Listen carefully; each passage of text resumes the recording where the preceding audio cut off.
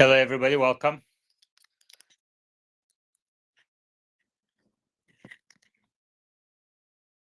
Welcome. I hope everyone can hear me. Thank you, the booster, for letting me know even before I asked that YouTube is working just fine. Welcome to the Sunday edition. We're going to have another chill mode. It's 6 p.m. Central Time, so futures markets should be open. Let's see. It says crude oil down 1% to $86 per barrel. Habib is here. Let's see if he has any updates on FSD 12. The NBC headline says stock futures rise slightly in overnight trading following the market's losing week. I see Wes Hicks if he wants to come up and talk about. I see Peter. I know he had some questions in the other macro. Earlier we had a macro space in macro analyst. Habib, go ahead. Hey, good evening. How are you? I'm good. How are you? I had a phenomenal weekend. It wasn't a Cybertruck moment, but I probably did maybe 10, 15 drives taking my kids and their friends to all different birthday parties. And we did it on FSD. And to see these kids just freaking out about the car turning on its own was really cool. They really loved it. Nice. That's awesome.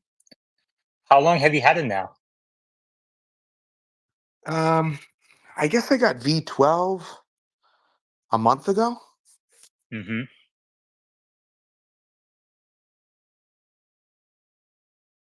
All right. How is your experience so far? Oh, well, if you meant like how long I've been on FSD, I've had that. I was in the beta program initially. No, you have Um, Cybertruck. I asked about Cybertruck. oh, no, I don't have the Cybertruck. I was saying my FSD drives were like the Cybertruck moment for me, where all Oh, the I kids see. were super excited. I have not gotten my Cybertruck yet. So what were some of the things that they said? Like any specific feedback from the kids? We Yeah. need we actually need like I'm looking at demographics data on my listeners. We need a younger crowd. We need to bring in the younger crowd. People in their 20s, 30s. Are you aware of a data source, like a group that is more geared towards, how the 20-year-olds, 30-year-olds feel about Tesla? I mean, this is, I guess, the 30-year-olds and the 40-year-olds here. And then we have some in 50s and 60s as well. But we don't have many 20-year-old listeners. So we're kind of missing the future here, Habib. Yeah, we got to get this vehicle on college campuses, I think. Yeah. So how old were the group that you had in the FST 12? 5, 7, and 8. Okay. So what were their comments like? So these are kids obviously going to influence some parents' decisions, I'm guessing, even at this age, right? Oh yeah, a lot of the kids, like at my daughter's school, they know what a Tesla is. They love seeing the Falcon wing doors on the Model X. They know the Plaid when it comes through. A lot of the kids do know that. And my kids, I've been making them suffer through FSD with me since for a couple years now. But we had our friends in the car, so we put it on and just went to different birthday parties. We pulled into different parking lots, and the other kids haven't really seen it as often, so they really enjoyed it. They just really, they notice it more when it's turning at intersections because you can draw attention to how the steering wheel is spinning, and I'm not touching it. And you throw in some Taylor Swift, and they were just having a great time watching it. Just get super excited. That was a lot of fun. Definitely. Did you do any karaoke as well? No, well, they do their own karaoke. To be honest, they sing probably louder than the music I could play. But Mm. it was definitely a good dad moment for the past 2 days. That's great. Um,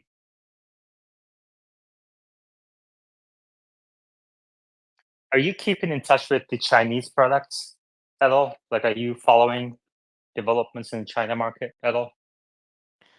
Just only from what we discuss on the spaces. I try to get to your macro space. I missed that today with Utsi, but that's really all I get. That's where I get my information from.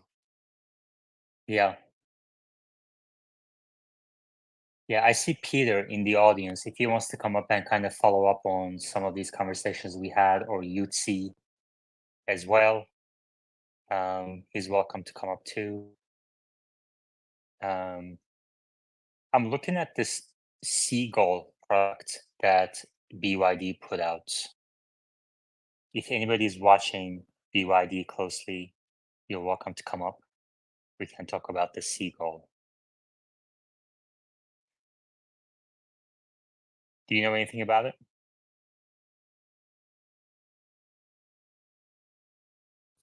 No. So this is a $10,000 kind of a small crossover, kind of like i3, a little smaller than Chevy Bolt, and it goes more than 200 miles on one charge.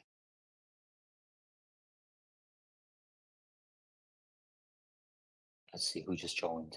Peter, how are you? I'm good. How about you? I'm good. How'd you like the macro space? I love the macro space because it's so small, very to the point, very succinct, and I get all my macro news in like hour and a half. It's great. Yeah, this one today's was really cool because I can also like I throughout the week, as you know, because you're a Valley patron, I send out macro updates daily, which means I review all the macro feed, and I have a curated feed on my obviously other um, X account. I'm very deliberate about who I read, where I pay attention to, and most of data oriented. I'm getting better at kind of getting more efficient in boiling it down to the most important parts of it. I think too. You know, obviously we had a big unemployment data type of week, and upcoming is the inflation data week. And you and I we talk about housing data, inventories. We touched upon a little bit on geopolitics, Chinese market, etc. And what did you learn from today's space? If you could kind of pinpoint to one thing or two things that you learned from today's space, what was most useful for you? I think towards the end when you talked about the kind of where you see car sales going this year, right? So we have multiple factors, and that you both of you thought that both ICE and EV sales were probably going to not do that well this year. The one thing that seems to be kind of coming out of the woodwork now are the hybrids. They seem to be picking up. I saw a Toyota executive speaking. He was kind of very he was bragging that all these years that we were talking about hybrids, finally it's our moment. We were right. Um, Kind of a clip this past week. So, and when I talked to my friends who have been trying to convince to get an EV, now they're talking about getting a hybrid because that's the thing they hear on the news now. So I'm very concerned about that. Yeah. Omar, what do you think about that? That the rise of hybrids are seen as this middle option, even though you and I know they're the worst of both worlds because you're carrying around the battery, you're carrying the systems for both powertrains, and yet um, it's kind of seen by people. You know what? It's not as expensive as a full-on EV. I can still go to a gas station if I need to, and I still get most of the fuel savings. Well, I mean, hybrids kind of suck. They're not as cheap as a gas car. You still have to maintain them. There's a reason why even Toyota, the king of hybrids, 70% of their sales are pure ICE. So they're trying to increase that. I think now the Camry is only going to be made in hybrid. Everybody's basically pushing hybrid as their excuse to not go electric. But with hybrid, of course, you sacrifice some of the driving dynamics and everything. People tend to not like them as much, although you do have a little bit of better fuel economy. But depending on, how you use it, it can actually sometimes cause a situation where you're just carrying this battery around and carrying extra weight that's actually, making you more efficient, or sorry, less efficient if you're driving on the highways and stuff and regen isn't a big factor. So I think people are ultimately going to come around to EVs, especially the people who try plug-in hybrids. So a lot of people will try maybe a plug-in hybrid because they think, okay, I'm worried about range or something like that. So let me get the plug-in hybrid and see how it does. And they'll find that most of the time, even with 40 miles of plug-in range or something like that, most of their driving most days can be accomplished on that 40 miles. So I think that'll be a stepping stone for people to see, okay, maybe this can actually work. Another big factor that has contributed to the rise of hybrids is the fact that you can get the $7,500 tax credit as a hybrid now. So that's a big change that's also pushing more people in that direction. But I see it being a trend where consumers ultimately choose fully electric. Yeah. Peter? Well, obviously, we agree with everything that Omar has said in this space, being EV bulls. However, I still think that in the next 6 to 12 months, the hybrid cells are going to increase a lot because people see it as a smart choice. They think this is like a middle ground. They're kind of winning on both ends. And everybody who's saying that they're gonna go with hybrid, their biggest concern is the range anxiety still. And I don't see charging stations around the corner like I see gas stations, and all the same thought that we been hearing since last 6 months that we've heard in the media. So everybody that I talk to keeps repeating the same thing. So hybrids are kind of the new thing now. Okay. Um, we have FUD news again. So I'm going to start calling you FUD just for short, unless you want to call this something else, which is fine. Yeah, I'm fine. Okay. And you replied today asking about who blocked. There was, I guess, an account that blocked you I was interacting with, and Right. I guess you couldn't see the reply. And just on a step back, kind of stepping back, I think, I mean, obviously, you're not that surprised you're being blocked by many bulls, right? You know, Well, I'm you not actually.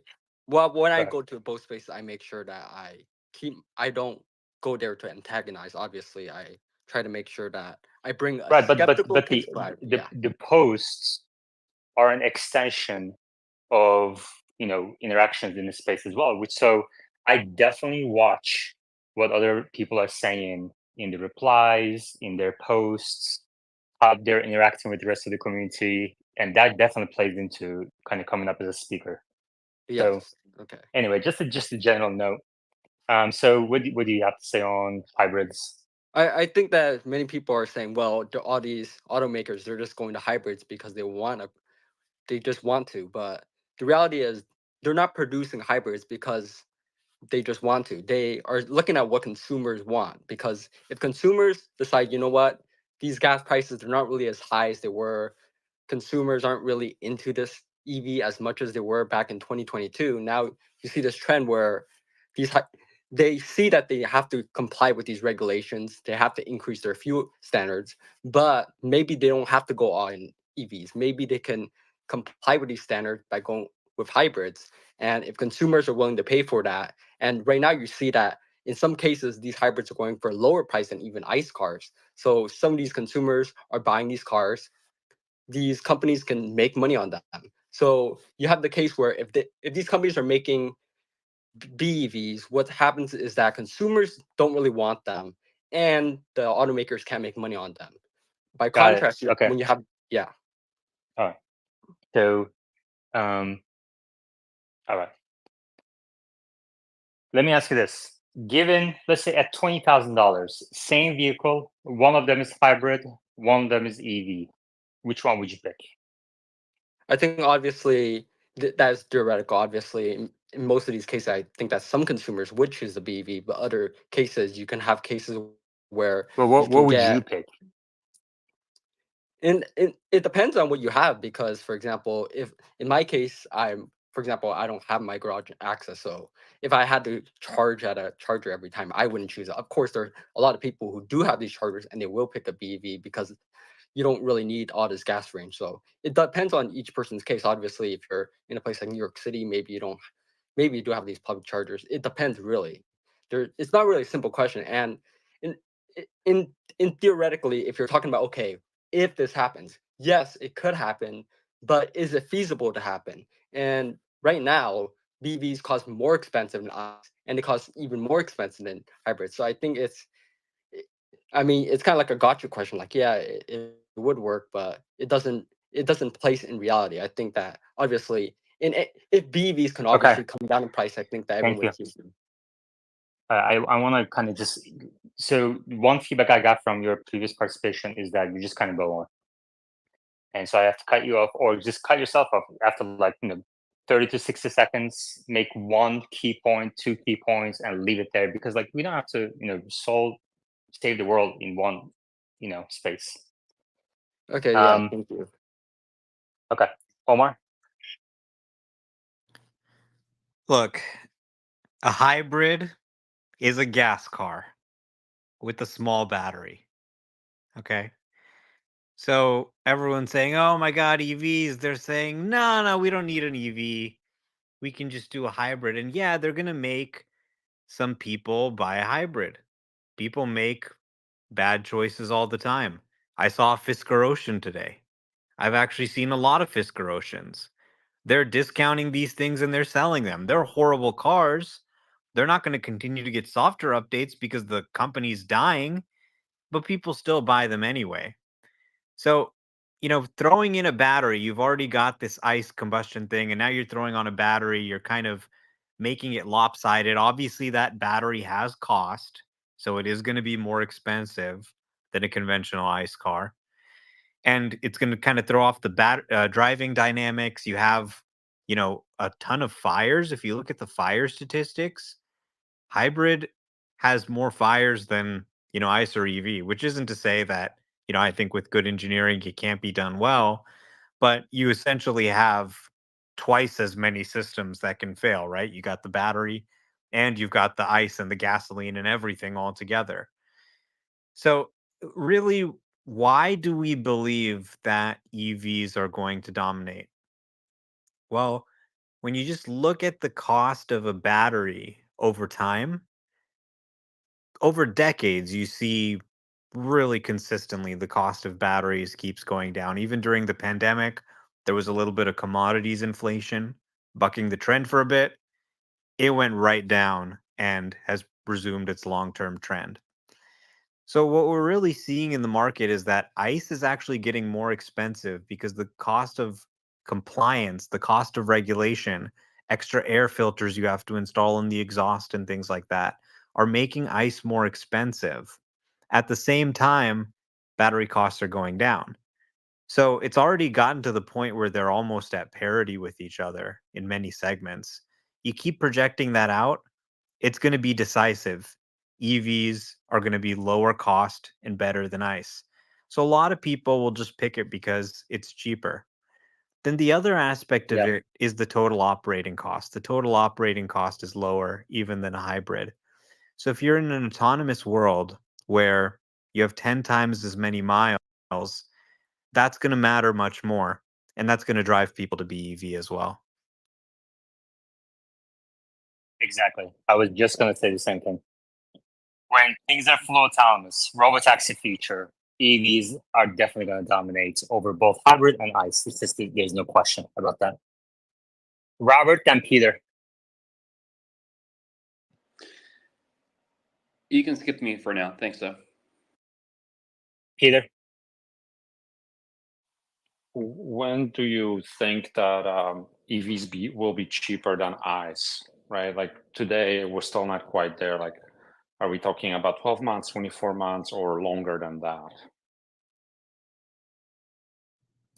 I mean, a Model 3 is cheaper than a BMW 3 Series.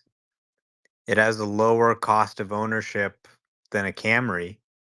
You can buy a BYD BEV for what? $15,000, $20,000. So, I mean, it's really getting there. And then now Tesla's got this new generation of vehicles. They're bringing down the cost even further. They're not getting more expensive. They're only getting cheaper. Okay. Robert, do you have anything to say or just hanging out on the speaker board? I was going to comment on the hybrid, but I think Omar hit it on the head with hybrids for now. Okay. Max Agos, anything on your front? I just wanted to say to whole Mars catalog, really love your work. Thank you for everything you do. All right, thank you. I see Matt Young in the audience. If he would like to come up and chat about his tracker, and we may have some couple of inventory questions as well. That would be perfect. And Father, go ahead. Yeah, I was just gonna mention that it's not exactly that all hybrids are like gas cars with a small, I guess like electric engine. You have extended range EVs where I guess like they have like a majority a battery and then they have like a small they use like small gas in order to give it extra range. So they have very small range and they're prevalent in China and probably some Asian countries. So it's not entirely accurate, but there are many Great. types of hybrids. Yeah. Perfect. If it has a Good gas point. engine, it's a gas car, in my opinion. Even if the battery's hooked up directly to the motors, that's a minor implementation detail. People do All right. not want cars spewing pollution in their face. That's why they don't want gas cars. Now, do the hybrids qualify for the $75 credit? Do they qualify? So, Nicholas Brennan, I tried to bring you up, but for some reason there's a technical issue. Just exit the app and then come back. That might work. Fudd, do the hybrids, all hybrids, or most hybrids, or a few hybrids qualify for the $75 credit in the US today? I believe that some of them are able to kind of skirt around the rules if they have a big enough battery pack. But I believe the majority of EVs, they kind of struggle to do it because critical material. So I would say probably no, based off the best of my knowledge. Okay, Peter, then Omar. Yeah, the hybrids qualify for up to 4,000 tax credit. I think they don't qualify for the 75, only 4,000. So, plug-in hybrid electric vehicles, if you have a charge port, you can get the full 7,500. So, it's actually kind of interesting. I don't, plug-in hybrids are kind of nice in a way. They can use charging infrastructure, they put up more chargers. They kind of have the ability to run as an EV only, but they also have an ICE engine. Also, I think it's interesting that I just searched for EV tax credit hybrid to research what the situation was. And I saw a sponsored ad from Tesla at the top, and it said $7,500 federal tax credit. Is hybrid or electric better? So it's interesting that Tesla has some ad copy specifically around this. And it does seem like Manchin's success in getting the $7,500 tax credit extended for hybrids has actually caused people to say, okay, should I get a hybrid or an electric car rather than just looking for an electric car that qualifies for the tax credit?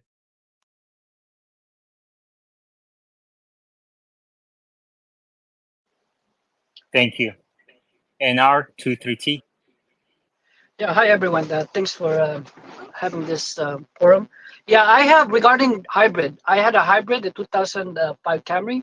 Safety issue with brakes because my wife was parking, the engine shut off, brake. There's no brakes. She almost hit somebody. So regarding safety issue with the hybrid, it's still mechanical. It works on hydraulics. So if anything with the engine, you lose brakes. It happened to me twice. And I have a Prius and a Camry and also what do you call that one? The GM. What do you call that car? Another hybrid that The GM had. Volt. The Volt. Yeah, yeah, I had that. But the Camry one, that's the one that gave me trouble. I almost ran over somebody because I was parking. The engine shut off. It was still new. It was 2005, and the engine shut off, and I lost brakes. And then I had to sell it. I had to. My neighbor wanted it. I told him, "Hey, the brakes," but he bought it. But then later on, he found out and got rid of it. So safety issue on that front regarding hybrid. Okay, thank you. Hybrids Go ahead, suck. Omar. Yeah, I was just going to say hybrids suck because they designed ICE to be ICE. Okay. Now you're kind of bolting this battery on for compliance. Nobody really loves it. It's kind of the red-headed stepchild of the lineup. And, maybe people are going to focus on this more. They're going to make better hybrids. But there's just trade-offs, right? I mean, you have to still maintain the gas engine. Even if you're using the battery all the time, you're going to maintain the gas engine. But I will say this. I believe that all ICE cars will be plug-in hybrids, if you think about it, right? Because as this growing network of level 2 chargers works, it would be nice for the ICE cars to be able to use it too. So as they start having more chargers around, they'll start putting charge ports in ICE cars. As the cost of batteries falls, it'll be trivial to put a battery into an ICE car. So I believe that maybe by the turn of the decade, you would see a market where probably the majority of the cars are EVs, and the ICEs that do exist actually still have a plug also and have an electric only mode they can run in. So there Now, would this is majority of the sales, majority of new car sales. Is that right? yeah. Okay.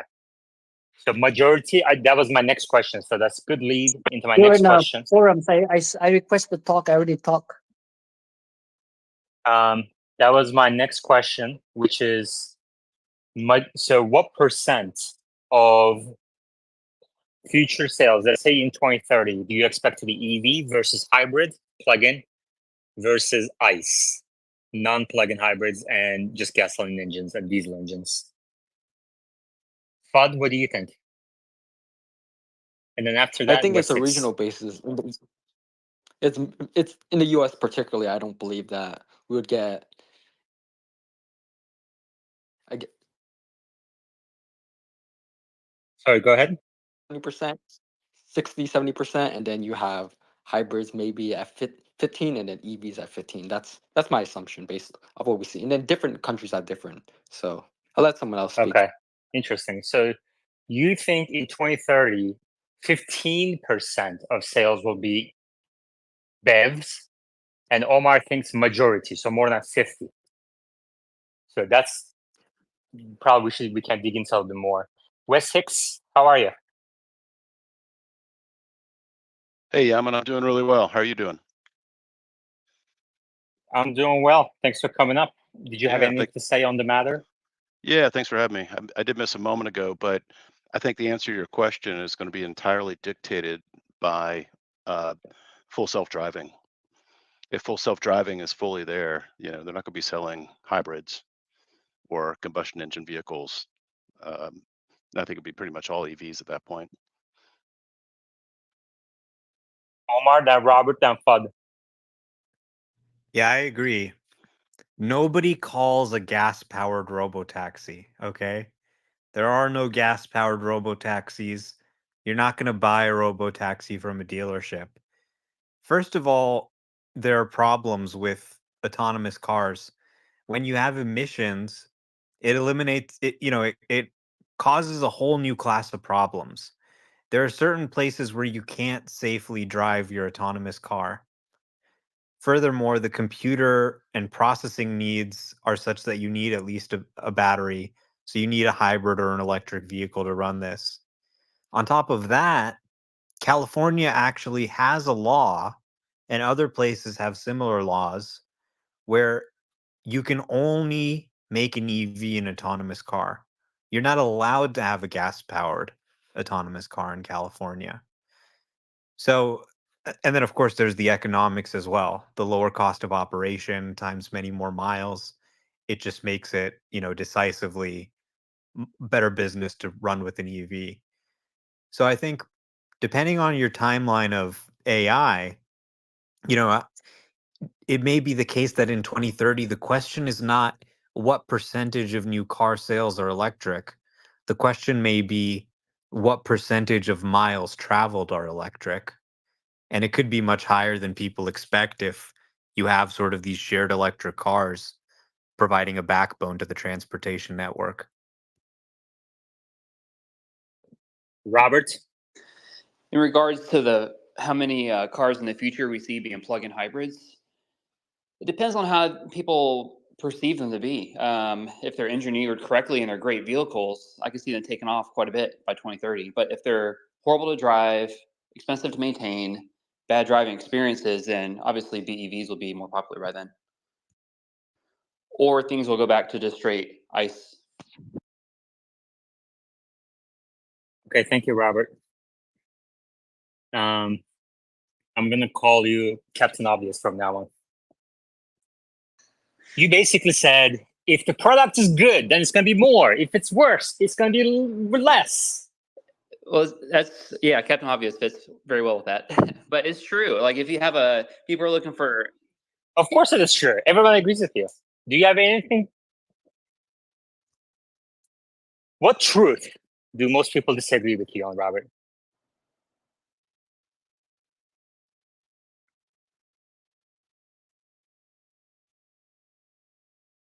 What happened? I couldn't hear you.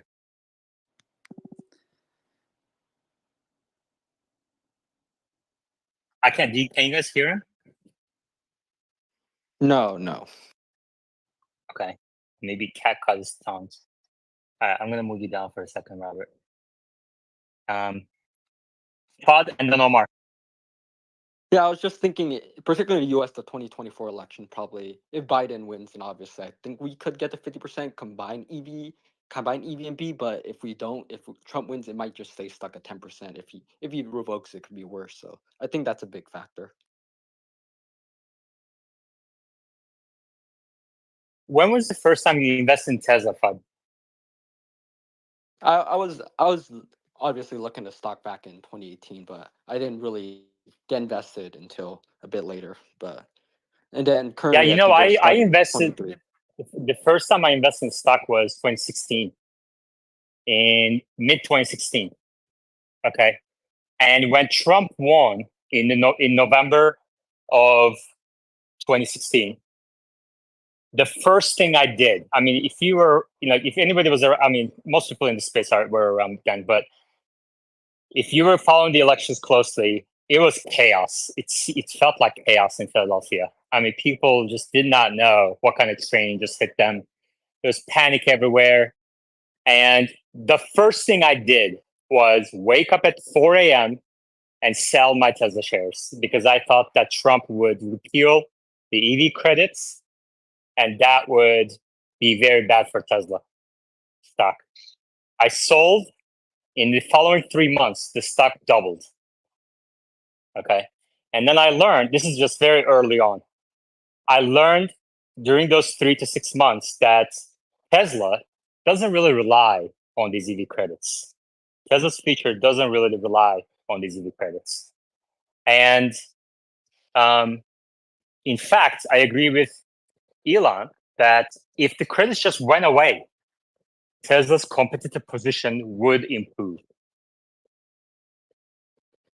So I disagree with you on that point. Omar and then Temp. Yeah, I agree. I think the fundamental economics are the drivers here, not politics. Trump's presidency from 2016 to 2020 was an EV revolution. I mean, we're talking about the introduction of the Model 3, the Model Y. The EV tax credit existed throughout this period and was never repealed. And even if you wanted to repeal it, there's so many projects in so many districts, particularly red states, that it's going to be an uphill battle to convince Congress to pull money away from their district, right? So the final point I want to make is I really believe that as battery costs continue to fall, it'll be so trivial, it'll be increasingly trivial to add a battery to a vehicle, to an ICE powered vehicle, that it'll eventually probably just be mandated that every car must be a plug-in hybrid electric vehicle. They should have at least a small battery that can take them, 20 to 40 miles of outlet so that you can charge that battery and the ability to run in an electric only mode.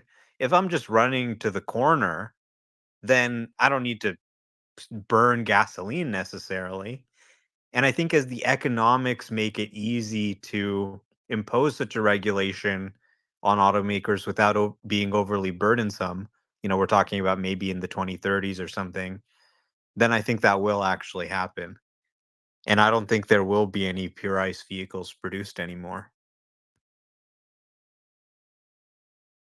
Temp. I think by 2030, we're looking at least 70% US market share for pure EV in the US. China's at 31% right now. US is at 7.6%. So 10x in the market share in the US by then. And everybody else that didn't throw out a number, throw out a number.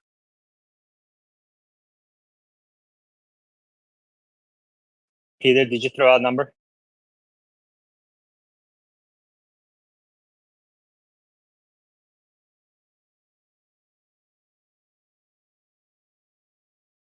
Wes?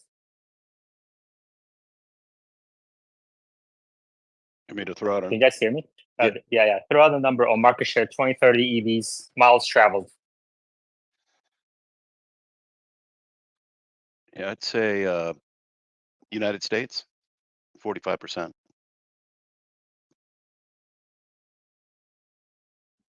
There's just disagrees. there's too many. Again, it comes down to full self-driving, but there's just so many combustion engine vehicles out there that to get rid of that fleet would be really difficult. You have to replace it with EVs. Just what volume of EVs would need to be produced in the United States in the next 7 years to be able to achieve 70% of the miles driven? There's no way. To be clear, I'm talking market share, new sales. Gotcha. I had a different question, I guess. Yeah. I mean, I think Omar is right. We should be talking about percent of miles driven. Now, FUD thinks that robotaxis are 10 to 20 years away.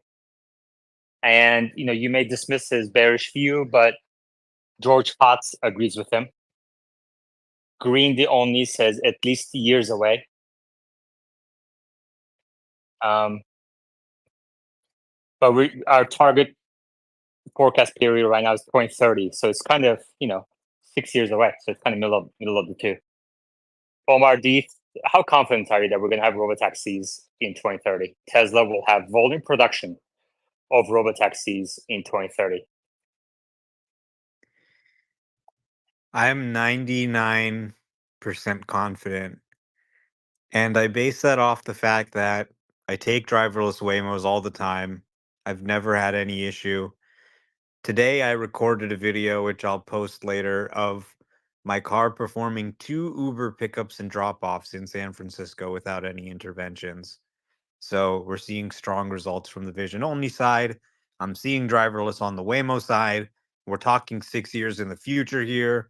All these advancements in AI, all these advancements in compute. I would be shocked if we did not have generalized autonomy that was mass produced by 2030. Then, the question is of really, the hardware side. I think Tesla has a good track record of actually producing products, even producing products people thought they'd never produce, like the Cybertruck. So I believe they'll be able to do the right things on the production side as well. Yeah. I mean, I agree with you, but it's still not decided. Most people disagree with you, I know. Most people disagree. Most market participants, most of the average person disagrees that we're going to have volume production of robotaxis or wide adoption.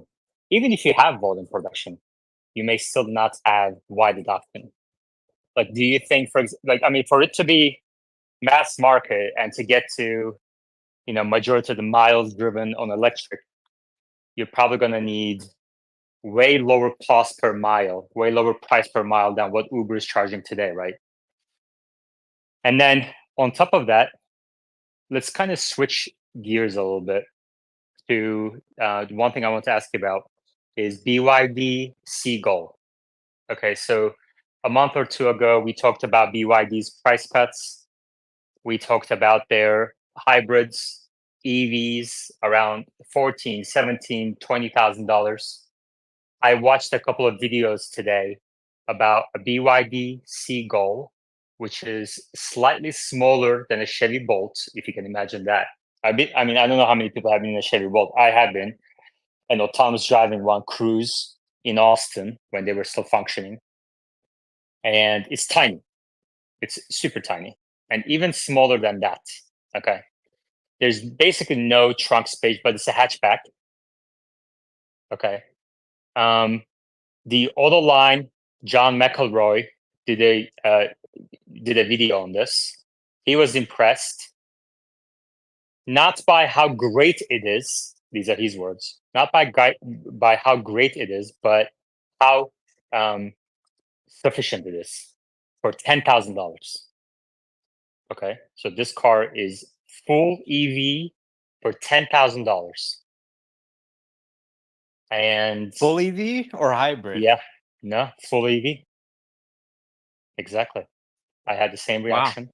Pretty I checked incredible. a few times. Yeah.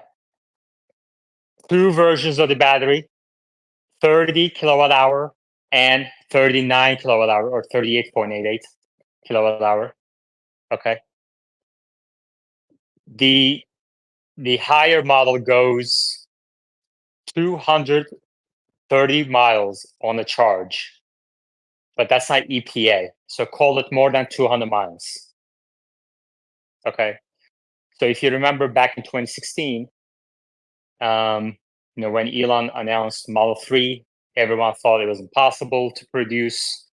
And his target was 200 miles plus affordable EV. And he did that. And then fast forward 8 years, there's an EV that goes 200 miles plus for $10,000. And the target for Model 3 was 35,000, and we didn't really get there until 2019. So just 5 more years after that, the price of a 200-mile range EV is $10,000 now. Okay. Now let me ask you this, Omar. Okay, without looking, I'm sure you've been Googling this already, but without looking, how many airbags do you think this vehicle has?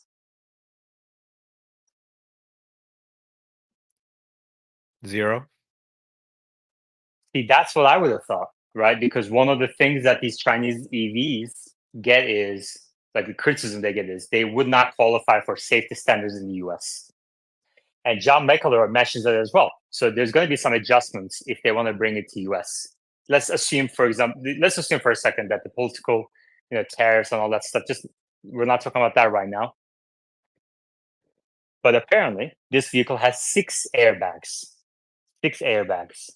So I don't know what adjustments they need to make for safety standards, but I don't. It doesn't sound like airbags is one of them. That's amazing. Yeah, the acceleration is Yeah. poor. Okay, like the max speed is somewhere between 80 to 90 miles an hour. So it's sufficient to be safe on the highway, but you're not going to win any, you know, um, lapping records with this vehicle. And it goes from 0 to 50. Someone said, I don't know why they measured up to 50, but it said like 4 seconds or 4.9 seconds. So 60 would be something like 6, 7, 8 seconds. I'm not sure. But that's, in line with like a modern, like Honda That's pretty good. Civic, I Yeah. guess. Instant Yeah, torque. exactly. Yeah, it's I mean, sufficient. and I think GM has one that's even 4,000. It's probably not as nice as the Seagull, but I mean, this is what they're up against. When you have a situation like BYD where they've vertically integrated battery production, and ICE is even more complicated to build than that. It's kind of simple. So how does a hybrid car really compete with this? How does anybody really compete with this? I mean, it seems like the auto industry is just rapidly being commoditized. Yeah, exactly.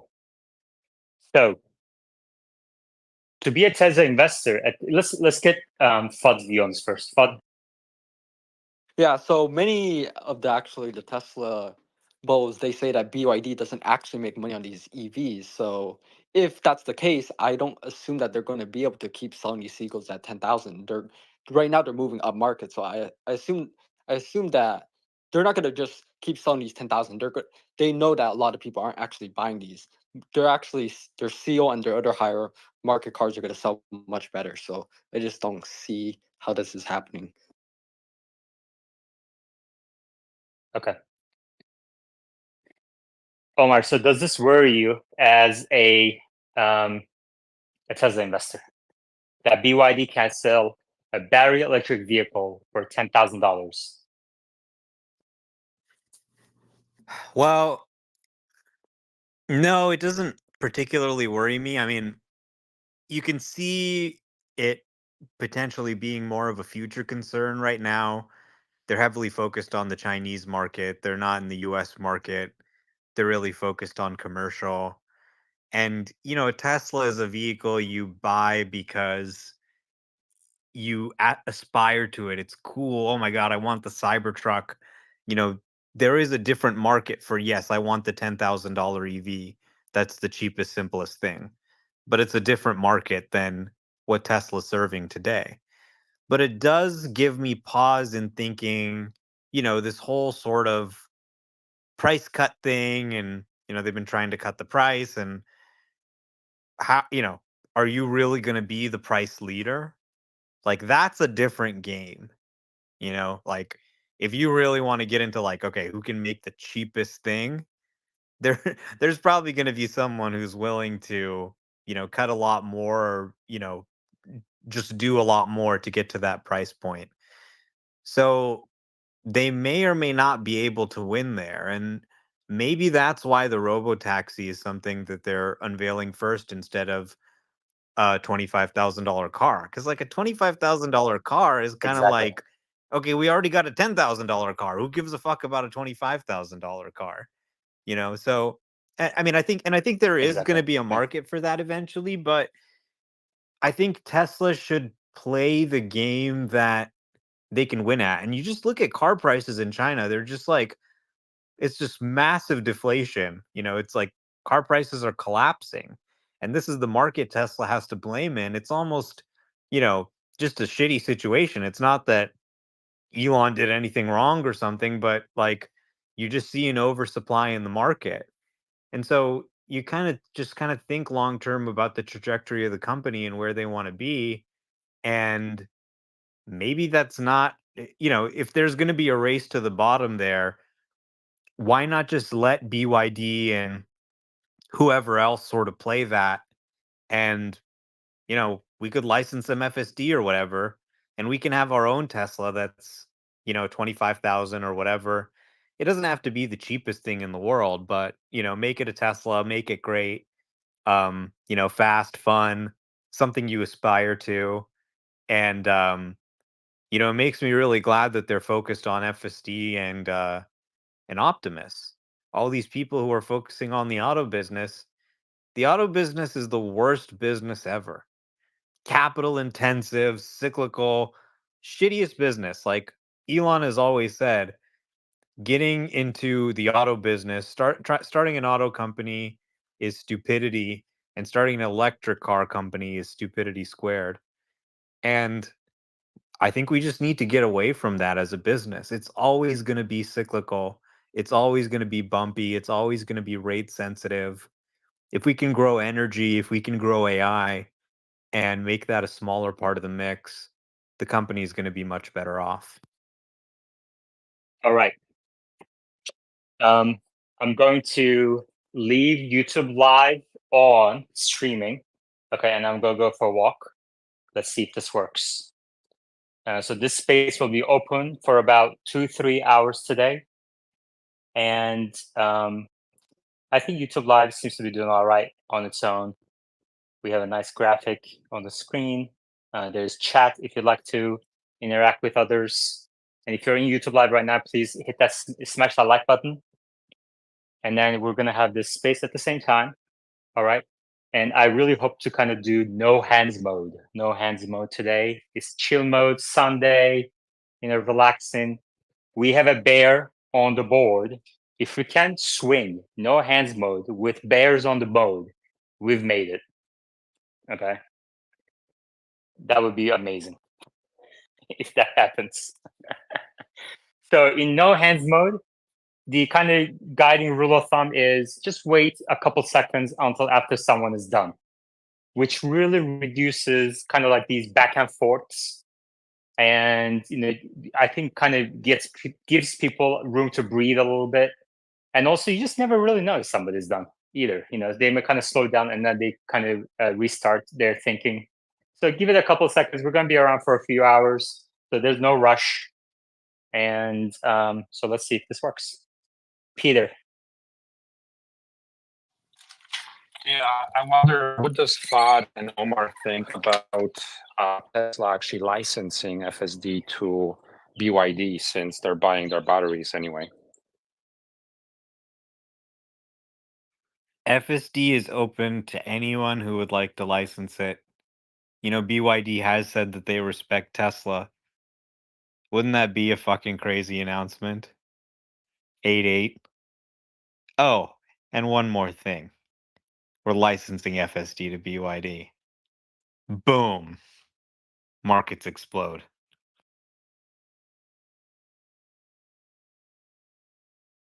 Nicholas.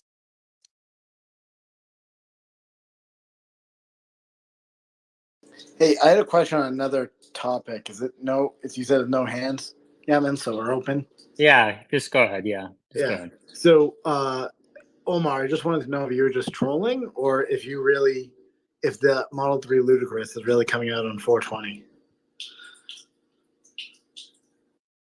Of course it's coming out on 420. When else would it come out? Come on. I thought you've been around here a while. You should know these things by now. Earnings day is 423, so it would be a good day. I think it's 423. Right, naturally. In regards to, I guess, like BYD licensing, because Tesla actually has most of the data in the US. So in that case, I believe it would probably more likely like Ford or a US automaker, not because they don't really have it like in China, and probably the roads are a little bit different. They have different signs. So I think that BYD licensing Tesla might be like years away. I think it's more likely like Ford, because they actually are working with Tesla right now with their supercharging licensing. Not licensing, but adopting NACS. The system is designed to work globally. And testing has been underway across the world for years. No hands mode, Ravi. Hi, I was trying to draw a parallel. I had a question for Omar about if we draw a parallel with the business model of NVIDIA. What I heard that they cannot make any more DGX systems. They are limited on production capacity with the insane demand for the AI training. So they're relying on people like Supermicro, Gigabyte, and other ODMs to take their design and create in volume. Only thing NVIDIA is providing is the baseboard, which is the 8 GPU systems. And now they're focusing mainly on software. Like Jensen said at the last earnings call, that we're becoming a software company now with the NVIDIA Enterprise. So do you believe that could be a trend that Elon might decide, okay, I mean, we have open sourced our designs anyway. So something like the Model 2 or Robotaxi, the new platform, he can let other people build it, and Tesla only focuses on the software, which is higher margin business. Just out of curiosity, what do you think? Well, Tesla's really good at manufacturing. They keep inventing new production processes that transform the industry. For example, the large structural castings they've pioneered. The industry is very slow. They don't try new things, right? No one wants to get fired suggesting something new that slows down the project. So they just do the same thing they've done for 100 years. Tesla came up with the castings, they came up with the structural battery pack. People looked at that, people like Toyota, Volvo, they said, "Hey, that's a good idea. We should adopt that." Now they've got this unbox process that they're hyping as the next big thing. Will it actually be a revolution? Will it be a shitty idea? I don't know yet, but they've had some good ideas before, so I think a lot of people in the industry are watching it closely. So Alan Kay had a great quote which Steve Jobs always said guided him, which is people who are really serious about software should make their own hardware. And I think that's definitely the case at Tesla. You make a really good hardware project, you have that vertical integration, everything, hardware, software, services. Very few companies can do that. Provide an Apple like experience where everything from top to bottom is Tesla designed together to just be seamless. And I think they do it really well. So you can do that. I mean, so the FSD licensing really just comes down to there's 80 million cars. Okay. Tesla makes 2 million cars. So that's a small percentage that can run FSD. Even if they get to 20 million cars, you still have, maybe 75% of the market or more that can't run FSD. So every car needs to run FSD. Every car is going to run some kind of FSD, whether it's Tesla or a different product. So why not give them the Tesla FSD, bring their data into our system, build a bigger moat, and sell to not only Tesla customers, but all customers. And I don't think people appreciate that this is the only system in the world that's a pure AI system that just looks at the world and knows how to drive just by looking at it. No need to map out the whole city. No need to put a ton of hardware on the car. You can just take an ordinary car and it can just drive just by looking at the world, just like a human. So this is the only option really to do this. And I think once people realize that, I mean, you just see the reactions of people who are using it, the stories you're hearing, and the guy who was having a medical issue, he had a minor heart attack and he wasn't feeling good. He had to get to the hospital and he turned on FSD. He had just gotten the free trial. And he said, "Oh my God, it took me entirely there with no interventions." And then it parked itself. And I ran in and I was okay. You know, the guy who one of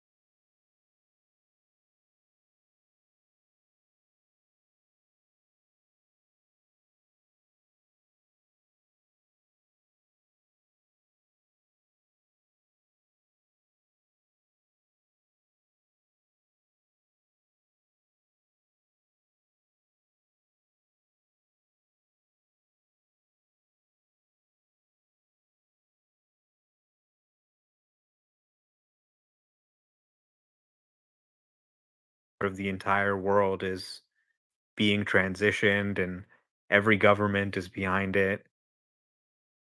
So I think a lot of people probably will break down and sell. A lot of people already have, as Yaman said.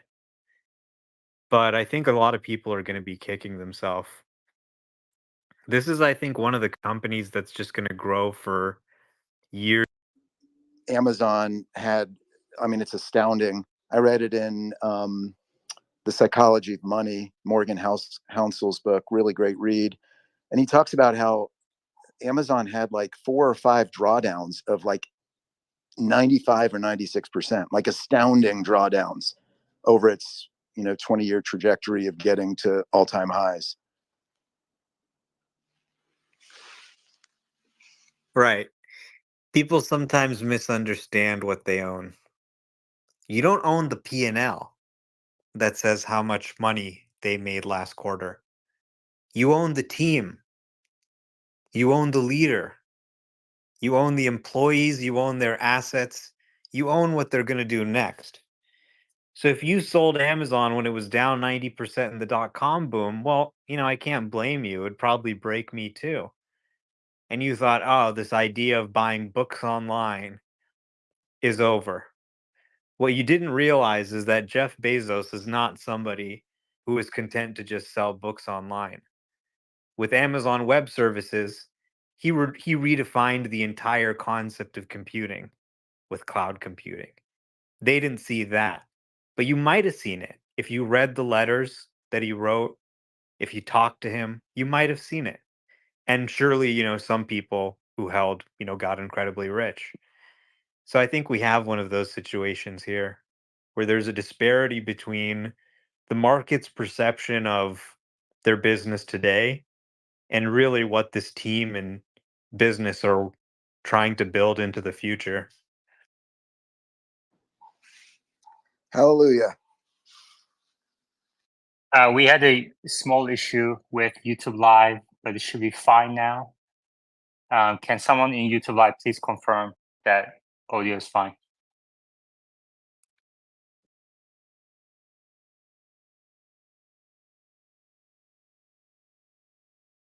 Wessex? Hey, Gianni. What I would tell your friend is it really comes down to full self-driving in simplistic terms. And then I would ask him what he really understands about full self-driving. I've got a lot of friends right now that bought Tesla stock that are nowhere near as convicted as I am. I've been investing in Tesla since 2017. I've made tons of mistakes, but I've learned a lot. And the people right now that are sweating it, uh, almost all of them, if I ask them what they know about FSD and kind of how the AI works, none of them actually know how it works. And so they're really unwilling, or at least haven't yet taken the time to figure out this all important item. And they're looking at things like your friend, perhaps like the PE ratio and hearing stuff in the news, but yet they still don't know. Kind of like Gordon Johnson the other day, he said he didn't understand AI at all, but he's responsible for evaluating Tesla, which is weird. So that's what I would get into with your friend, and then the action item would be to encourage him to learn more about full self-driving and exactly how it works, so you can figure out if you really think it's going to be monetizable and if it's going to be successful. Yeah, that's a good answer. And in fact, he just got it last week. So yeah, that's exactly what it did. And hopefully it'll convince him. Thank you.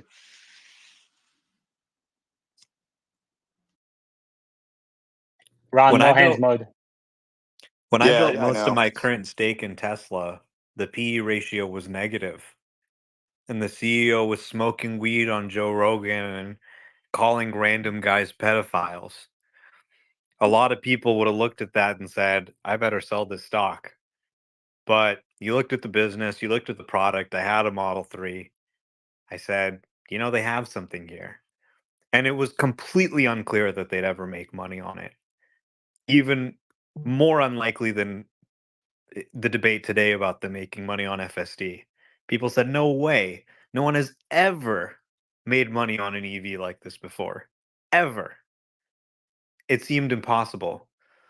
But, I mean, this team consistently does the impossible.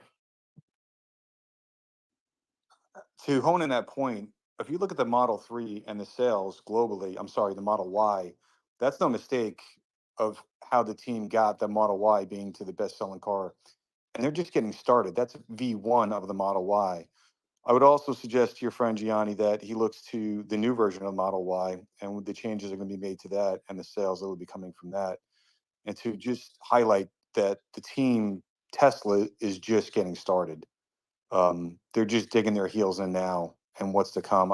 He has to buy into the vision and not the 2-year vision, but you know, the long term. Just forget about the stock, close your eyes, like Omar said, and just hold on. Yeah, I think that's a really good point about Model Y. I just got the new Model 3, and I've owned several Teslas starting in 2012 with the Model S. And I can't believe how good this Model 3 is. I think this Model 3, just as far as the comfort of the drive and the stereo system, and it's so quiet inside. Honestly, I like it as my daily driver more than my 2021 Model S, and I have a long range Model S. I prefer this. I just do. It's an astounding that that's a $40,000 car. Yeah, and the complaints that I've gotten from my father, who drives the Y, they're correcting the suspension. It's kind of too hard on V1. They're going to adjust that as they did with the Model 3. Rear, TV in the back seat, that's huge. And all the other accoutrements they're going to be adding, I think it's going to be a huge boon. I think a lot of people are missing that, the new refreshed Model Y, whenever that comes out. So yeah.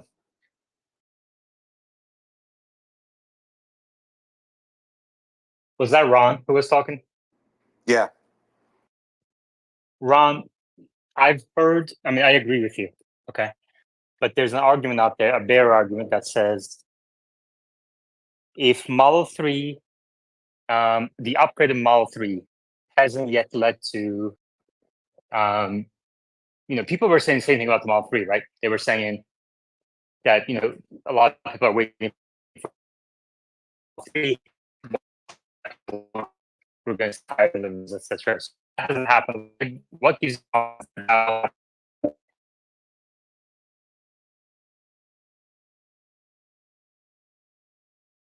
Yaman, I don't think we could hear you there. Robot voice. He's on his walk. He probably lost service.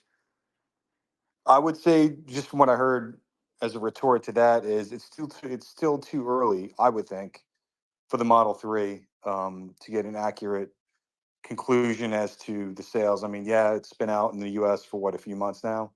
I still think a lot of people don't know about it. I think us as the insiders know the value of it. I drive a 2021 Model 3, long range with the accelerator boost thing. I have yet to drive the new version of it because I keep on going back and forth of what my next car is going to be. I can't decide if it's going to be an X Plaid, an S Plaid, or the new Ludicrous. But I think that there's just not enough product knowledge of what the Model 3 is. I meet people all the time that don't even know that self-driving exists, and I've convinced a lot of my family and friends to buy into Tesla, not just as a car, but actually as stockholders. I have, the shares I own is small compared to what most people have. I just have a few thousand shares. So my position's small relative to most of what I would say most of you guys have.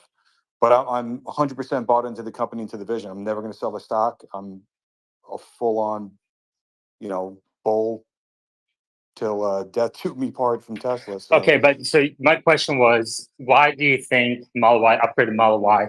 So obviously that has nothing to do with your holdings or you buying into Vision or anything like that. So of course, for the question, you said it's too early to get a reading on the Model 3. Model Okay, 3. Fudd? Yeah. My perspective is that in Europe and in China, they raised the price of the Model 3. So that's why the sales are flat. I believe that they still have, for example, in the next 3 months, if they see that the backlog is declining, they have leverage to, let's say, decrease price or increase financing options. So the Model 3, I think the sales, they have a lot of options there. It's not exactly failing. I think that the struggle is that the Model Y, they already have the backlog, but there's the Juniper effect. So that's my concern. But in regards to Model 3, I think everything's actually fine. They actually raised prices, so margin should be higher there. I also think a lot of people underestimate the cost of the car. People still think. So I took my Model 3 to go pick up some lumber at a mill in White Plains, just about 20 minutes out of the city. The guys that work there, and I just got it washed. I have black on black as my spec. The guys there thought it was like $100,000 car, my Model 3. They were shocked when I told them that they could actually get into the same car I'm driving, a used one, for like probably 30 grand. They had no idea. And they had no idea of what the car could actually do. They had no idea that self-driving was the thing. We're talking like 10 guys that work there. They were all, circling around my car like it was a freaking spaceship. So there's still a lot of unknowns in the general public as to what this car can do and the cost and the value of what they're getting for the money.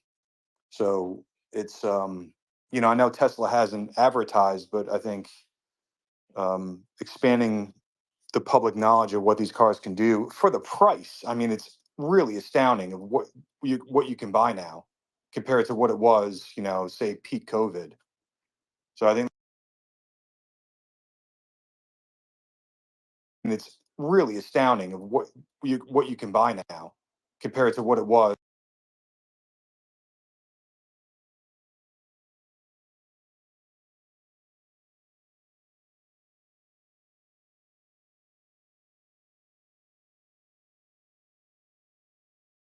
On the point of advertising, they have started advertising very heavily in YouTube, Facebook, other places. So I think they also have the Cybertruck dragging the Model 3. So I think right now they're trying to use that to leverage demand. So on that point, they have actually very much switched their strategy on that. Agreed. Yeah, I think that's good. I think that will help. Absolutely. Y6. Yeah, I think when you look at this on a macro level, and I agree with all the points that were made, um, but most of this really doesn't matter because the automobile business will be a decreasing amount of the value of the stock, of the market cap, if you will, over the coming quarters, just based on FSD taking off. And so I kind of had the approach when I look at the automobile business that let's just assume they're going to do a really great job. They're going to have some hiccups along the way, but they make incredible products. They optimize gross margin when they can. It'll be down in the short term. So the way I see the automobile business right now is it's really it's really going to dictate the stock price in the short term. So for those of us that haven't built our position yet, the blessing that we have at this moment is that we have a really low stock price, in part due to the low margins and year-over-year decline in deliveries for that market. So that's really the purpose it's going to serve, is giving people the last, I think, opportunity to get in before full self-driving really takes off. And then really after that, a lot of this doesn't matter. And I'm talking my guess, and I don't know, but 9 months to 18 months is when full self-driving, robotaxi, and all that is really picking up massive pace. And I think it's on lock. I think it's going to happen, barring World War III or something like that. Agreed.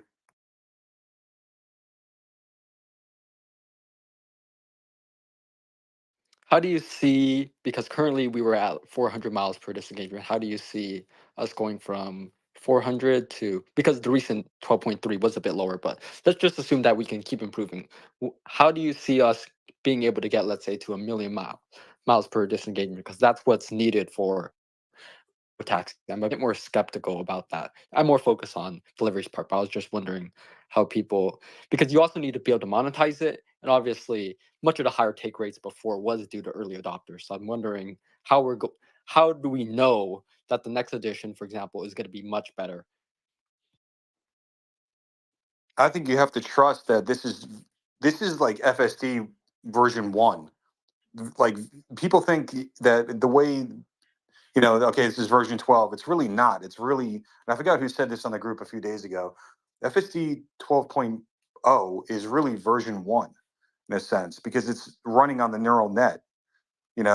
Before that it was 300,000 lines of C++ code. So you have to give it time for it to do sort of its thing. It has to learn as it goes. All these edge cases it has to learn. So I think it's just going to be a matter of time, and it's going to pick up speed. It's like a little snowflake rolling down a hill. Eventually, it's going to get to a really big boulder, or or snowball, whatever way you want to manage it and you visualize that. But it's the same thing. I think the way this technology works, the more Ron, cars let are me out ask you there. something. Go ahead. What is your, so how long have you been in this stock? How long have you been following the company, first of all? For the company, 2020, I became obsessed. Yeah. Yeah. Yeah. And then So, I've been drinking the Kool-Aid full on, convinced my dad to buy about 1,000 shares yeah. around So, because the things 2021. that you said, we've been like a lot, bulls and me included have been saying that for a decade. Yeah, I know. Okay. So, so that alone is not enough to answer what FUD is saying. The real answer is, and if Moshe was here, he would tell you that we don't know. We don't really know. You know, Well, this is it what makes I hold on it to my makes pillow at night, sense. hoping. Well, You I know? think we established with FUD in the last space that so he said he focuses a lot on production deliveries, and we kind of dug into by model, and we established that maybe his expectations around Cybertruck might be wrong. So he has put options on the stock, okay?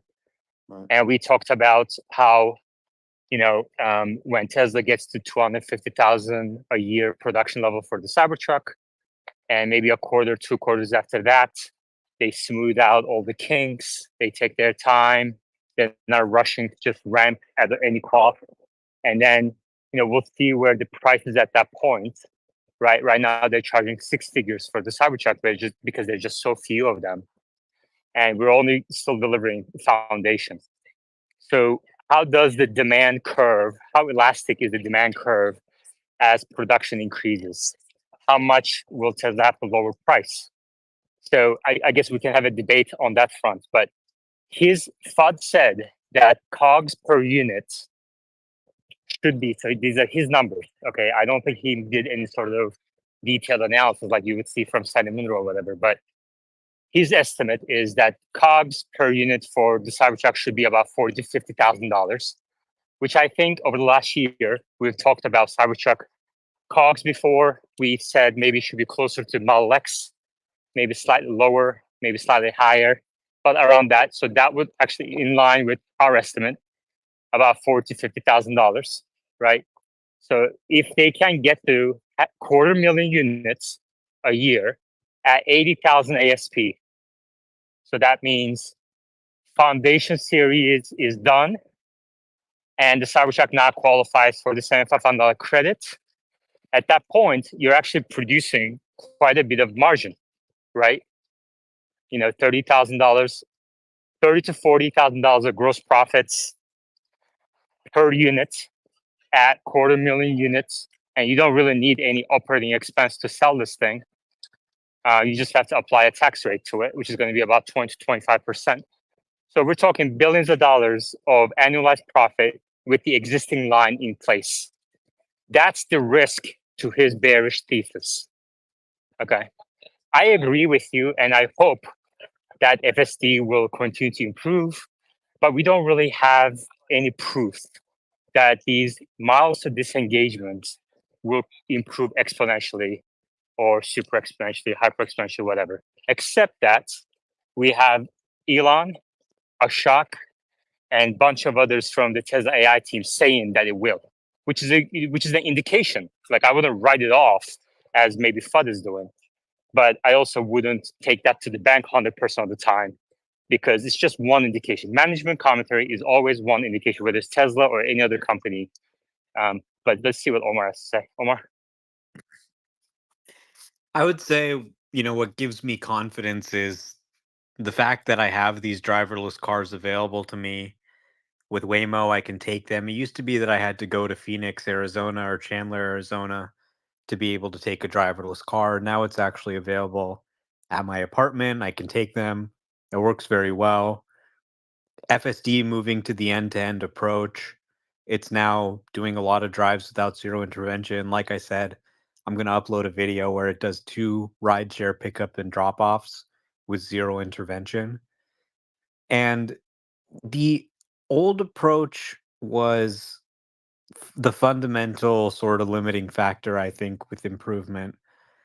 Because when you had 300,000 lines of code that had to be updated to sort of change some of the planning and control behavior, every fix, quote unquote, could potentially introduce, 2 or 3 new issues. Because what you think is a fix for one scenario actually breaks a different scenario. So it's very difficult to make any forward progress. You could potentially create progress in San Francisco, but your code that works well in San Francisco is probably not going to work that well in, you know, New Hampshire or whatever. So that was really the problem. That's why a lot of people said, it's not even getting better, right? They're just seeing the same problems over and over again. And there's just so many problems, so many millions of problems that they never had any hope of solving it. Maybe if they had, 15 years or something, but it just wasn't happening in any realistic time frame. With the new process of deep learning, rather than come up with the algorithm themselves, the training process discovers the algorithm. So you put a bunch of footage in the training set and you say, computer, I would like you to search for an algorithm which gives the correct answer to all of these problems that I've presented.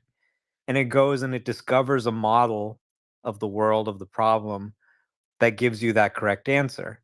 So you can now put in another case and it can actually scale perfectly because you're essentially redesigning the whole algorithm on the fly to work for everything. So now you can make forward progress without seeing a ton of regression. And in the first few version 12 updates I've seen updates that have fixed previous issues very quickly. Like, for example, the issue where it would stop at a stop sign until the light ahead turned green, that was fixed in the next update. It was too slow, all these issues very quickly fixed in subsequent updates. So that's what gives me confidence that this time is different. Before, I did not have access to any driverless cars in my neighborhood. Now I do. That's progress. Even though you can say, "Oh yeah, we've been saying this forever." That wasn't the case before. It's the case now. And similarly with the end-to-end approach, I mean, you just look at what people are saying, you look at the results of the free trial. I think the end-to-end approach is much different. A lot of what you thought was true about FSD before has changed now that the process of making FSD has so fundamentally changed. This isn't just a new version of FSD. This is an entire new way to build FSD. And that's what's really so promising. But, I fully expect them to hit walls with this too. There will be other things, other ideas they need to discover to make the system even better and even better. We're, we're going to laugh at how primitive this system is compared to the system we have in our car in a few years. It'll be able to, I think, talk to us, understand the world in a way that makes it, almost lifelike compared to the systems we have today. So there are many breakthroughs to come, I'm sure, but this was a big one that needed to happen. I totally agree. The way I kind of envision this FSD actualizing, where you can get the car comes to pick you up and takes you where you need to go and then drops you off, very much Waymo does. But the conversation we're having is the way I vision this in my mind is a bunch of people sitting by the campfire discussing what it would be like to fly over the Atlantic Ocean from New York to London, circa 1900s. Like maybe there was whisperings about this technology, what the Wright brothers were doing. You know what I mean? They were talking about how a plane might work in 10, 20, 30 years from now. This is going to be a joke. It's going to be something that we all live with wherever we're still around. Our kids are going to be using it daily, and it's going to be like, yeah, of course, this is a commonplace thing. Of course cars are going to drive themselves. Who the hell remembers a time where cars didn't drive themselves? Very much the same thing. I can remember when I thought the concept of having a video call on my phone was something out of Star Trek. And here we are. How many years later, this is a reality that we're all living with. And think about how fast that technology happened. I'm 48 years old now. Yeah. Our life cycle of what we went through the way technology has increased, Yeah. I don't think this is something that's not going to happen. All right. We're 6.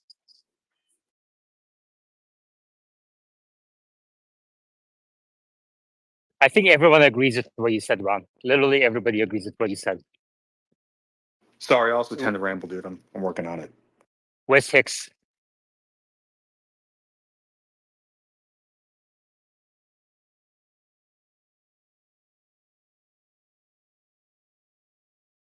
I might have put him to sleep. Sorry, dude. Well, I just don't want, like, I think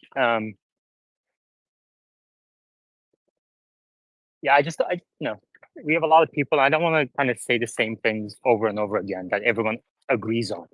So that's why I asked you earlier, like, what new perspective, what do you disagree with? Well, how can you, because like I can easily argue against what you said, easily. Everyone agrees with you, but that doesn't prove that Tesla will be the leader or the monopoly player or going to gain majority market share, or even if it does, going to produce profits per mile, and it may not accumulate to Tesla shareholders. That's an easy argument against to what you just said. So,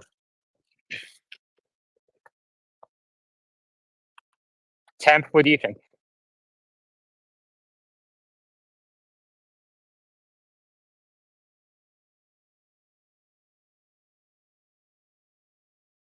Looks like we're having some connection issues. Omar, are you there? I'm here, Yep. Yaman. Oh, okay, Temp, what do you think? I was just subscribing to your Patreon. Yeah, actually, that reminds me. I gotta thank. Shameless Oh, plug. we have a couple of people. Joshua Pritz, thank you very much for signing up to Patreon. Mario Bernardini, thank you very much for signing up for Patreon. That's The me. link is at the top of your screens. Oh, perfect. Thank you. That's great. Yeah, this space would not happen without the patrons, for sure. All right, West Hicks. Hey, I missed the last 2 minutes. I was having some technical issues, so apologize if I'm being redundant or I'm stepping on somebody. But I think what Omar said is really the key point here. I think about FSDs or FUDs comment a moment ago, FUD. I'm not trying to pick on him or anything, but he said that he believes the EV market, I believe market share will be at 15% in 2030. And what that tells me is either he doesn't understand the AI play with FSD, or he understands it and doesn't believe it's going to happen. And I think what this space provides everybody, I'm blown away every day by the technical discussion that occurs here. But everybody listening to this, whether you are for Tesla, against Tesla, whatever side of this you play, would be smart to really dig in and figure out this FSD thing if it's real. Because as Omar, I don't know if he said exponential growth, but we're at a point right now where this stuff is self-healing, if you will, and it's rapidly going to be improving. I'm optimistic we're going to have this, the Robotaxi network going next year somewhere. And I think that's a real critical piece. So I would even like to know from FUD, if you don't mind answering this, do you just not believe in the AI play with FSD, or perhaps have you not dug into it yet enough to really understand it?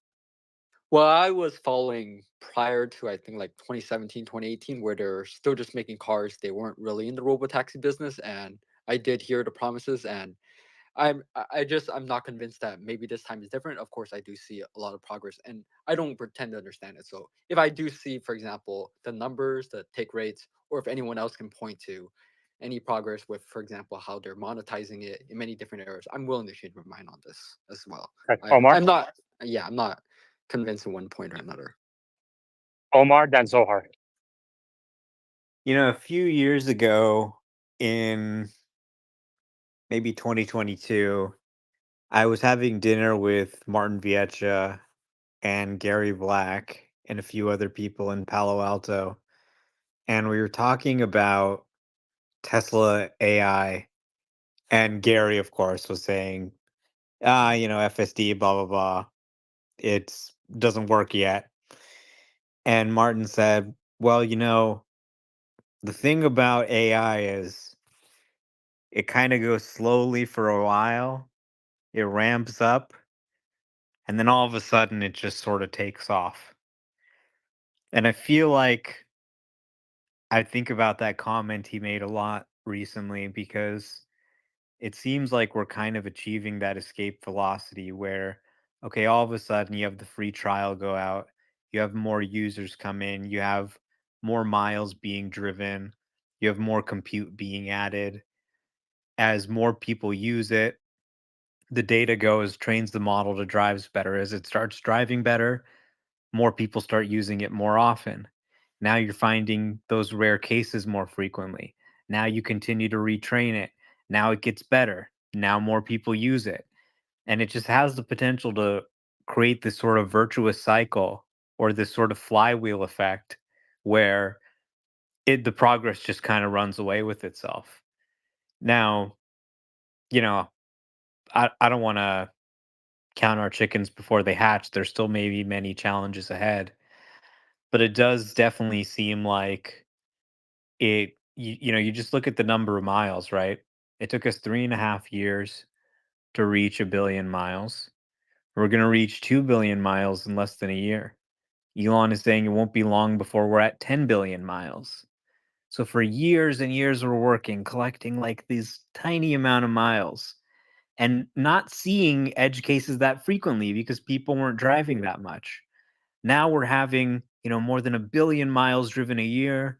We're seeing all these challenging situations from all across the country. We have over 1 million people using it, which is actually driving progress faster, which is then driving more users. It's kind of like a self-reinforcing cycle.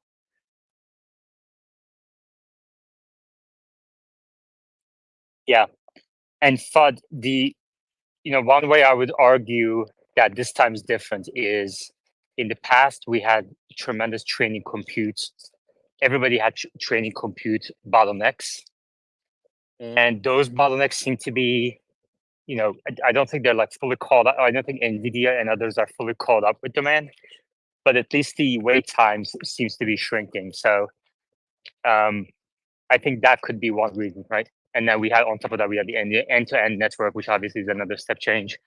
So, but like you said, it's going to have to show up in data first. Like everybody got excited about the Tesla FSD tracker going to 300, 400 miles between these engagements, and then 12.3.3 came, and that dropped.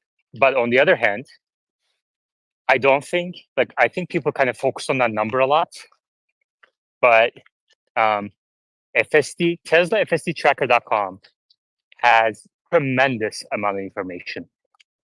And Elias does an incredible job presenting that data. I mean, we're talking, and that website is growing in detail and in information. And I looked at it this morning extensively.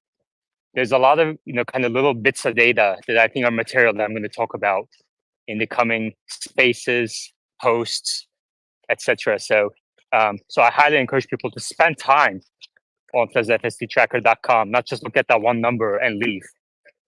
Okay. Zohar, now Westfix, then Peter. Yeah, so it came up because you had mentioned about having people come up and share perspectives on why they would think if Tesla could be the one to basically dominate the FSD space and why, if so. I have a hypothesis or theory of my own. So I've thought about this for a very long time, and I'm one of the crazies with a bunch of Cybertrucks on pre-order because of the FSD lock-in.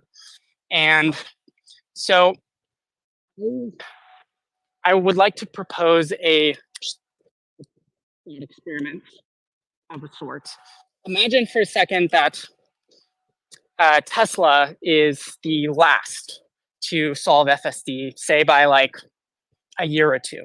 So whatever that means, there in terms of either other automakers or maybe say Mobileye solves FSD, and they start to even in a scenario where Mobileye solves it in the same way, which as it stands, pretty much no one except Tesla is solving it in the way that they are, which is a really important element because it's a lot harder to do up front. But if solved, it's easily scalable, where the other solutions are the opposite. It's easier to solve, but extremely difficult and expensive to scale. So even in a scenario where Tesla is last, the thing is the way that Tesla has structured their entire business around this, starting with the fact that assuming, again, hardware 3 can ultimately become a robotaxi, if that happens, and even if not that, even if it's just 4 and above, who knows? But let's just assume for a second that 3 is possible. They've effectively created a Trojan horse strategy where they're able to produce cars at a huge profit compared to everyone else. Then they sell the software package on top of that, right? For anyone who decides to buy it. It's a small percentage, but still. People give them another 12 grand, they make money on that. And then when and if they solve FSD, they get the whatever percent cut of the fare, the revenue of that. So Tesla, in their strategy, for one, they're investing money, of course, to solve this problem, but they're making money the whole way up. And what's really smart about it, ultimately, is that it's effectively decentralizing the infrastructure risk. So there's people like myself individuals who own a single Tesla, but I currently own a single Tesla and I have a bunch of Cybertrucks on pre-order because of the lock-in FSD price, because of the potential of running it as a robotaxi and ultimately making income from that. So there is this decentralized fleet of effectively pre-robotaxi cars that have the potential to be robotaxi. Solves the chicken and egg problem with Uber and Lyft have to solve, but they were first to market in that space. But that's always the biggest issue with these types of networks is you need drivers and what. Thank you very much. Peter? So I have a question for Omar. Do you think that we will run into another local maximum like we did with V11, where we're just going to stop making progress and any updates were just kind of minor bug fixes? Or at least, are we just unbound now with plenty of hardware and all the resources and data and everything, where that's no longer going to be really an issue? What do you think? Well, I believe there are going to be other breakthrough changes that we haven't thought of and haven't discovered yet that'll make progress go even faster. And we'll realize that some of the things we're doing are mistakes, just like we did in the past.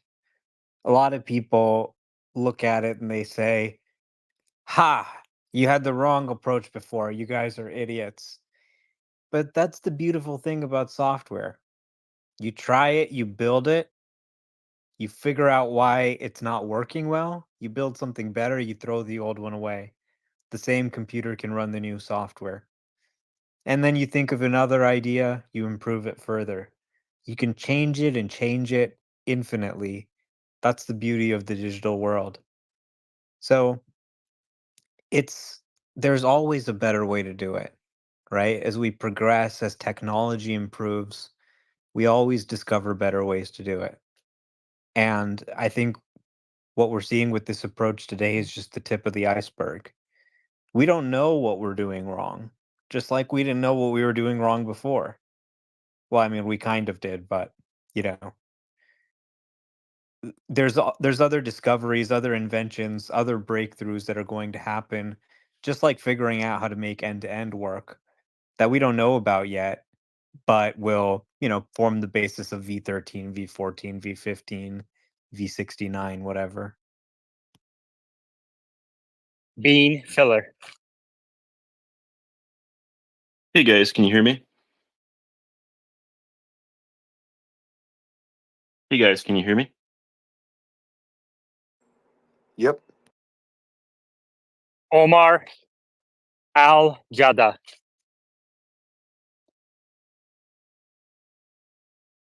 Can you hear me? Yeah, we can hear everybody. Just assume we can hear you. Skip the part where you're asking, can you hear me? We can almost always hear you. Okay. And from now on, if somebody asks, can you hear me? They're going to go down to listener mode immediately. All right.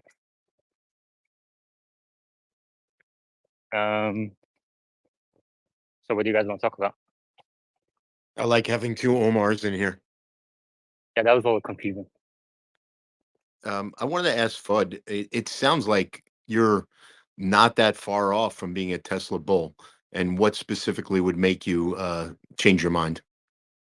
Obviously, I look at the. I'm more data driven, so I look at obviously not to say that obviously other people are data driven, but rather specifically the numbers. I think other people obviously they have more knowledge in other spaces. For example, FSD, I cannot pertain to saying I have any knowledge about that. But in regards to let's say if deliveries can increase, if they can increase margin, if energy can grow without cutting prices, if any of that, if have obviously bots having more development and more useful cases, I would be willing to switch my position as I have before previously been a bull. Like, Fudd, are you unwilling to learn about FSD? I think that there are some parts of it I think are you don't have to learn to understand what specifically something is to understand, okay, is it monetizable? What are the people actually saying about this? But I think that in regards to some of the evaluations on FSD, I think that it seems a bit of a stretch to me to say, oh, we're gonna actually be able to do it this time because I have heard the same things before. But yes, I am willing to learn about it. I think I've learned a lot actually in the spaces about. Obviously, I did not know many of these differences because I was obviously previously just focused on the delivery numbers. I know of course Gary Black does the same thing. So obviously I think more about it in terms of the numbers. I think not in terms of like things I don't understand because obviously I think there are people like Omar who These are understand it more. these technologies drive the numbers a couple of years down the line. So, especially with FSD, if you don't pay attention to technology, you're going to get surprised when the numbers change.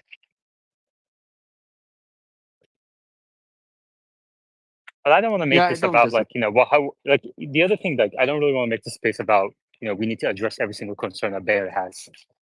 Like we can mix it up a little bit.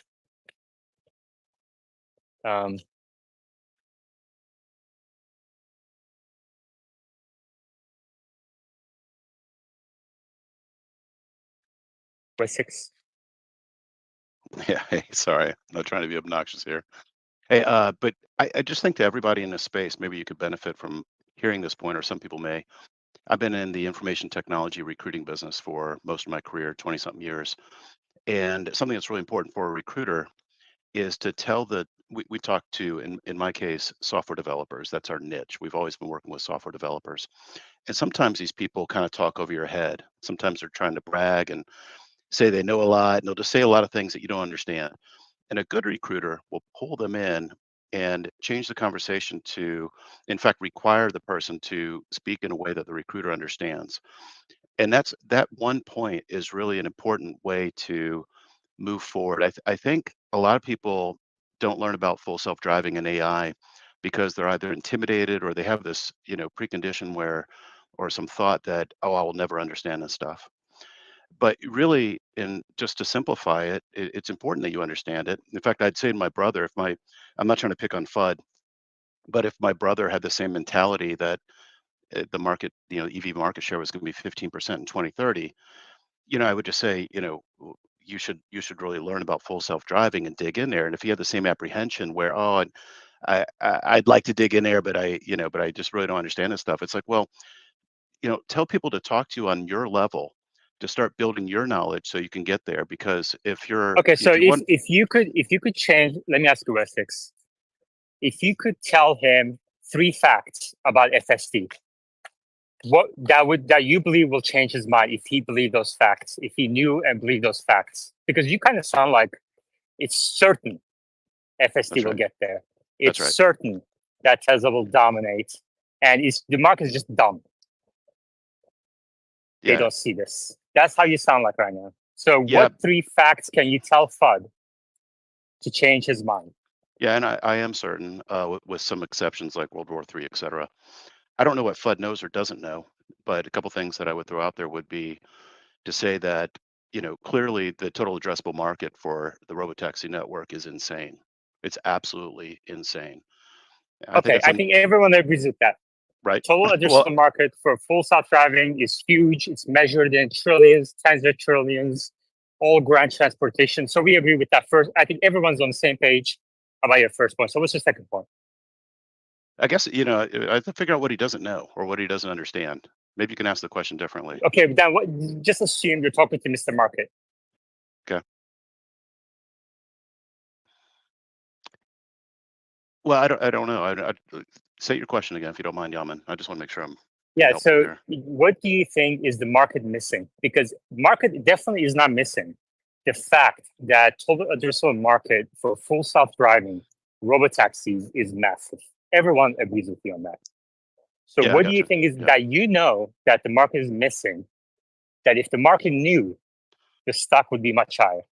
I'm going to be redundant, but the bottom line is these people are unwilling to make the effort to learn how this works. If you did, it's as clear as day. This thing is obviously All right, uh, let me okay. switch to Temp real quick. Maybe he has an answer. Temp, what do you think is the market missing specifically? Sure. So I think the biggest thing they're missing is number one, we all agree Tesla has a huge data lead. And here's the biggest thing that people are they don't fully think through is that the day they really solve FSD, there's 6 million Teslas they can switch on immediately. Everyone else is so far Okay, behind, they're not even so in the ballpark. okay, so that's exactly what Zohar was saying too, right? The fact that they're also building this in conjunction with selling vehicles profitably. When they do have it on, they'll send a software update, and all of a sudden, millions of Teslas will be able to road taxi people around, right? Now, that, however, is not a fact. You're making an assumption.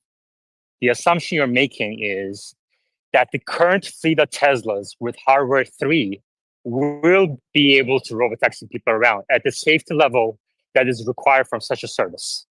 Okay. So I think it's important to, look, I agree with your assumption based on all the discussions we had in this space over the last 2 years. I agree with you. But you can't expect an average market participant who hasn't been in this space for 2 years to agree with you, right? Because you don't really have a fact to support that. That's an assumption. Omar? Yeah, I don't think it's a sure thing. It's far from a sure thing. It seems like it should work, but I mean, and this should be obvious, they may not be able to technically achieve it. Could be it's just impossible to achieve with the techniques that we have today. Maybe you need LiDAR or HD maps or something like that. There could be regulatory risks. Maybe the government just bans it, right? Maybe somebody else develops a better one and they've been developing it in secret or something. I don't know. And, maybe Waymo goes to computer vision only. Maybe Mobileye solves it. Maybe Comma solves it, right? Or maybe Tesla solves it, but then Comma releases a cheaper version, you know? So there's obviously a million different ways it can play out. In any business, there's execution risk. But, you kind of, at the end of the day, look at the market cap of the company. And I don't think the market's making a mistake. I think the market is giving them actually a fair amount of credit for what they've done and not giving them credit for what they haven't done. So, you know, $500 billion, I'm not going to cry over that valuation, right? I remember when this thing was a $30 billion company. The valuation is, if you look at the auto business, people would say this is incredibly rich. It's pretty clear to me that the stock has held up as well as it has because there are investors who see beyond that.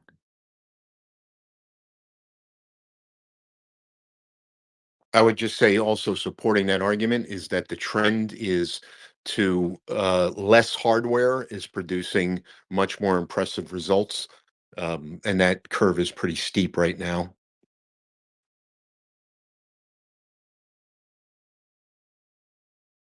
Well, I mean, we don't know what hardware is required right now to achieve level 5 autonomy with the vision only.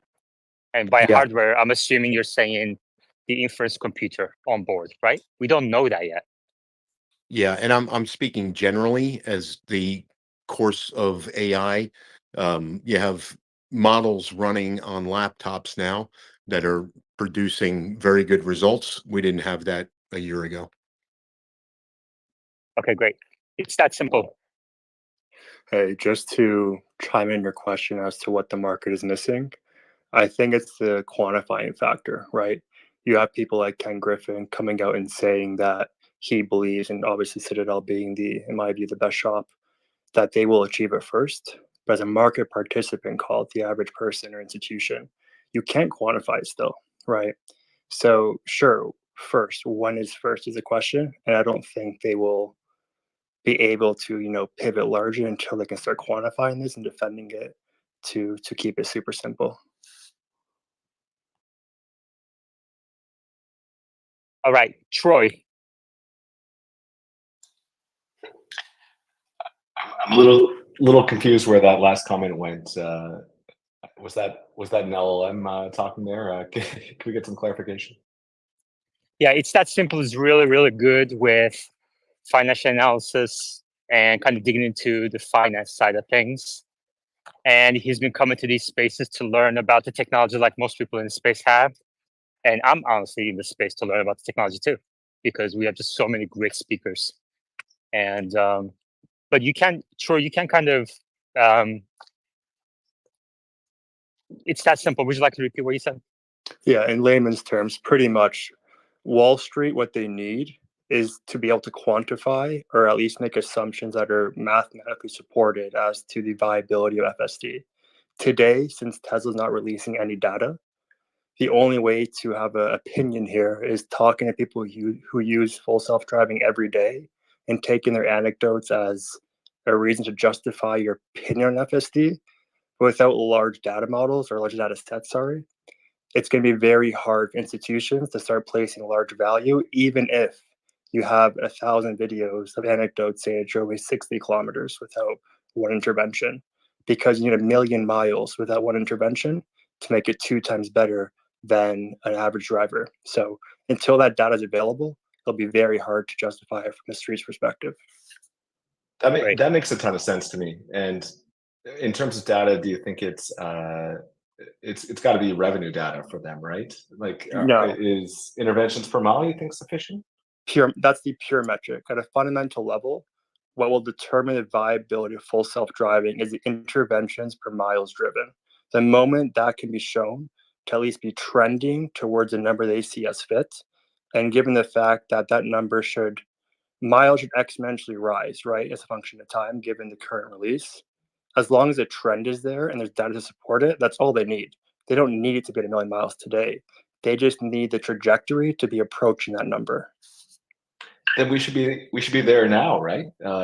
It seems like that number's really jumped since this last release. In 12, in FSD 12 did, but if you look at 12.3.3 data on the FSD tracker, it's come back down a little bit. And also, you have to recognize the fact that that tracker is more of a guideline. It's not a scientific study of data.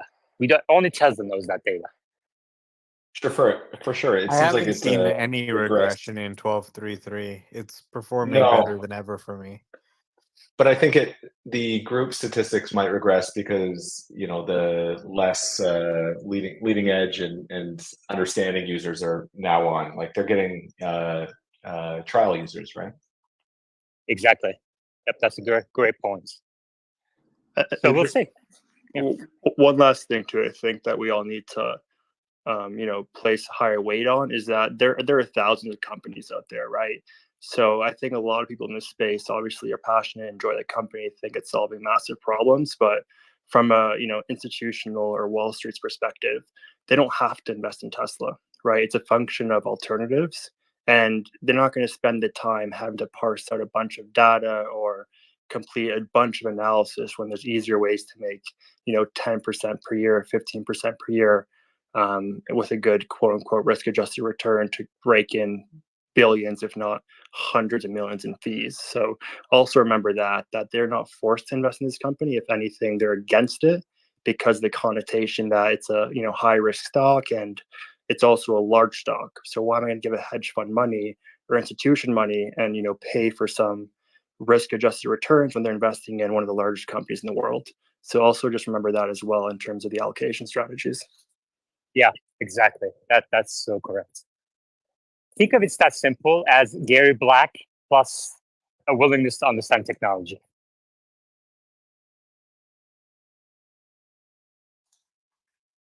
Yeah, that was interesting. Reigns and then Adam. So I think there are actually 2 points that the market is missing right now. And the first point is that now we are seeing that V12 is still using the hardware 3, and if we think about how OpenAI like made huge improvement in GPT 3.5 comparing to GPT 3. Like one critical factor is that they simply make the model much larger. And I think FSD team is working very hard to keep the model small so they can scale it up very quickly in the future. But let's say in the very worst scenario, let's say they're running out of trick. I believe what they can do is pretty much make the model, let's say 10 times larger. And actually, they're already doing it because if we think about Green, the hacker who reverse engineering reversing the FSD software, and he's seeing the files becoming larger from initially 300 megabytes going to, let's say, probably 3.5 gigabytes now. So I believe the 12.3, we are seeing a very huge improvement. I think they pretty much just make the model a little bit larger than the initial V12. And I think in the future they can make the model, let's say 10 times larger if it's the worst case, and the model will be, let's say, 3 times or 5 times better than currently. And we might seeing a model which can, let's say, it can drive itself for 1,000 miles per critical disengagements, and that's the first thing. And the second thing I think the market is missing right now is that I think, let's say in 6 months, I don't think Tesla need to like really fully 100% solve FSD, because I think in the worst case scenario, there's nothing to prevent them to actually do some remote operator thing, right? Because if you think about it, as long as the FSD can work much better than the Waymo without remote operator,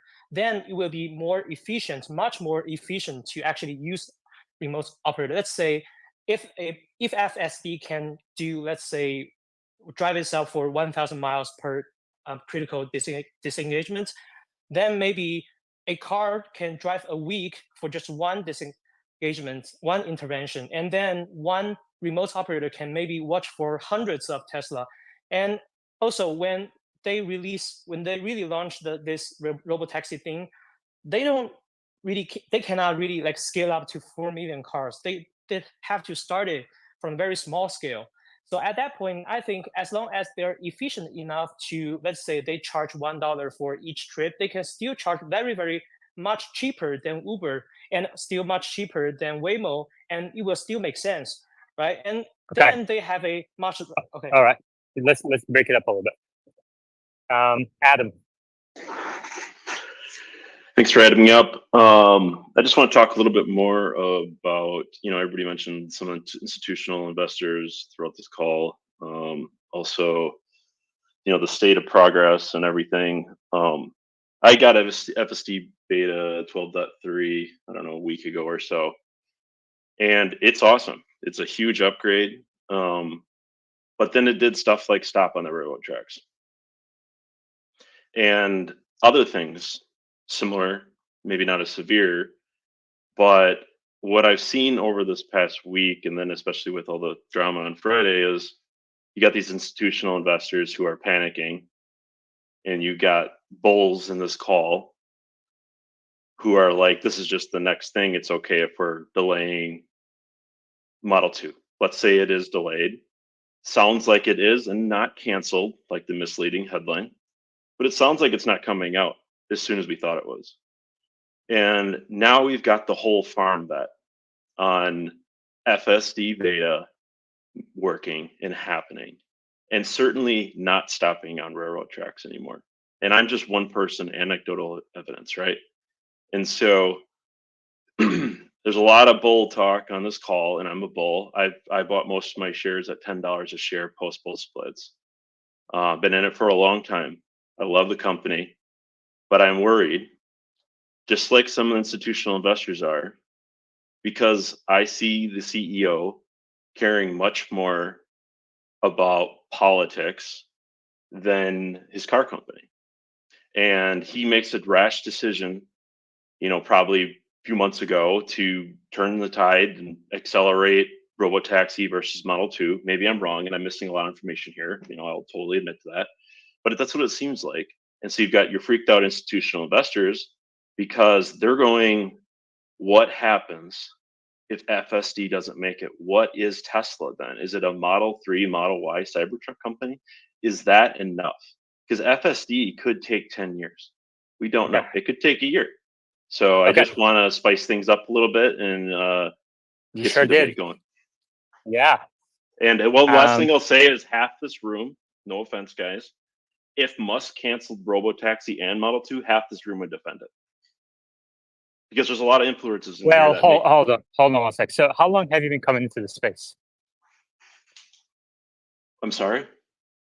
How long have you been attending this space? Like the regular cadence of it? You come every day, huh? No, I'm not. I never said I come every day. I said I've been investing in I've been investing in Tesla for a long ass time.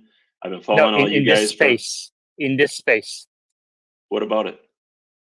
How long have you visited this Tesla Live space? How many times? How frequently do you come here? Because you kind of made a blanket statement that half this room would defend a decision.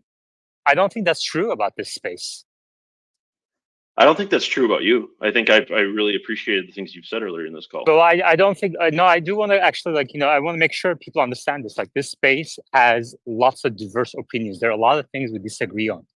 I think most of the space is, invested in the stock. They are bulls, but increasingly we have bears. But even among bulls, we have hundreds of coffee bets about very different topics.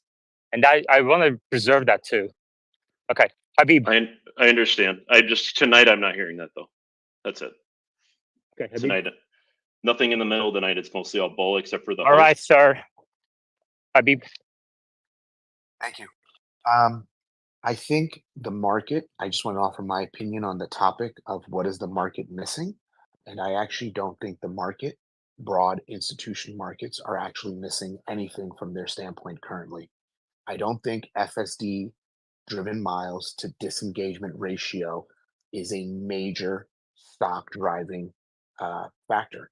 I think we need to see what's going to happen on August 8th. We need to see what the robotaxi is. We need to know what is the FSD adoption rate. We need to see that revenue. That's what the market wants to see. Right now, they're looking at energy and they're looking at vehicles sold. That's what they're telling us. And once they start telling us more about what FSD is generating and what the futures for that is, then I think you're going to start seeing people investing more. Right now, we're going to see little bumps in the price going up and down, I think, but that's not broad markets. I think when we start seeing Robotaxi and what they unveil, I think that's going to start showing the next wave of interest in the stock.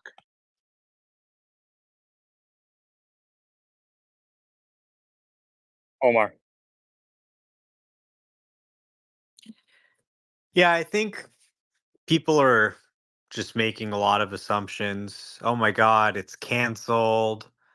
The compact is canceled. They're never going to make it. It's delayed. Nobody said this at the company. Nobody said it's canceled. Nobody said it's delayed. They said we're going to do a Robotaxi unveil. This is based on the next gen platform. It's going to be manufactured on the same line as the compact. It's going to use the same battery and drivetrain. It's going to use the same unboxed manufacturing process. It is literally going to be made on the same line out of the same parts. How exactly does working on this shared infrastructure actually delay that vehicle? It doesn't. And they have not said anything about it being pushed back. So, first of all, I think that's kind of an assumption. Now, in terms of betting the farm on FSD, I mean, they are betting the company on FSD to some extent, yes. But it's definitely going to happen. 100%. This is like an asteroid that's coming that's going to destroy the whole world of the auto industry. It's going to destroy everything about this business. And people are here saying, holy shit, there's an asteroid coming to destroy the earth on Tuesday. And you got guys like Adam who come in and say, I don't think it's coming until Saturday. It doesn't matter if it's coming Tuesday or Saturday. It's coming. I'm uploading a video right now of my car, like I said, doing 2 rideshare pickups and drop-offs in San Francisco without me touching anything. Now, who can explain to me, based on first principles physics, why, if the car can drive for an hour without intervention doing real ride-sharing rides today, it can't drive for, let's say, 8 hours in the future, right? You have these driverless services already working because people don't see them in their neighborhoods. They don't realize it. It's here. People are taking them every day and it works. There's no challenge left. We figured it out.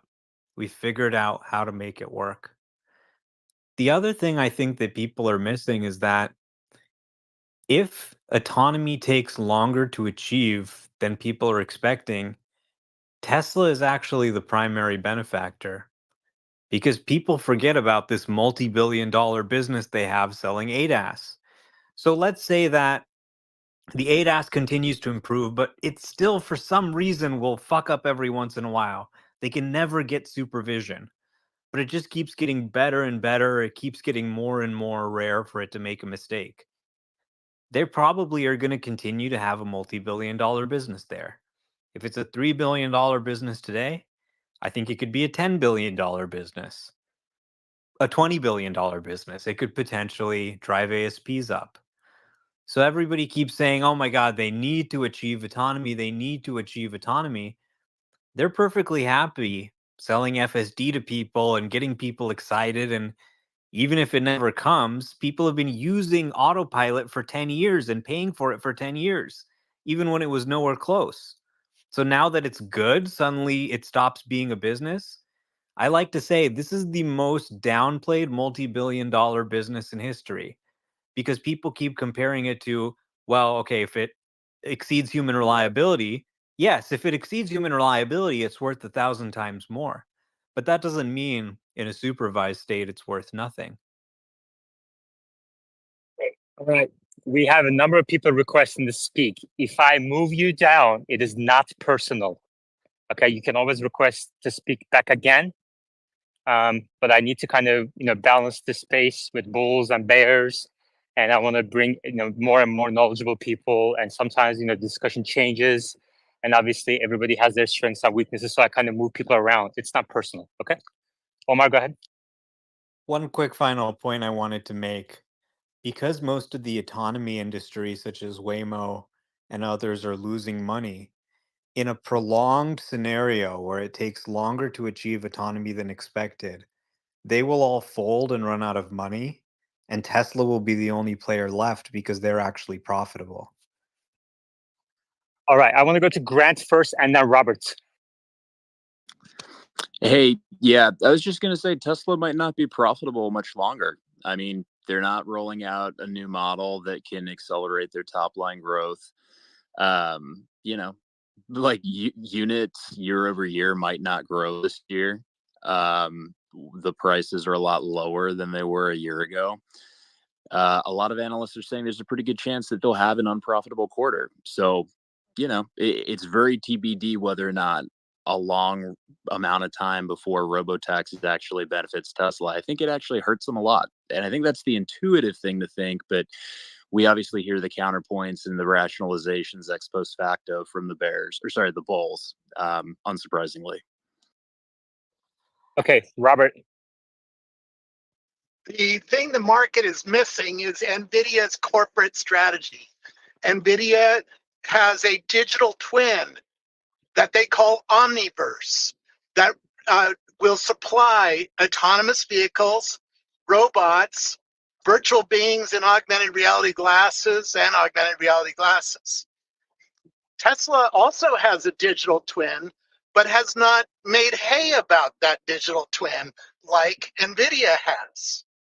The digital twin that Tesla has already has autonomous cars running on it, and someday could be controlling a humanoid robot, which they have shown off.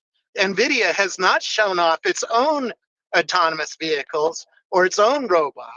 They are going after a licensing strategy to license the digital twin to others who will make the autonomous vehicle networks, the humanoid robot networks, the augmented reality glasses.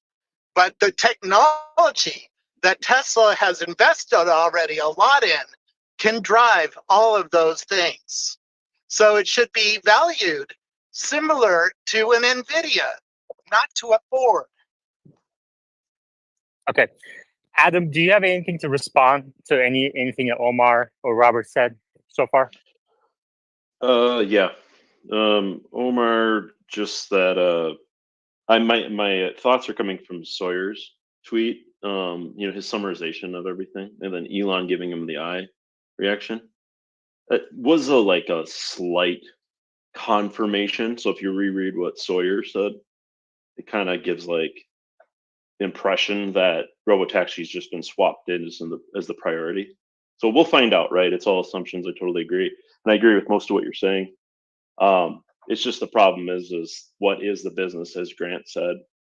Once if we have a delay on Model 2, and the business is just what it is, what we have now, where profit margins just keep shrinking. So it's just a concern.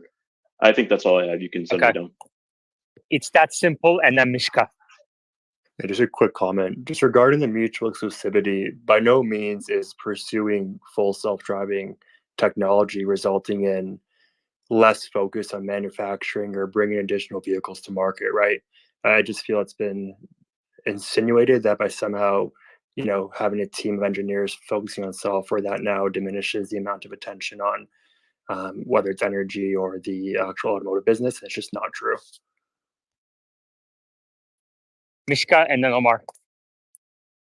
Good evening, everybody. Good evening. So I have a very different perspective than a lot of other people here, I believe. Although I do think a lot of the bulls here will agree with me. I think that Tesla right now is moving in a way that a lot of people are really missing. And I get the whole, focus right now is on Model 2. I get the whole focus on right now is on Robotaxi. But I also think that there are two other things that very much need to be looked at when it comes to their business strategy that I feel like a lot of people are really putting behind. Meanwhile, they're more or less kind of blowing them up. As much as Tesla is an automotive, company, FSD as a software has already, in my opinion, so much more execution behind it than any other piece of software that you can really purchase that comes with an automotive vehicle. I've had a fractured wrist for the past, give or take 4 months. And when 12.3 came out, I can very confidently, just turn it on, have it drive there. And now it's a very niche market, but let's say like people that might have certain disabilities or certain something like that. I think that that's already also a market that Tesla's unintentionally entering, and I think that there are a lot of those little niche areas where Tesla not just is like the recommended option for like a car, for example, or for electricity if you're, let's say, like living in an area where maybe it just would for somehow make more sense for you to be more solar dependent, or if you are a person that is very much about your own privacy, your own data, and everything else. At that point, even Tesla Solar might be a way. There might be a way for you to go with Tesla Solar, fully keep everything to yourself, be fully self-sustained, and kind of play around with that. Now, Tesla full self driving might be a question for that person, but All there are a lot of like those benefits I think that come in, and a lot of these little niche markets that Tesla is hitting that I honestly didn't even think about before I joined the meeting, like the broken hand thing that I have. I literally just thought of that like in the moment. And most importantly, we're getting to the point of where, our women are actually saying, hey, FSD is not actually that bad anymore. What if you want to drive on it? It's okay. You know what? I'm not going to go on and scream at you while it's turned on. And I mean, my girlfriend's Yeah. here right now with me, and she's like, yeah, no, it's fine. You can have it on. And I think that that's just another, Well, let's thing that- hear from her. Let's hear Oh, from her her experience with FSD so far in the last few so versions. Hi, I think it's been much better than the old one for sure. The old version but it took forever to update. That's my only complaint. that's All so right. true. So, how specifically is it better? Can you elaborate on that? Yeah. It doesn't stop in the middle of the road. Like when we were buying the Tesla to start off with and I was test driving it, it stopped in the middle of an intersection while it was on self-driving. It just like stopped. And I was like, "Oh, okay." And he's yelling at me like, "Don't click the brakes." And I was like, "I'm literally doing nothing." You know? But now it doesn't do that. It's much better. It knows more about what's going on and staying on the road and things like that. Okay, that's awesome. And let me just say, in the last space, Mishka told us about your tutoring businesses together, and it was really cool what you guys are doing. I really, we listened to Mishka tell us about it for 10, 20 minutes. I usually don't let people go that far, but so you guys, congratulations to both of you. All Thank right, you. Omar.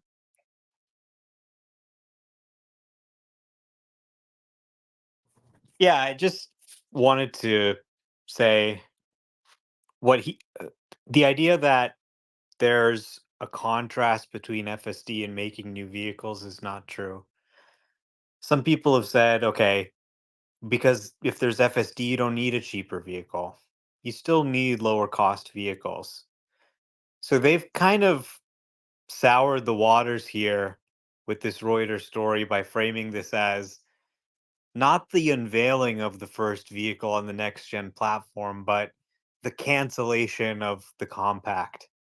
And they're really trying to kind of drive frustration here and say, okay, FSD is the reason why there's not a lower cost car. It's the reason why sales aren't growing. When the reality is, it's the growth driver of the company.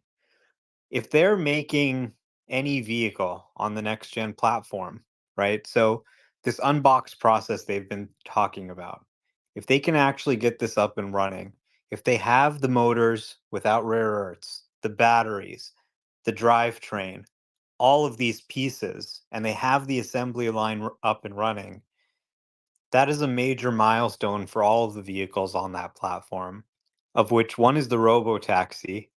But I expect, based on some of the hints Elon's been dropping on X, they're also going to do sort of a robo van in both cargo and passenger configurations, and a compact crossover that's smaller than the Model Y, that's built on the same platform as the Robotaxi.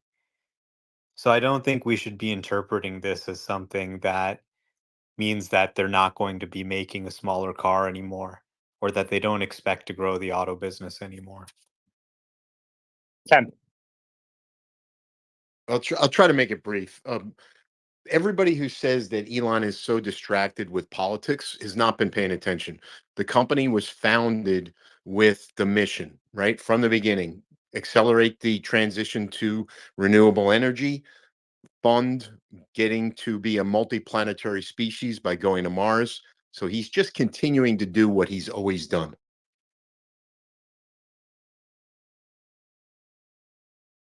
Adam and then Mishka. Omar, thanks for your points. Some valid ones in there, and I don't think I totally understand the difference between software and hardware here. I'm just thinking supplier contracts on the hardware side might be getting delayed now. And so I guess the question for the group is, you know, is it okay if that car no longer comes out to like 2028 when we thought it was going to come out in 2026 or something like that, right? That's the question I would pose to the group. And then the next guy, sorry, I don't remember your name already, but I don't agree with what you're saying at all. If you follow Elon, he just seems so much less interested in all these huge breakthroughs Tesla's had lately. I mean, for the past 6 months, every big announcement, it's like cool is his reply, or just little things, you know. And I know I don't know the guy. I've never met him like Omar probably has, but the enthusiasm has just disappeared. The only time I've seen any enthusiasm was lately when the Reuters article came out and he felt attacked. And then we got the old Elon back. And I loved it personally. But I don't think that's been happening. It's not been happening for a long time. So that's my point around he seems to be more invested in other areas than the company. Thank you. You see, Adam. So I'm gonna add something to that. I get where you're coming from on that, but I don't think that that's really the biggest thing. I don't think we've ever lost Elon. I think the difference is he simply has to act a little differently right now in order to, or at least the way that I see it, is more or less just get his comp package and not necessarily, stir up too much drama. Because, and I mean, he's clearly, stirring a bunch up from here and, here and there. He's standing for the things that he believes. But that's exactly the reasons why I don't think we ever lost Elon, because he's a man that stands for everything that he says. If he says something, you better bet that tomorrow he's going to double down on it, even if it's the worst thing you can possibly imagine. And I don't think that he's a person that really holds regret in, behind the things that he says. And although that comes in as a double-edged sword, it comes in as a bad thing for investors. In the case of like worries. Oh, is he going to say something stupid tomorrow and ruin the entire company or not? I think the thing that has been stable and has been constant across all of his businesses is whatever he touches turns to gold. And whether it is now or whether it is in 10 years after his deadline has been past 8 years over, he gets the job done. And I think using that and bouncing that back to Omar, to where a lot of people right now are saying, oh, Model 2, it's not going to come out and all that. I think that the people that don't believe that Model 2 is going to come out are, in the simplest term, very, very stupid. And the reasons to All why is, right, well, let me I introduce gotta to step. anybody. I gotta step in. Oh, I gotta step in sorry, here sorry, go for it. because I don't want to make it personal. First of all, and then secondly, it is not true that every time there is been a product announcement, it's come to market. Sometimes things get shuffled back and forth between the back burner and the front Mhm. burner, depending on how, like, for example, Solar Roof has been put on the back burner. Semi That's was true. supposed to be in production. That's also pushed back a little bit because of other priorities. So, But that's also going back to my Like Adam point. said earlier, like Adam said earlier, he pointed out that he's not hearing um, diverse opinions here. He said earlier, half the people would defend whatever decision. Mhm. So I need to push back here, at least on the facts. Omar. No, yeah.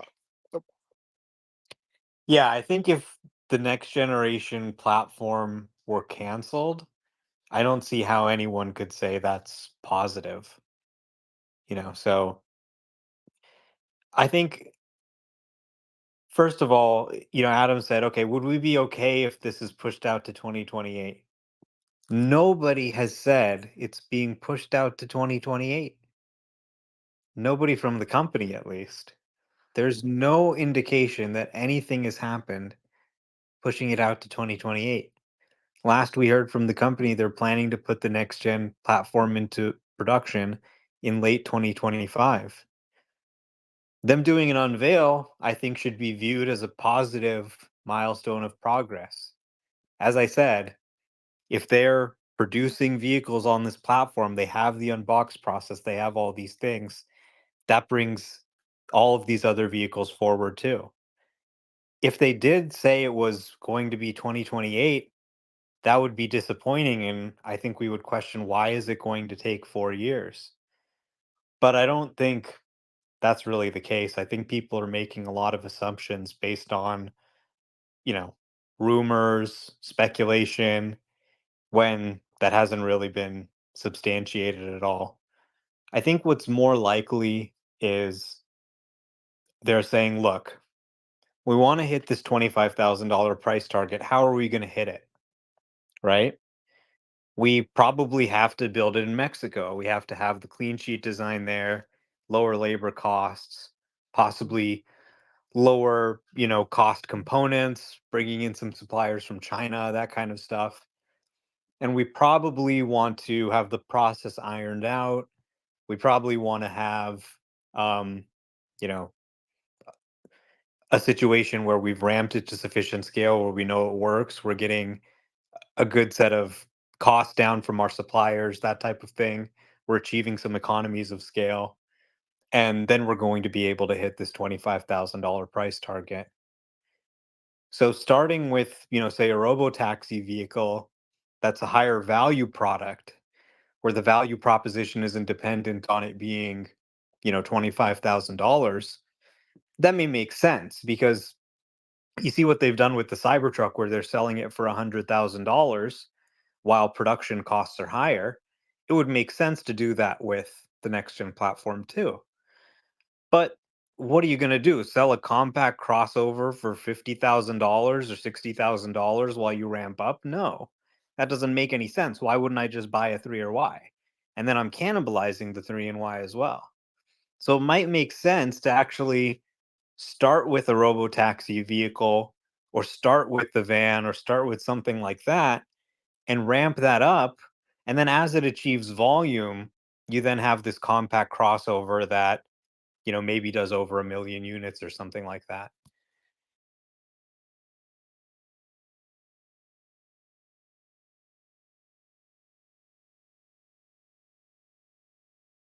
Which is to say, we don't know what the plan is. It's not, oh, we solved FSD, so we don't need this anymore. Let's wait to hear from them what they're actually doing rather than just saying, oh, okay, they decided they don't, they're canceling this car because of FSD. This is kind of, I think, people letting their imagination run wild a little bit rather than anything that's based in fact. And in fact, Franz, the chief designer who literally designs these vehicles, was asked point blank at an event today whether they canceled it. And he said, stay tuned. Don't believe everything you read. So that's kind of like, confirmation for me. This is not being canceled or being pushed back indefinitely or being delayed until 2028. This is going to be made on the same production line as this vehicle that's being unveiled in a few months. Jeff.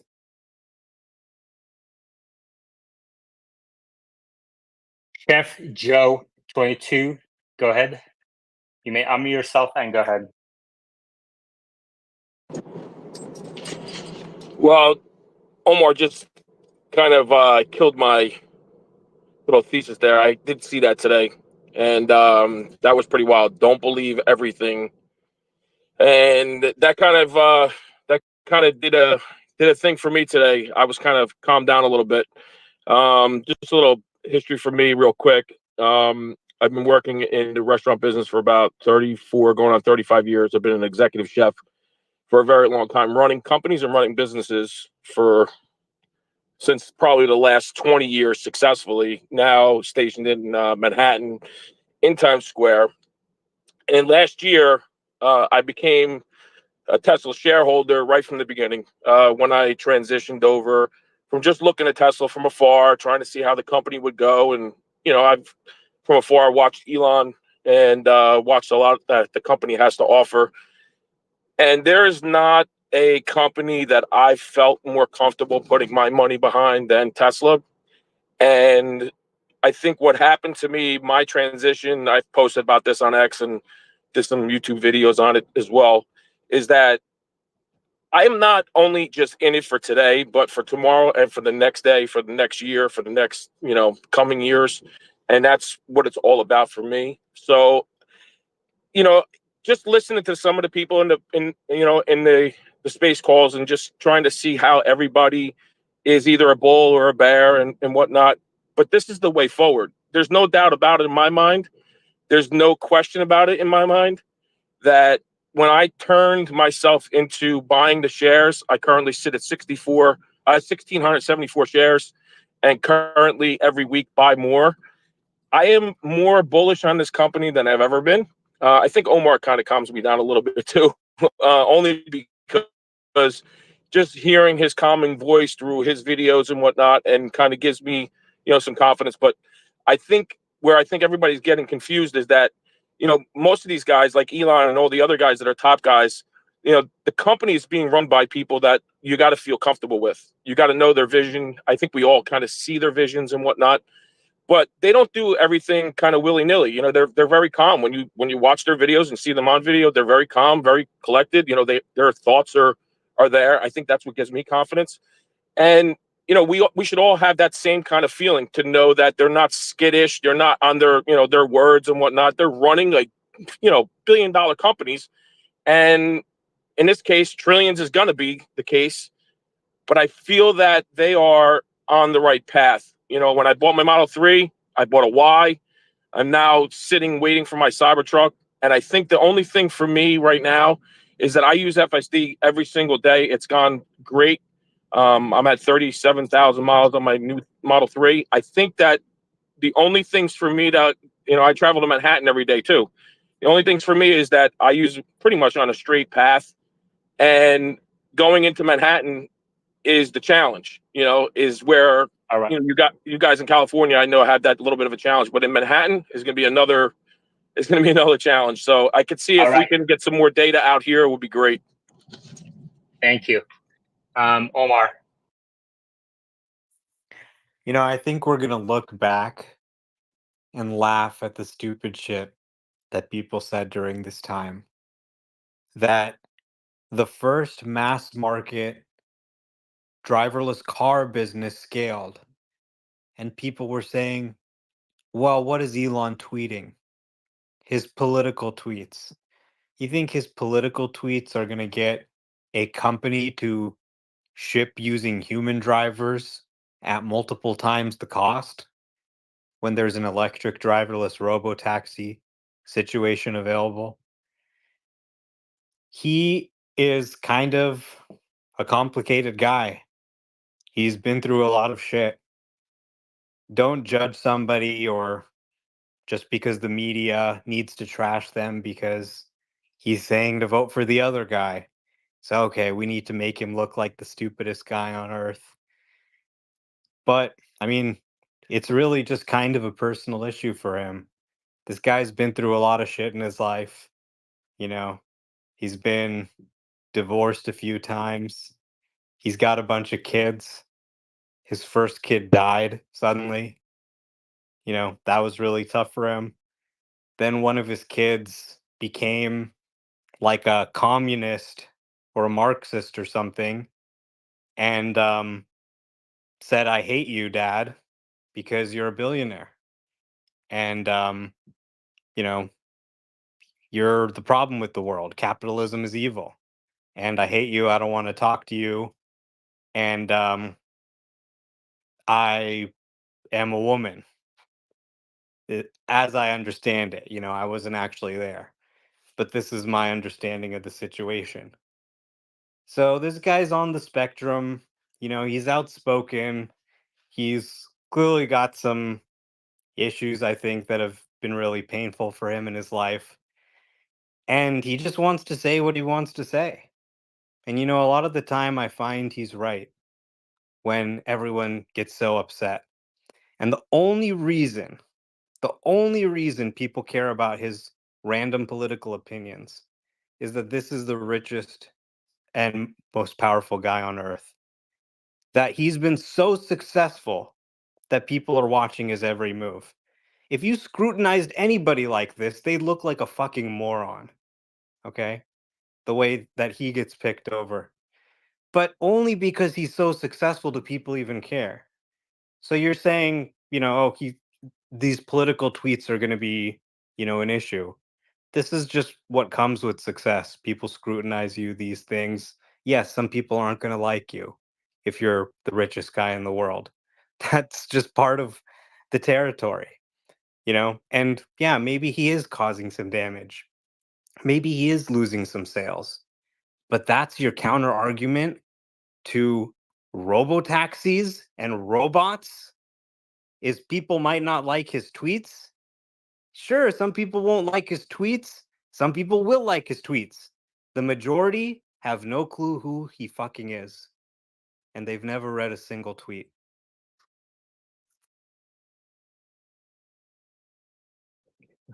Perfect. Adam, would you like to respond? I don't have too much to say on that subject anymore, but I'd love to bring up the comp package if others are willing to debate it. Heard some, but let's go through the others' hands real quick before we change topics. Sounds good. Mishka, then Grant. Sorry, Grant, then Mishka. I want to break out the blue bear. Yeah, appreciated Omar's explanation of all the difficulties that Elon is facing. I was saddened that there wasn't a teeny violin emoji I could throw up.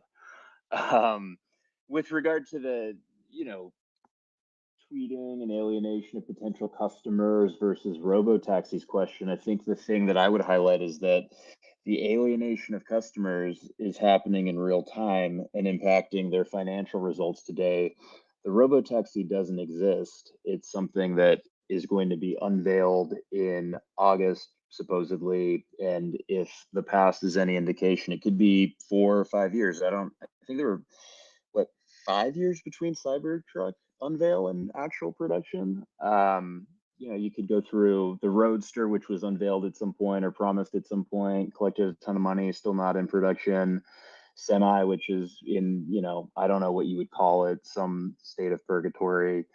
The issue is that, yes, robotaxis are great, but they don't exist.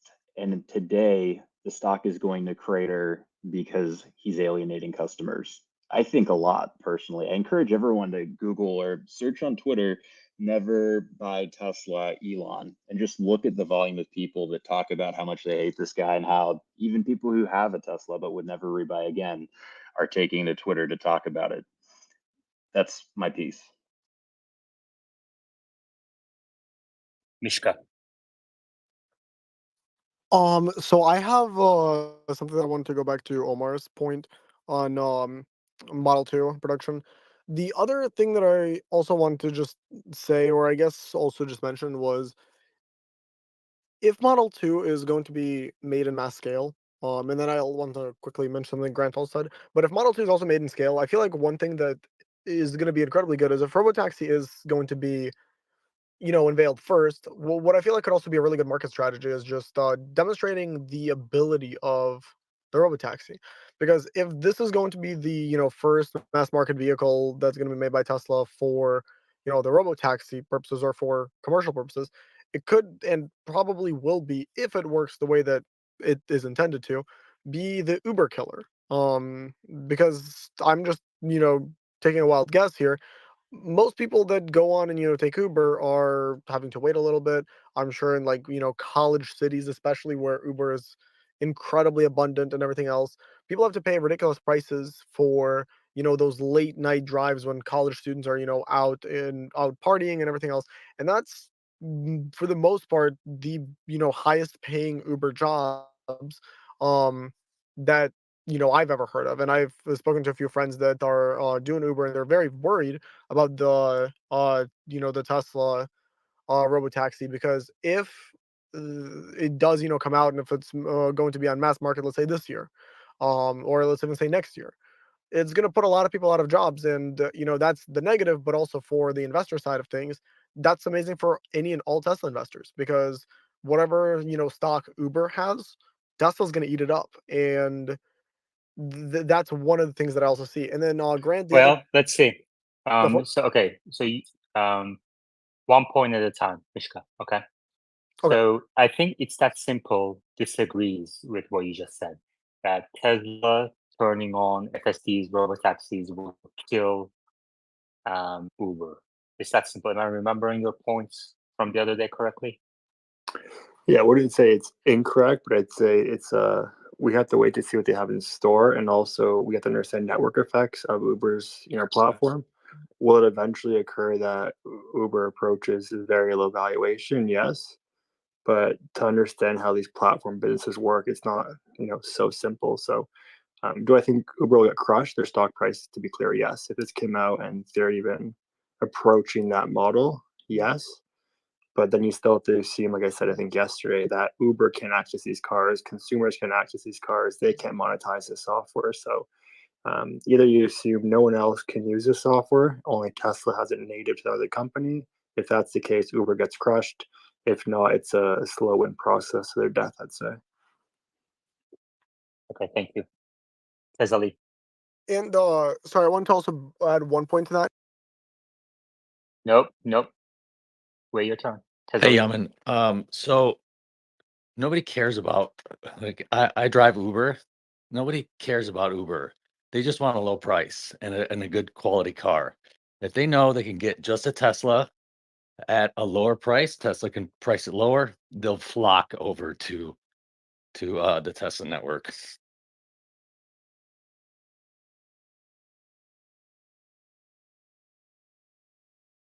All right.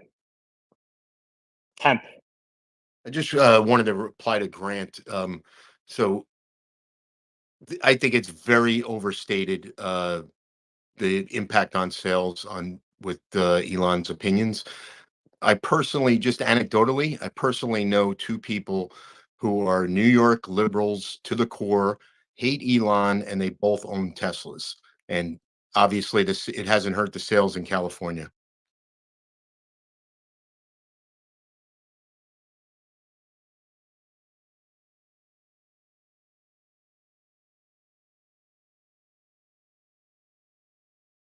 Grant. Mishka, I'm gonna type something for you. Yeah, I would just say I know lots of people that own Teslas too. I live in New York, but a lot of them would never buy a Tesla today based on the antics of Elon over the last 12 months. I think that the sentiment has only gotten more intense among a lot of people, and I don't think that, pointing to people who bought them over the last 5 years is different than saying New York liberals are flocking to buy Teslas. I have a friend that owns a Tesla that is embarrassed to own a Tesla because of Elon.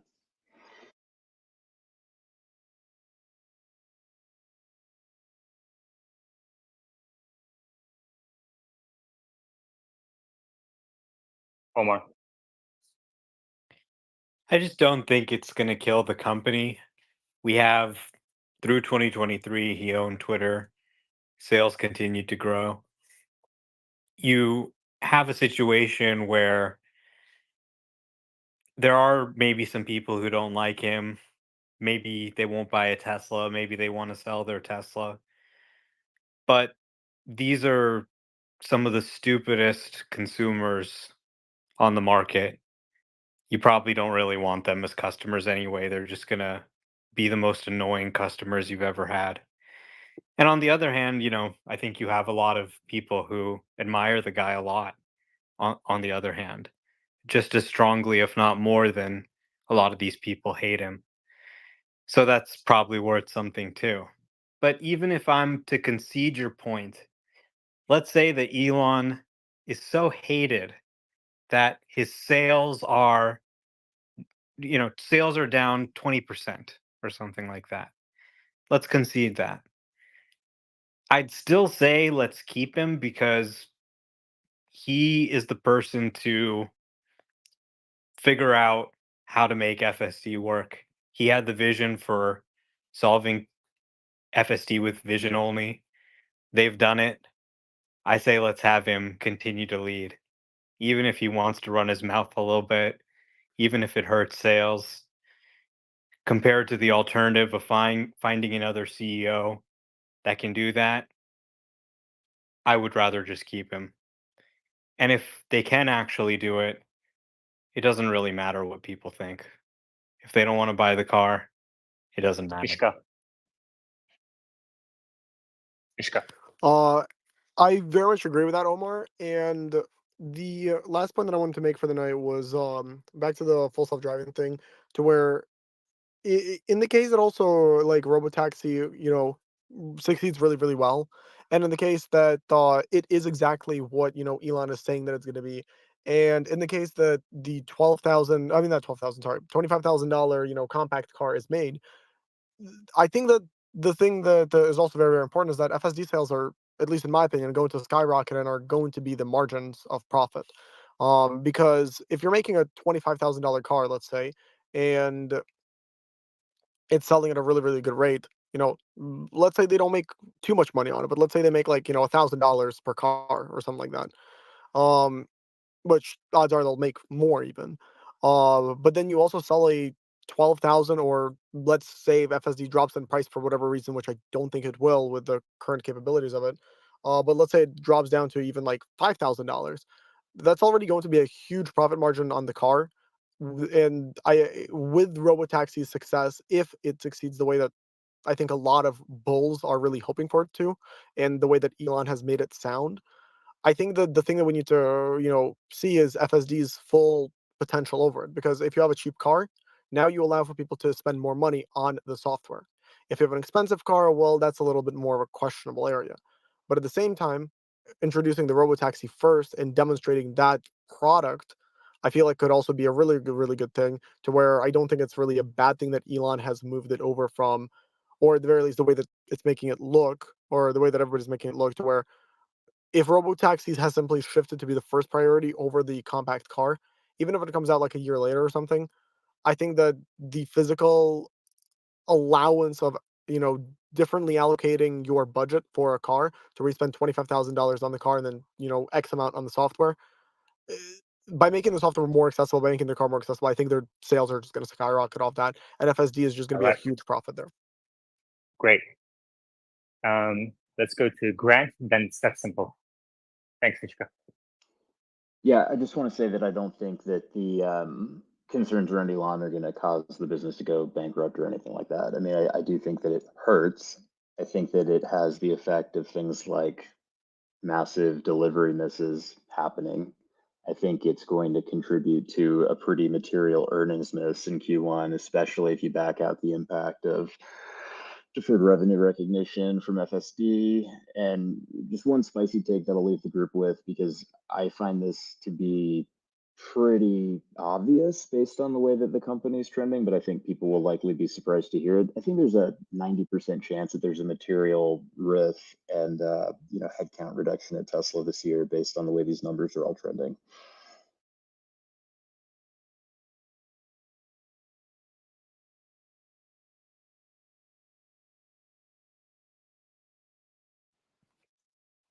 Yeah, just had a Step quick Simple. question for who it was, a New Yorker that mentioned that some of their friends were. Can you guys hear It's That Simple? Can you hear me or no? Yes. Okay. All right, I'll be back. Just had a quick question regarding whoever that was.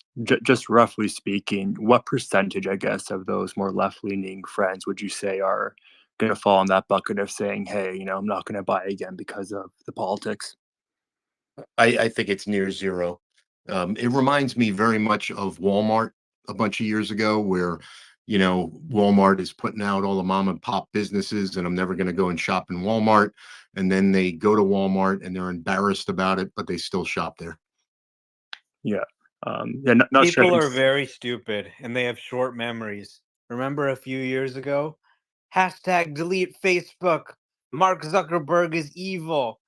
He looks like a lizard. Then he just starts working out a little. A little time passes. He posts some nice photos. All of a sudden, everyone's like, "Oh, Zuck, he's so cool." People have very short memories. Right Yeah. back then, they needed to blame him. Oh, it's his fault. Trump was elected. Now they've forgotten. Yeah. So even dovetailing that, not sure if I think someone else is sort of proposing a similar idea, but I've been asked this question multiple times and had to, address it. And if you assume even half the country, say 40%, right, is more on that left-leaning side, and say 10% of those are extreme to the point where they're not going to ever consider buying a Tesla. It's a no.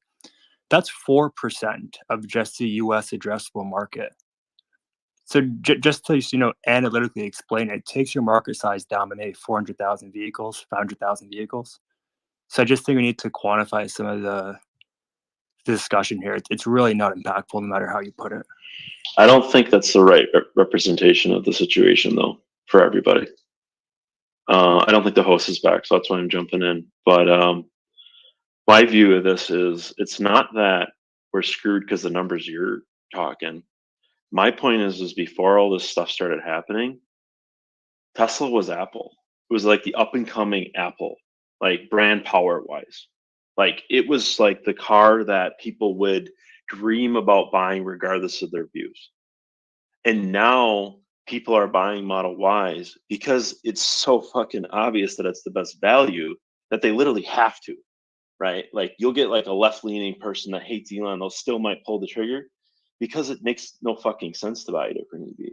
Before though, the brand power was so freaking strong that everybody just wanted one, and we lost that. That's, I think, a viewpoint we need to also entertain, and not just Adam, like. Adam, what do you think about Omar's illustrative point the other a few minutes ago, who said it's like an asteroid is about to hit the Earth, and these people are saying, "Well, it's not going to hit until Saturday." Oh, I agree with what he's saying. I mean, we're making predictions on dates and things, but my whole problem is I'm just being risk averse, and I'm saying that if Tesla doesn't win Robotaxi, then all that's fucking mute.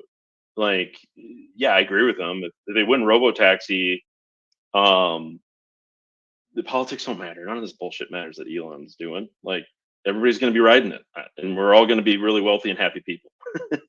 But you know how Elon Musk became the richest guy on Earth? Doing crazy fucking risks. He's not going to change now. Yeah, just to Adam's point, I just want to, I guess, take it to the next step then. So you're sort of saying, I agree, by the way, let me be clear. I would love to have a Tim Cook that says nothing and just, runs a company, but still has Elon's mind and Elon's ability to scale a company. It's just not possible, right? But in terms of the detriment of Elon, I'm sure you agree he's net benefit. But even the downside, just to understand this better, are you saying that the brand equity is lower, but the product's still so good, people will still buy it? But are you sort of insinuating that the pricing power is lower then, that maybe before you could command 45,000, now it's 35,000? Just what's like the financial impact, I guess, is my question, Adam.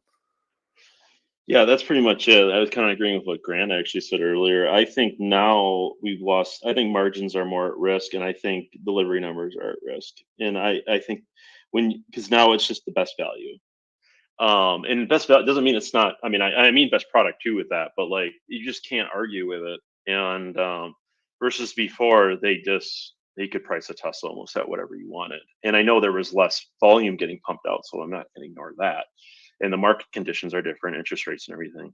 But I think that's the risk is you're just going to have less deliveries and you're going to have less margins.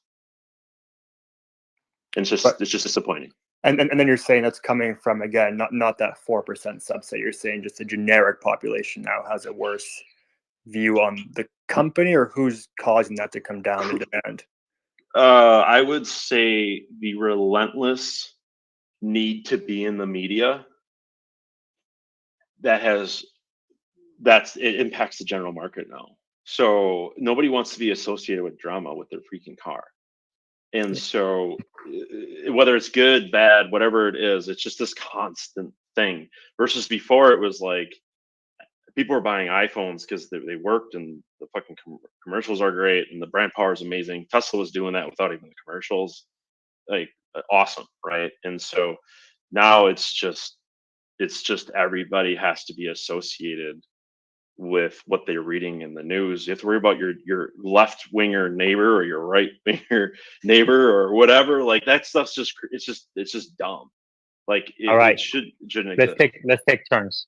We have a lot of people raising their hands, but we're gonna go no hands mode. No hands mode. Omar first. Just wait, a couple seconds after somebody's done, and then try to kind of get diverse opinions instead of one-on-one back and forth. All right, Omar. Yeah, I just think that's fucking bullshit. Tesla has not changed because of what some people say. It still is the Apple of cars.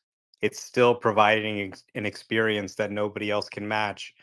We've got 400 people here on a Sunday talking about Tesla, and you're going to tell me people don't care about the brand anymore? If we don't care about the brand, then why are we all here? Remind me, who is the best-selling EV maker in the world for 2023? Tesla. That brand everyone hates because of the asshole CEO, right? Who was the best-selling EV brand in the world in Q1? Tesla. The guy with the CEO everyone hates. So, how did the asshole outsell everybody else combined in the US market? It's because the number two produced 20,000 units in a quarter where he produced over 400,000 units globally. So, that's how he beat them. If you think he's an asshole, it doesn't fucking matter. He put those cars on the market. Finally, the US doesn't buy EVs. Okay? They don't buy EVs. Their EV adoption is the lowest of any developed market. You think that that liberal guy is the most important customer? He's already been driving a Tesla for years. You don't need to convince him. The guy you need to convince is Hu Jinqin. Hu Jinqin lives in China. That's the biggest EV market. And let me tell you, he doesn't give a fuck about Elon's tweets because X is banned in China. He thinks Elon's a genius. Okay? So this is so stupid, really. This whole thing has just been blown up because shareholders are just crying. They're butthurt. They bought it at 400. Oh, robo-taxis are coming soon, whatever. Now they're pissed. They're like, this guy's a fucking idiot. And they're saying, well, this is all his fault. In China, they don't care about politics, but they just have intense competition.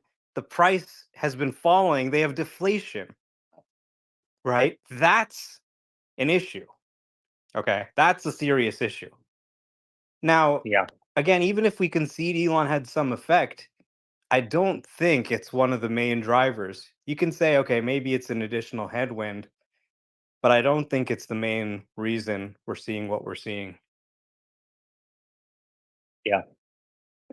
Great points. The other day I was reading YouTube's ad revenue policies and content that's friendly to advertisers versus not. And just like the thing about dropping F-bombs, it's so complicated. I have no idea if but we're going with it. Omar is one of the biggest supporters of my Patreon, so he can drop as many fuckings as he wants. All right, Robert. Let's say I'm a woke liberal and I hate Elon Musk and I just bought a house in, let's say, Livermore, and I have a job in San Francisco. Well, if I don't buy a Tesla, that means I have to buy somebody else's car and I have to manually drive it on the streets of San Francisco, where this woke hater Omar, man, he gets to have his car drive him around San Francisco and maybe even out to my house for dinner. The Elon haters can drive themselves. Yeah. This is why I don't care about politics, because people vote their self-interest when they buy a vehicle as an expensive thing like a vehicle. And if they don't realize that their neighbor who has a Tesla is getting driven to work every morning, well, they're going to figure it out pretty quick, because my whole neighborhood figured it out. When we get together at dinner parties on my street, we all talk about cars, because there's a guy who has a Kia on our street. There's another guy who has a Tesla and a Mustang. So we talk about cars a lot. And a lot of people who buy Teslas buy them because the car drives them to work so that they can, be on a conference call or just not paying attention to the road, dreaming about the day ahead or the night to come, you know, and not need to drive manually. It's a huge, huge deal to people. And when they figure out how good it is, and keep in mind, AI always improves. It never stops. You think it's going to stop tonight and stop getting better? You think 12.3.4 isn't going to be better than 12.3.3? You're insane because you didn't do your homework. So what happens in 6 months when another update ships that is like, holy shit, it avoids potholes now, right? All of us get excited about it, go on Yaman's show, pay him some more Patron dollars, and talk about how much more we love our cars. Well, aren't we doing that with our neighbors and our family members and our friends too? Of course we are. So are sales going to go down because there's a bunch of new Elon haters? I don't see it.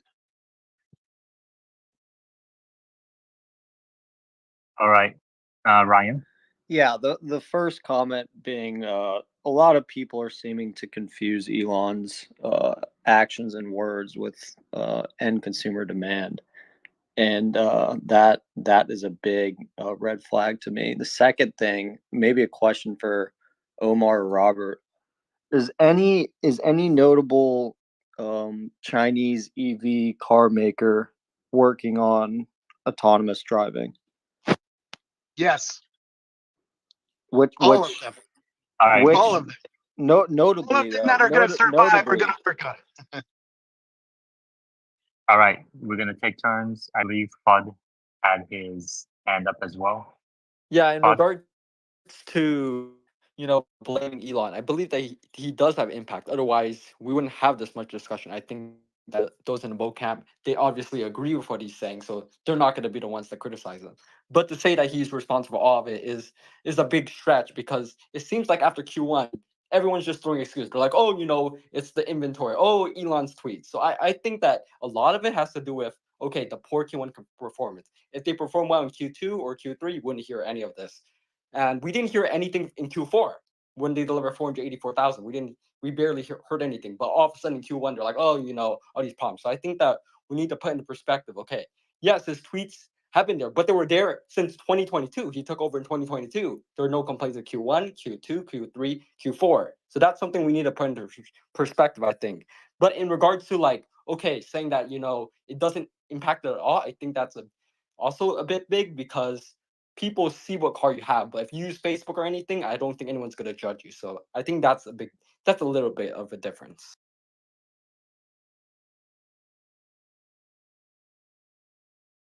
Great. Thank you for summarizing. Omar, then Grant. Yeah, in terms of Chinese companies, there are some Chinese companies like, for example, Baidu and AutoX that offer Waymo-like services.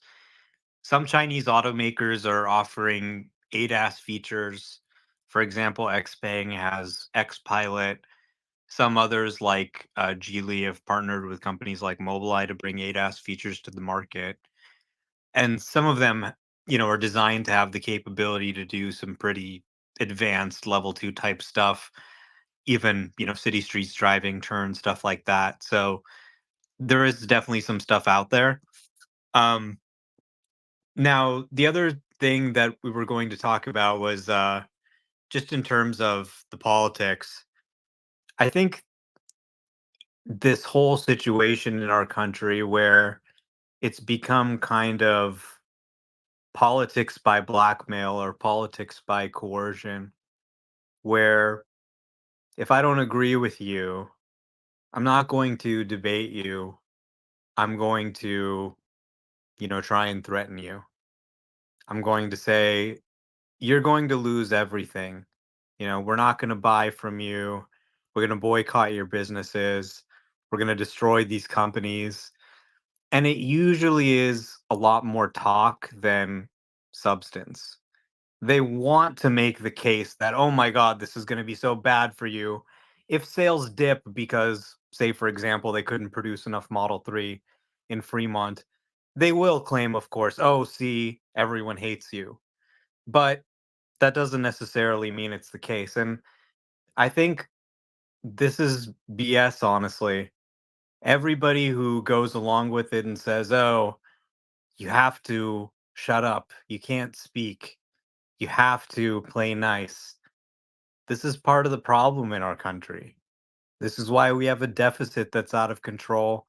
This is why literally everything is such a shit show, because people feel like they can't speak. So he's taking a stand against this, and some will say, "Oh, you can't take a stand against this." These people are part of the problem.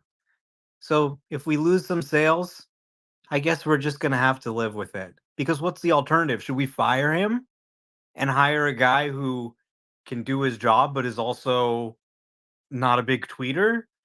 I don't think that's a good option. So, you know, he's people have asked him many times for over a year, "Elon, please shut up. No politics, no politics. My stock is going down." He won't listen. So we can fire him, we can vote. There's an annual meeting every year. We can fire him if we want, but I don't think that's a good idea. So I guess we're just going to have to live with it and hope it doesn't destroy the company. And I don't think it will. Adam, did you just join Patreon? I did. All right, thank you very much. Now you can drop as many F-bombs as you want. I guess this is what they mean by "fuck you money." Funny. Yeah, thanks for having me up, man. I appreciate it. So I just want everybody to know too, I'm very proud to drive my car, my Tesla. That's my second one. So I fucking love it. And this doesn't apply to me when I say liberals, I don't want to buy them now or this or that. I just look at it as from I like the company, I'm a fan, and I'm an investor. And so I'm just being, want everybody to buy it too. That's it. But I think this is a good segue personally, but correct me if I'm wrong. Comp package a little bit here has been a topic, and Omar brought up, do we fire him or do we not? That kind of talk. And I do want to look at what has he done that rewards that new comp package, right? And I look at that as, it's Musk, so it's like he's not like anybody else on this earth. But I'm a manager, and I don't give people a huge comp package because of something they did, 5 years ago, or 4 years ago, or 3 years ago. I don't give them a promotion until they're doing the job of the promotion before they get there. And so, again, it's Musk. It's not necessarily comparable, but I kind of have to because this is what I do for a job. And I look at all these, 4680 being behind. I look at Giga Texas was put up reliant on 4680 for the first Model Y line. And I look at everything that's happened the past few years and the lack of interest, I personally feel, in Tesla compared to where it was. And people are saying things like, "Oh, he just needs more of our money." Well, what if we give him the money he spent, or the control he spent on by selling stock for Twitter, and it's no different.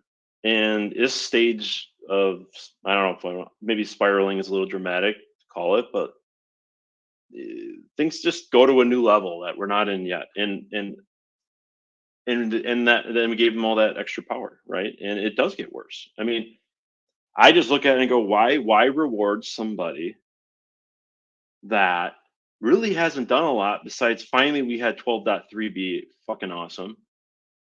All those things, all those accomplishments were in the past now. And so I don't know. I know Omer is going to blast me. Yeah, no, that's right. So Adam, you know what's really interesting is that the stuff you're saying right now is very similar to the things I was saying on Tesla Motors Club back in early 2018 when the first big comp package was being debated. And you can still go on TeslaMotorsClub.com, search for my alias, and you can see literally the same exact stuff that you're saying. I would have disagreed And with you. then- I was a huge bull then. I've been a bull since 2012, man. Oh, there you go. Oh, well, interesting. I did not know that. Yeah. That's very interesting. Okay. Yeah, it's just the last few years. Okay. So just one more thing on the speaker board right now, we have an equal number of Adam. You're still an investor, right? Yeah, 100%. I've sold Okay. 25% of my stock. Still have the car. Big fan still. Okay. Great. I'm not Tesla. So I I just, so I yeah. was just gonna say we have equal number of bulls and bears, but that's not true because Fudd and Grant are actually betting against the company. I believe Greg and Adam are still investors, just maybe frustrated. And then It's That Simple is a bull, Ryan's a bull, Temp is a bull, Reigns hasn't spoken, so I'm going to move down to listener. So we have one open spot in the speaker board right now. Omar, and then, sorry, Robert and then Omar. Oh man, where do we go? Um, First, as to Elon's value to the company, there's two ways to look at a leader. One is what they've done, and this company would not have existed without Elon. So you got to include that, I think. Um, Number two, I've studied leaders of various kinds over the years, like Steve Jobs, right? Steve Jobs made visual voicemail happen because he was able to make a $5 billion deal with the founder, or with the CEO of AT&T. And Elon has that kind of instant ability to get people to believe in what they're saying. He, for better or for worse, he has the ability to call up somebody and get something done, which I don't have the ability to cause anybody to do things like that. So you got to look at the value of a leader of the kind of a Steve Jobs or an Elon Musk who can make things happen. And then you have to look at how good are they at hiring? Well, Elon's one of the best in the world at hiring, if not the best in the world. You talk to anybody on his teams and you start hearing these stories about how he's curious, how he's able to hire people and motivate people who are very hard to hire and very hard to motivate, particularly in the AI world. Um, there was something before that, but I think we switched over to talking about comp, so I'll just leave there for a second.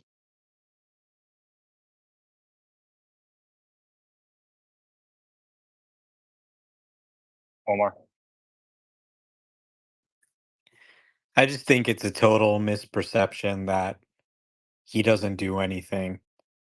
I mean, isn't that amazing? They had the best-selling car in the world in 2023. For the first time in history, the best-selling car is electric, and they did it with a CEO who doesn't even do anything. That's pretty stunning. This guy, talk to people who know him, talk to people who work with him. This guy cares about Tesla more than you or I care about anything. He's literally working on this company 24/7. He's sending emails out at 2 in the morning, 3 in the morning, 4 in the morning, working constantly on issues related to the company. I mean, Again, I think we watched that video with Karpathy a little while back. Look at what he's saying. He says he actually spends more time working directly with the engineers on the team, listening to them, than any company of any, tech giant in Silicon Valley. They're usually some distant figure.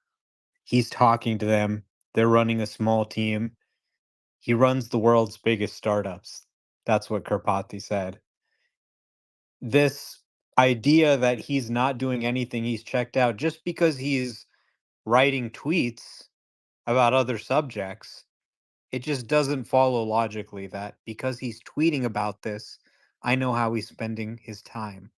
Talk to the people on his team, look at the results they've achieved. They tell you that he is one of the most focused CEOs. He doesn't have someone who has a VP, who has a team lead, who has a project manager, who then manages the individual contributors.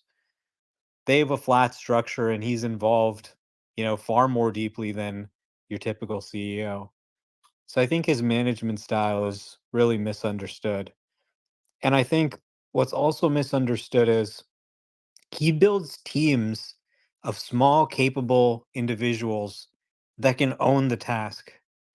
His job isn't to do the task, it's to put the people in place who can do the task. A small, nimble team. And if he puts the right people there, he doesn't need to micromanage them all the time.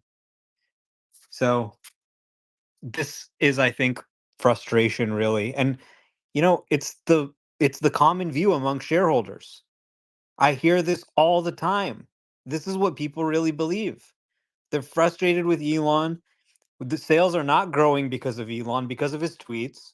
We would have had a $25,000 profitable EV right now, but stupid Elon delayed it because of autonomy and so on and so forth.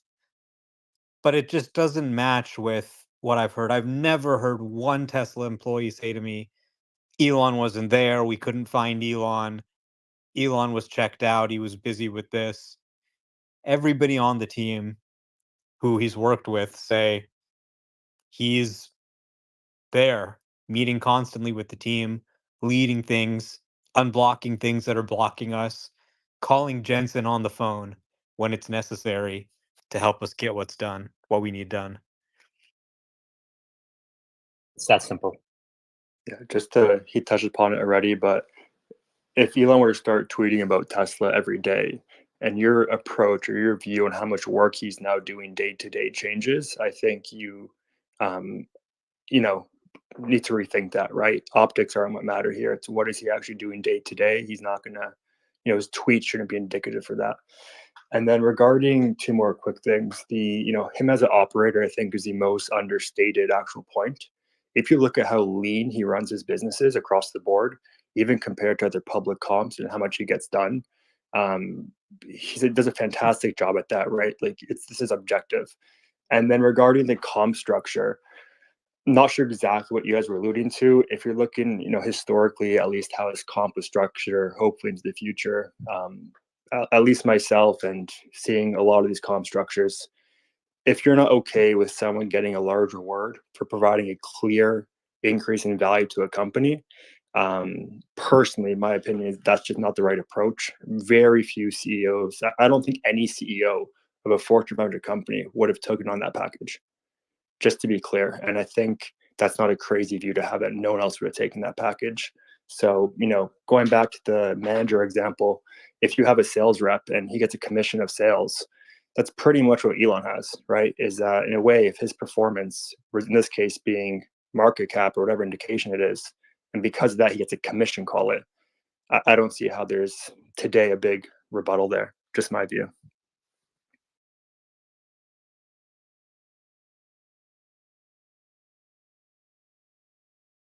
Those are some big points. Big points. It's that simple. All right, let's go to Greg, then Omar, then FUD News. Yeah, I just want to make a comment. First of all, to be critical of Elon, I'm in at $34 a share. That was my original big purchase. I just want to say that Adam absolutely 100% articulates somebody who is invested in Tesla and is very concerned about Elon's behavior. I come on these spaces and sometimes I'm not as articulate, but Adam 100% encompasses what a lot of people feel. There have been times I've been critical about Elon on the space, and I've gotten, responses in my Twitter or follows. There are a lot of shareholders that are concerned. Yeah, man, I think it might be a good idea. Can you take a poll of the people in the space and just say, you know, are you concerned about Elon's behavior? Something like that. I would bet that there's a lot more people in this space than you think that are very concerned about Elon's political tweets. And Omar's point before about Mark Zuckerberg, he was criticized for a while, but look at what you followed up with, Omar. You said, oh, then he went to go work out, and then he did this, and then he did that. So basically, you're admitting that he changed his behavior. Elon has not. He's full bore. Wants to say Well, what he people wants to weren't say. mad at him for not working out. All right. They were mad Okay, at him for the Cambridge Analytica scandal. To finish my point, um, he's going 100% in one direction, and it is pissing off a lot of people. And I agree with what Elon says. So I have nothing against what Elon says. But when he's pissing off potential customers, And people like Ross Gerber, who I don't even like, just look at that guy. He was a raving Elon fan, Tesla fan, and now Okay. he hates Elon. So that's all I'm saying. Okay, I Greg, 100% agree with that. Here's the thing. I can take a poll like that, but it's not informative. Even if, okay, 99% of investors and 99% of the people in the space agreed with you, it still doesn't make what Elon doing wrong. Okay? Those 99%, if that was the case, which I don't believe is that high, but if that was the case, if it was majority of the people, they can sell their shares, invest in a company whose CEO they agree with. And the fact of the matter is, you have two options. You can either, hold your nose through these dips, be invested in the company, maybe use these dips as an opportunity to buy more shares, or if you can't take it anymore, you can sell the shares and invest in a CEO that maybe aligns more with your vision or with your, type of things that you want to see from a company. Those are the only two options. Okay. There is no third option that you invest in the company and then you try to change the guy you essentially assign some agency to. I did First of buy. all, first of all, you've never met the guy. I've never met the guy. And secondly, even if you meet the guy, it still doesn't put you this is not just about Elon, just in general, my views on unsolicited advice is, I think giving advice to somebody should be, it takes a lot of time to kind of build that kind of trust, I think. And expertise. Like, for example, do you have any expertise running a big company? You don't. I don't. So I think it's okay to kind of like air grievances every now and then, but those things should be kept in perspective. Greg, I'll give you one, just a response, and then it's that simple. And then Grant. Yeah, I mean, real quick, I did buy the recent dip at 168. It hasn't shaken my opinion of the company, but I think it's okay to be along and critical of Elon. And the more people that speak out like Adam, Elon does respond to people. But if he's not criticized, then he may not know. So the more people that speak up like Adam, the better. You're telling me that there's a chance that Elon doesn't know. Some people doesn't like his political tweets. He said he was first. What?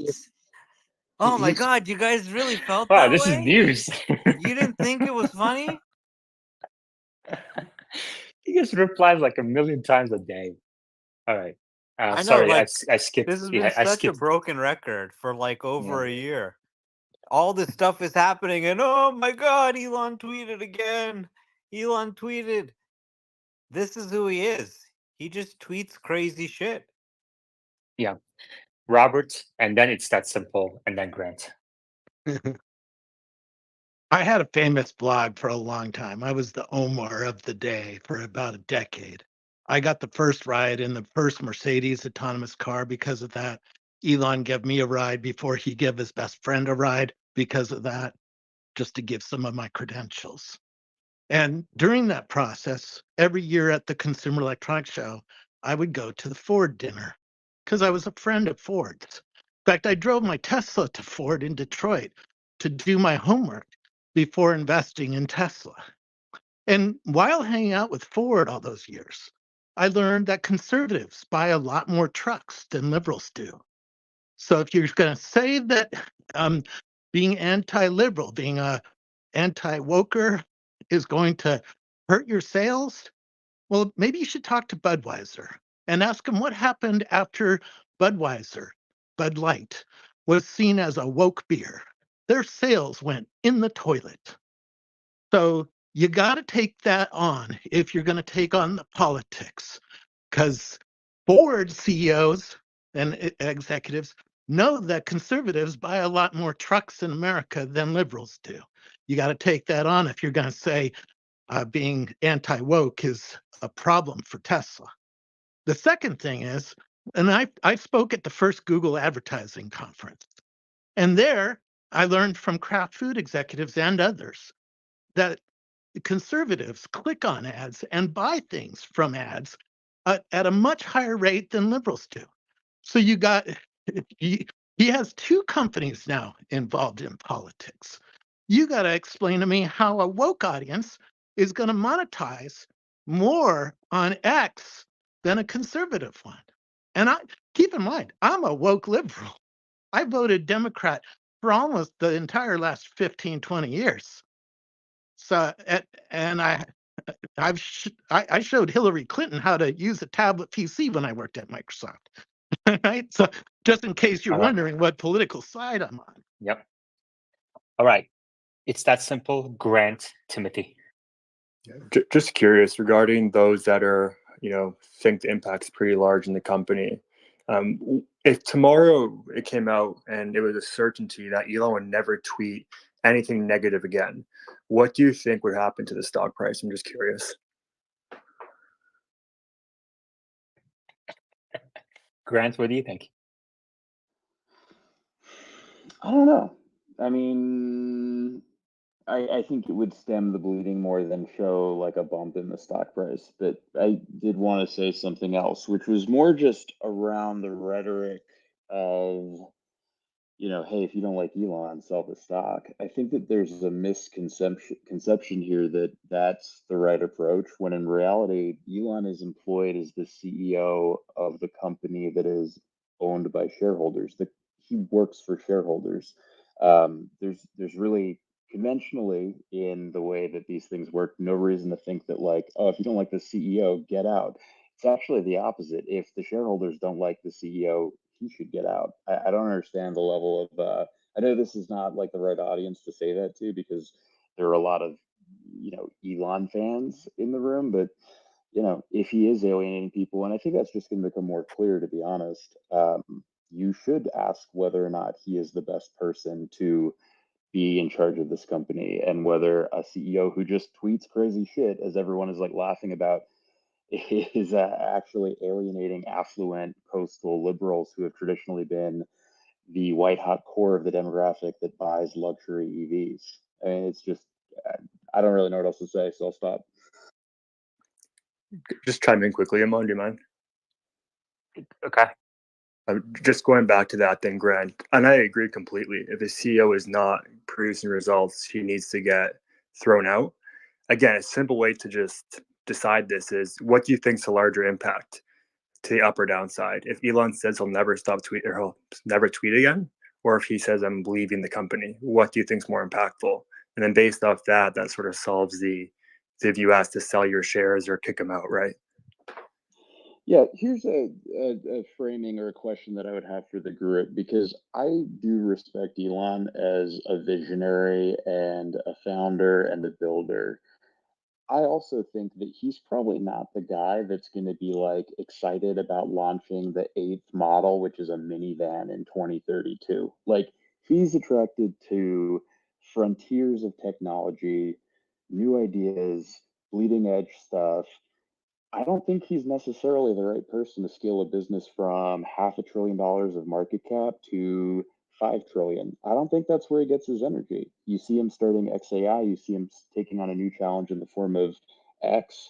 Like, there's this assumption on the part of bulls that he's going to be with Tesla forever because he's great at doing those things, and I don't think he is at all. So I just would be curious. Like, I understand a lot of people think he's a That's a visionary, good but question for Omar. yeah. So we're going to go to Timothy and then Omar. Hey, great to be on the spaces. I guess for context, I'm a former longtime bull since 2014, now turned bear, and I'm short. I do see that. Wow, I think we may have more bears than bulls right now. What in the world is going on? If that's not a contrarian signal, I don't know what is. That's a good point. Although, yeah, that's a good point. Yeah, I have been enjoying the spaces lately with the additional bearish views on. But yeah, I do perceive that there's a lot of downside risks this year. I do still feel, even though I'm short, that in the long run, I think Tesla is going to be dominant in EVs, and I'm hopeful that there'll be a great buying opportunity. But yeah, everything from the demand issues that appear to be the case, whether they're caused by Elon being, politically, I guess, offensive to some, or interest rates, whatever it is. It does seem to be the case. And then I also do really think, as Grant mentioned, that um, the um, the share issuance or stock option issuance to pay Elon Musk is also a potential downside risk. It does seem that obviously retail is really on board with giving him his shares, but I don't know that institutions are going to be on board with that. Okay. Omar? Well, I don't see the business as at a coasting phase where they just need to produce a minivan next. This is a company that's trying to solve self-driving and reorganize the business around it. This is a company that's trying to put out a humanoid robot, build a training computer, chips associated with that. It still is a technology frontier. At some point, after these technologies become more mature, it may make sense to bring in a CEO, a sort of Tim Cook type of guy who can just focus on the financials and really iron out the business. But this isn't that time. This is just the beginning.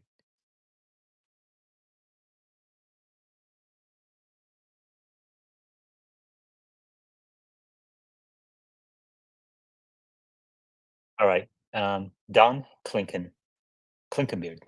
Yes, I just wanted to say, I think we're kind of ignoring the gorilla in the room, which is that this is really a market condition, and I think Elon's tweets have little to do with what's going on in the market.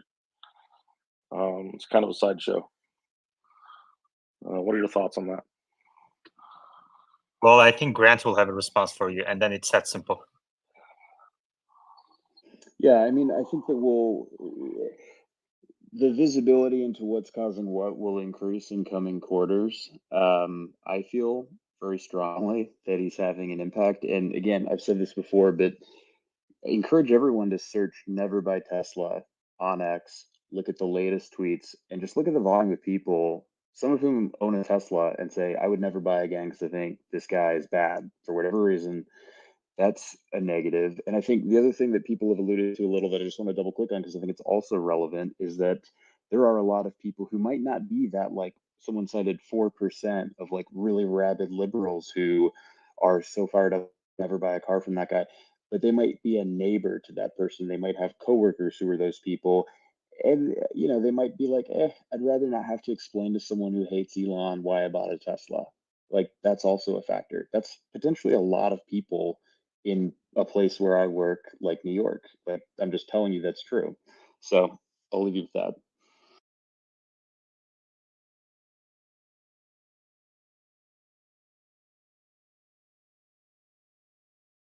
It's that simple. Yeah, just going back to the Elon topic and when he'll exit the business, I think it's important to note that historically there was a phrase "elephants can't dance," right? That meant big companies couldn't pivot, they couldn't be at the frontier of new products. When you look at it today, the landscape, because of AI and the need for compute, you have to be a quote unquote elephant to even operate in that space. So Tesla being at the frontier of AI and tech, by default, you have to have billions of dollars to even scale or participate in these new ideas. So it's just important to note that being a multi-hundred billion dollar company in revenue and having your R&D budget be a function of that is actually potentially great for Elon to have a home base and then have a bunch of small startups, as you say, within the business because you need that capital nowadays. It's not 2002. All right. Omar, Fudd, now Robert.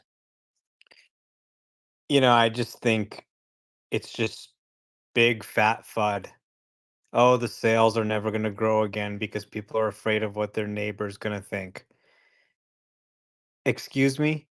You've got a car that goes 0 to 60 in 2 seconds, drives itself. I can play Grand Theft Auto on it, and I'm going to buy a Toyota Corolla instead because I'm afraid of what my neighbor might think? I don't know who the fuck my neighbor is. This is what's going to stop sales from growing? Come on. Let's be real here. then, the idea that they have to just appease the liberals. Oh, you can't offend the liberals. Listen, the liberals don't give a shit. Okay? They've been driving Teslas for years. You can pry that Tesla out of their cold, dead hands.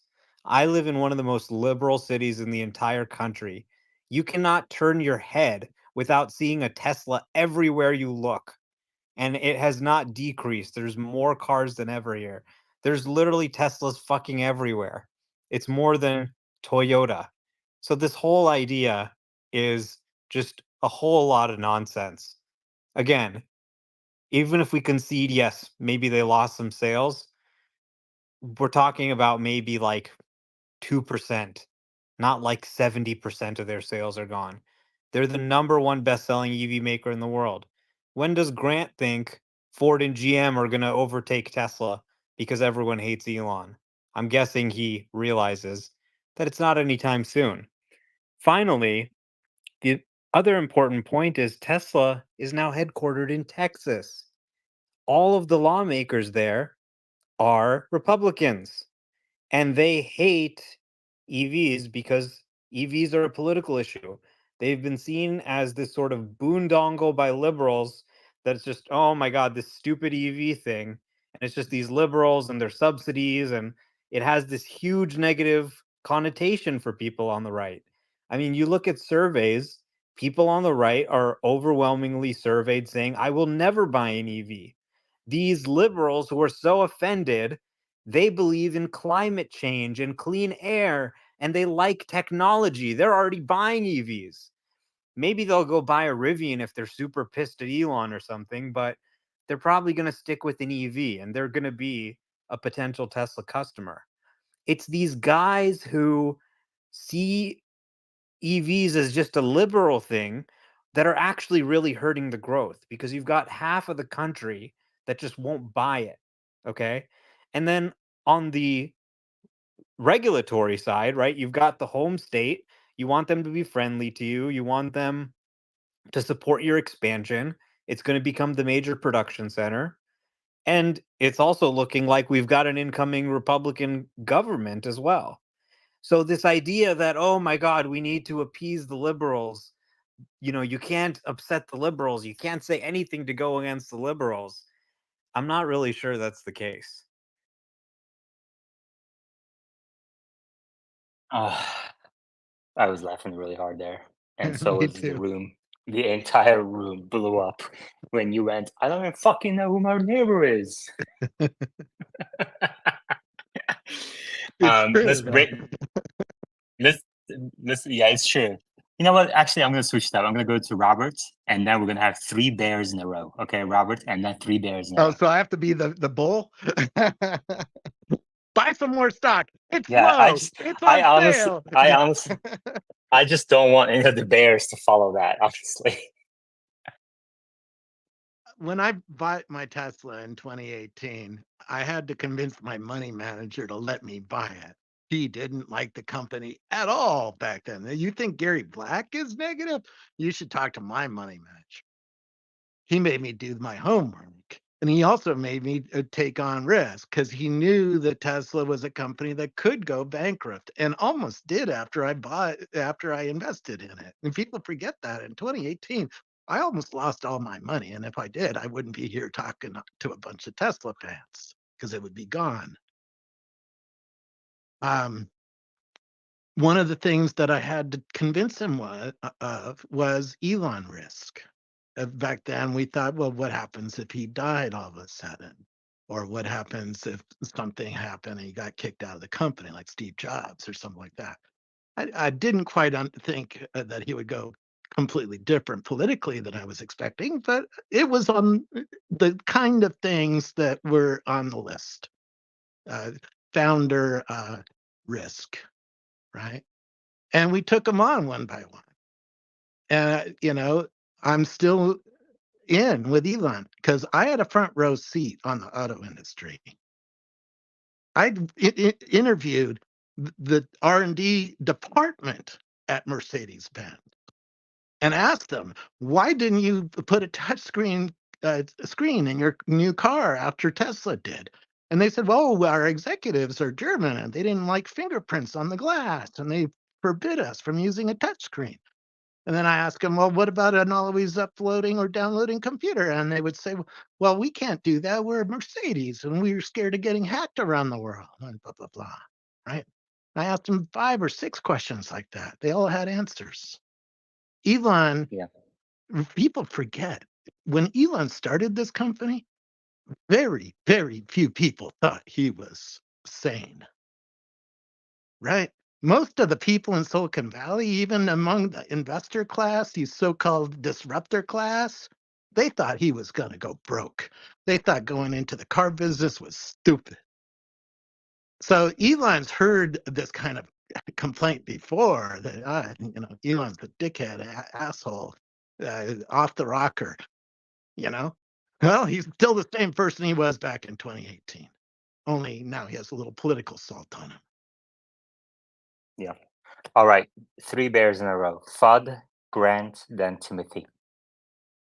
Yeah, I think some of these, I guess the rational argument is that, okay, let's say it is rational to buy a car that is better, but not everyone is like that. I think a lot of people are not at that point where they do the rational thing because they are emotional. And let's say you're making a purchase on, I guess, a car that you're researching or something. And let's say, I guess it just comes up where the company is based off of, okay, I'm buying an EV because I want to save the environment. I like the optics.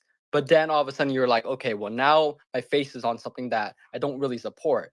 And you do see that in some of these surveys that the opinion on Tesla and Elon has shifted considerably. He was very praised highly by both groups before, and now it seems to turn the opposite. So there are concerns that, and that's why people are bringing it up. I don't think it's just coming out of the blue. I think there are a lot of people that are concerned. Obviously, it might be overblown because obviously the people that are outraged are mainly because they're about their stock, and obviously they're also just the loud minority. But there is a minority, and we have to consider that it does impact what the performance is. Yeah, I mean, to that point, I think what Adam said earlier, which is he's been around since 2012 and he wasn't concerned in 2018, 2019 as much as he is today. So that goes to, I guess, support your point a little bit, Fun. All right, Grant? Yeah, I won't continue down the path of debating whether or not Elon's affecting, buyers, but I did post a link to a Reuters article that cited stats, polls, and data from a couple of different groups and painting that picture. I think it's good to look at data. It's a challenging market for EVs, but I certainly think that he's having an effect. Would encourage people to look at it. I know that there's a I saw that article sales. this morning. Actually. I know the I just exact one you're Googled it. referring to. Yeah, I from know. like 6 days ago. Yep. I've seen it. Final thing I want to say is just that But it's hold on. Let me common. just add about the article. There's nothing definitive about supposed data they're showing. Okay. And everyone on the board agrees with you that there might be some impact, but I think we disagree on the level of the impact. So Omar said maybe 2-3%, but it's not, they don't lose 60% of their sales. I mean, I think you agree with that too, right, Grant? Yeah, definitely. I mean, they didn't. They were down 9% year over year, not 70. So how much of that 9% do you think was due to people not liking Elon, and how much was related to macro or the supply lineup or other factors? I mean, that's a difficult question to answer. I'd point out that the price point that the cars are commanding is materially lower than it was a year ago. So they're selling 9% less at a much lower price point for the same cars. So softened demand is definitely affecting that.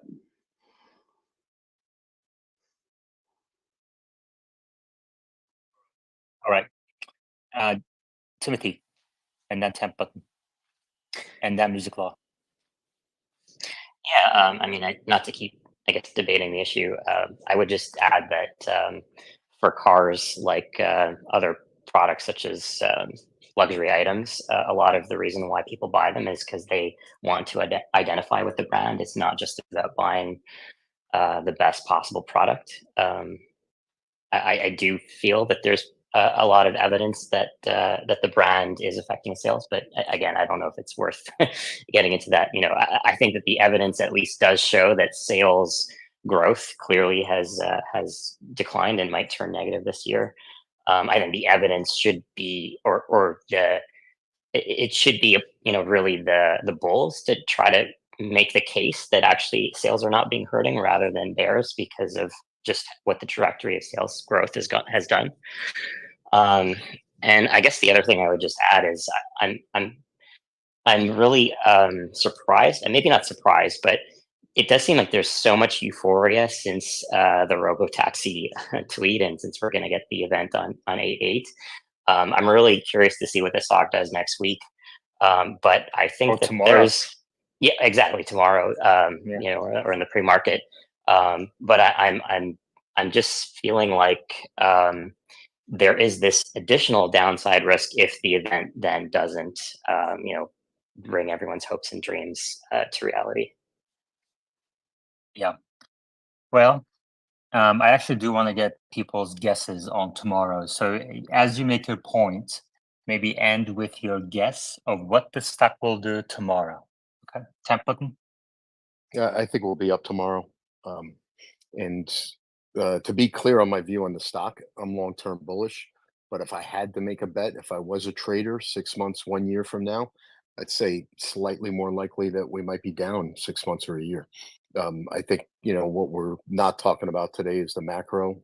It's the biggest effect by far. Interest rates, jobs report just came out. No net new full-time jobs. All the increased in jobs was part-time jobs. That's by far the biggest. And I'll end with Yaman. I think you should make your highest Patreon level unlimited F bombs. And just name it fuck you tier.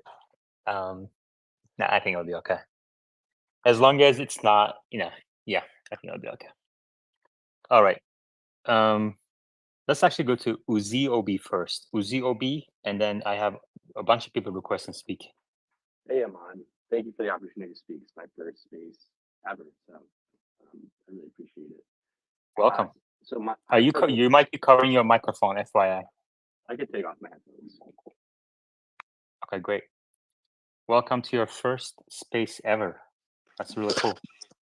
So my question or my statement basically boils around. I heard a lot of the conversation was premised around like the liberal question and then also macro.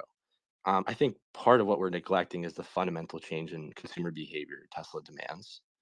Like the consumer, and what what I'm going to say is that change in behavior can be viewed as good and bad. But what it does is you need to consider energy solutions and where you're going to get your car charged and whatnot, whatever. The real question is does that change in behavior for like the liberal question, does that mean those that are pissed off with Musk are gonna, they're sort of locked in because of the infrastructure they've purchased?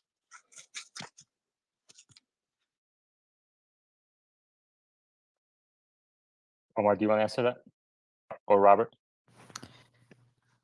I mean, the amount of time we've spent talking about this over the last year, we're going to look back on it and say, hey, why didn't you buy stock in the #1 EV company in the world as they were scaling FSD and launching robotaxis? Wasn't that kind of obvious? And you'll say, well, yeah, but his tweets were, really problematic. Oh, really? Which one? Well, he said that like we should enforce our border.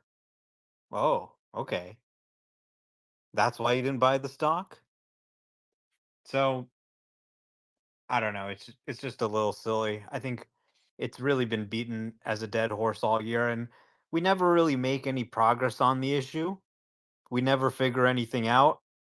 The guy never seems to change. I mean, if you think we should fire him, go vote and vote to fire him. Let's put it to a vote. What do you have to convince us for? I'm obviously going to vote to keep him.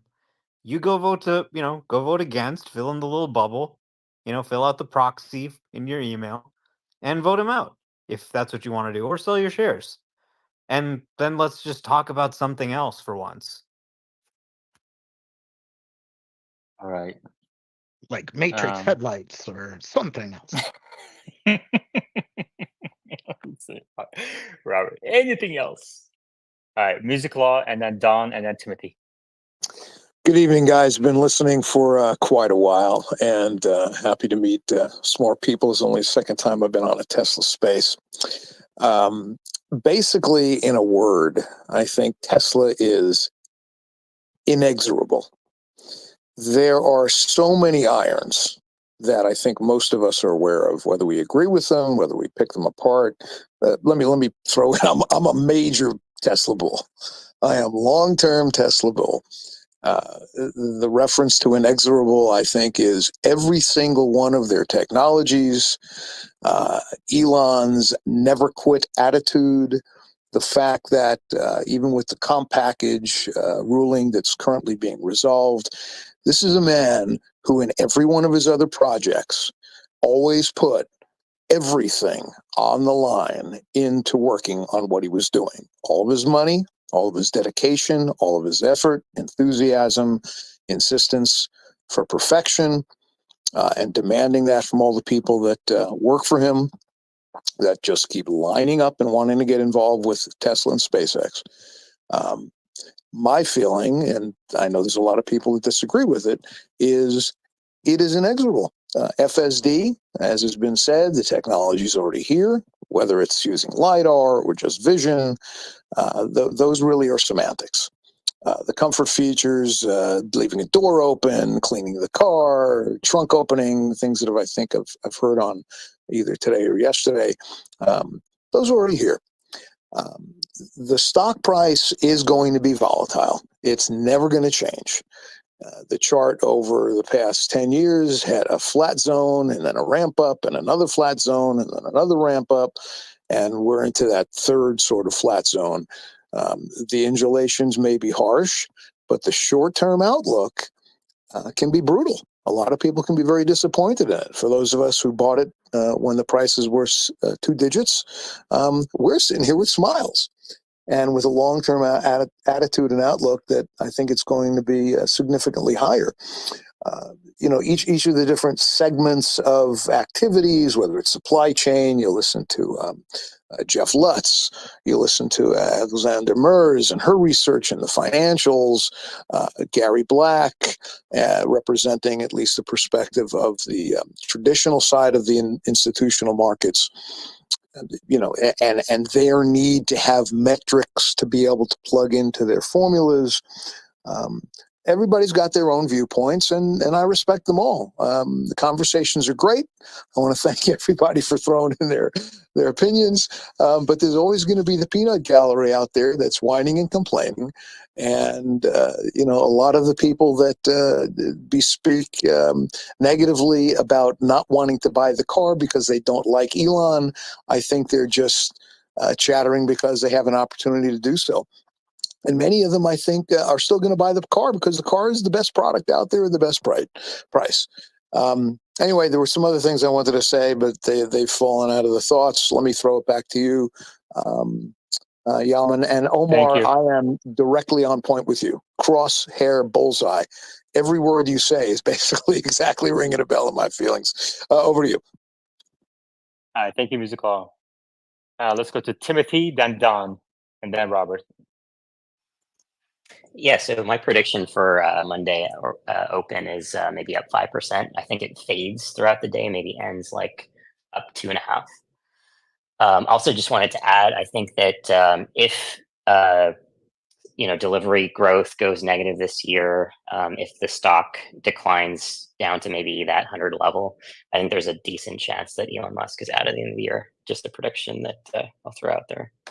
I also wanted to jump in and say that tomorrow I think it'll be up a little bit, but I think it's going to be a blip in the next several weeks because the financials call will have an effect. And of course, on the 8th, we'll see what that happens.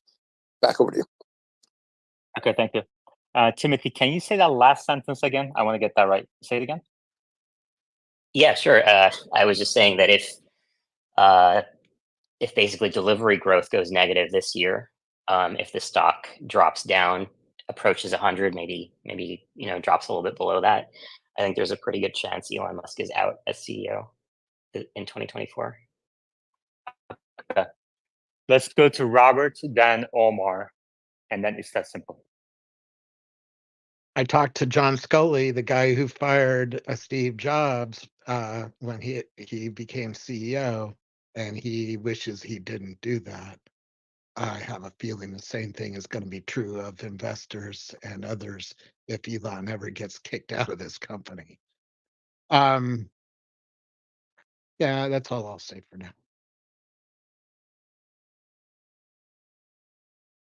Omar? I mean, I'm just so glad we have this in recording. Bears predicting the stock goes to 100 and Elon gets fired. Let's have this guy on at the end of the year and compare to what actually happens. Okay. Yeah, that may have been one of the most bombastic bear predictions ever recorded in this space. I mean, last year the stock did I'm go to trying. 100. Yeah, exactly. I'm trying to think of ways, and the deliveries are down now, so I'm trying to think of ways to kind of put in a coffee bet. But it's like he kind of qualified it with the stock price and year-over-year deliveries drop. So I'm not sure. Anyway, Omar, keep going. Well, I mean, I don't have anything else to say. Okay. Timothy Dan Grant. Yeah, not making a judgment call on it. I just think that we saw how much the bearishness came into the retail holders when we hit 100, whenever that was, and I think already we had a lot of bearishness before the Robotaxi announcement. Well, the thing, so I appreciate what you're saying, but the thing is, you're looking at like 5-10 accounts on X. Okay. There is a massive group of retail investors that have been with the company and with Elon for more than a decade. And you're not seeing that because they don't tweet. They don't, like, at the first sign of difficulty start bashing Elon. You're not seeing that crowd. So I think you're just maybe seeing the tip of the iceberg here. So don't jump to conclusions. Don?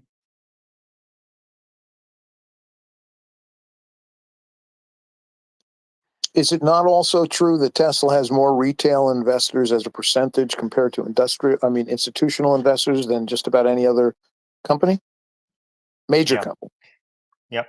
Don? Yeah. I was curious. It seems like some people are throwing at the feet of Elon and is tweeting that the margins are going down, and I found that curious. I kind of thought that Tesla was at peak margins a while back, and I don't understand why people are confused about that. Okay. It's that simple, Dan Grant. Yeah, just curious, Timothy, regarding again, it's if it goes to 100, but so do you believe the board then is currently already at the feet of Elon and saying, hey, strategically you're taking completely the wrong process? Or just curious to understand why you think the board would all of a sudden say, hey, we think you're not the right man for the job? I think that what would be needed for that to happen is the board would have to be shaken up. It would really have to be the institutions that get involved. I'm not saying this is like a high high percentage probability of this happening, but I think if those other factors happen in terms of the delivery growth going negative, the stock really continues to decline, which would necessitate the Robotaxi event disappointing. I think that institutions are going to turn negative pretty quickly, and there's already been a lot of talk about the board at an institutional level thinking that they're just in the pocket of Elon. So not being facetious here. So your assumption is that it goes to 100 before then the board gets replaced for whatever reason, and then on top of that, if an activist enters a picture or some institution decides to, which is rare, right? Institutions rarely take an active role like that, but say they do you believe then they believe the company's better without Elon fundamentally? So you think Elon getting fired increases the stock price or at least keeps it neutral? Is that your view? I think in the long run, it could be a negative. I think in the maybe 3 to 5 years, it would probably be positive in terms of just it obviously depends on who replaces him. I'm assuming it's potentially going to be somebody who's just going to focus on delivery growth, manufacturing, etc. So it's kind of potentially addresses the sales growth issue in the short term. Long term growth, I guess, gets hurt. Okay. Grant, Adam, Omar. Yeah, I'll try to just hit on a couple of things that have been said. I think that it's definitely possible that Elon leaves. I think it's more likely he would just, I don't know that he would be fired, but there's going to be more pressure for an independent board for people that were following the, options package, the comp package that had to do with the fact that Tesla doesn't have an independent board. So it's unlikely that they're going to force him out because they're all Elon cronies. You will see institutions put more pressure on them to replace certain members and likely move to be more of a true independent board. That could create more pressure for Elon to leave.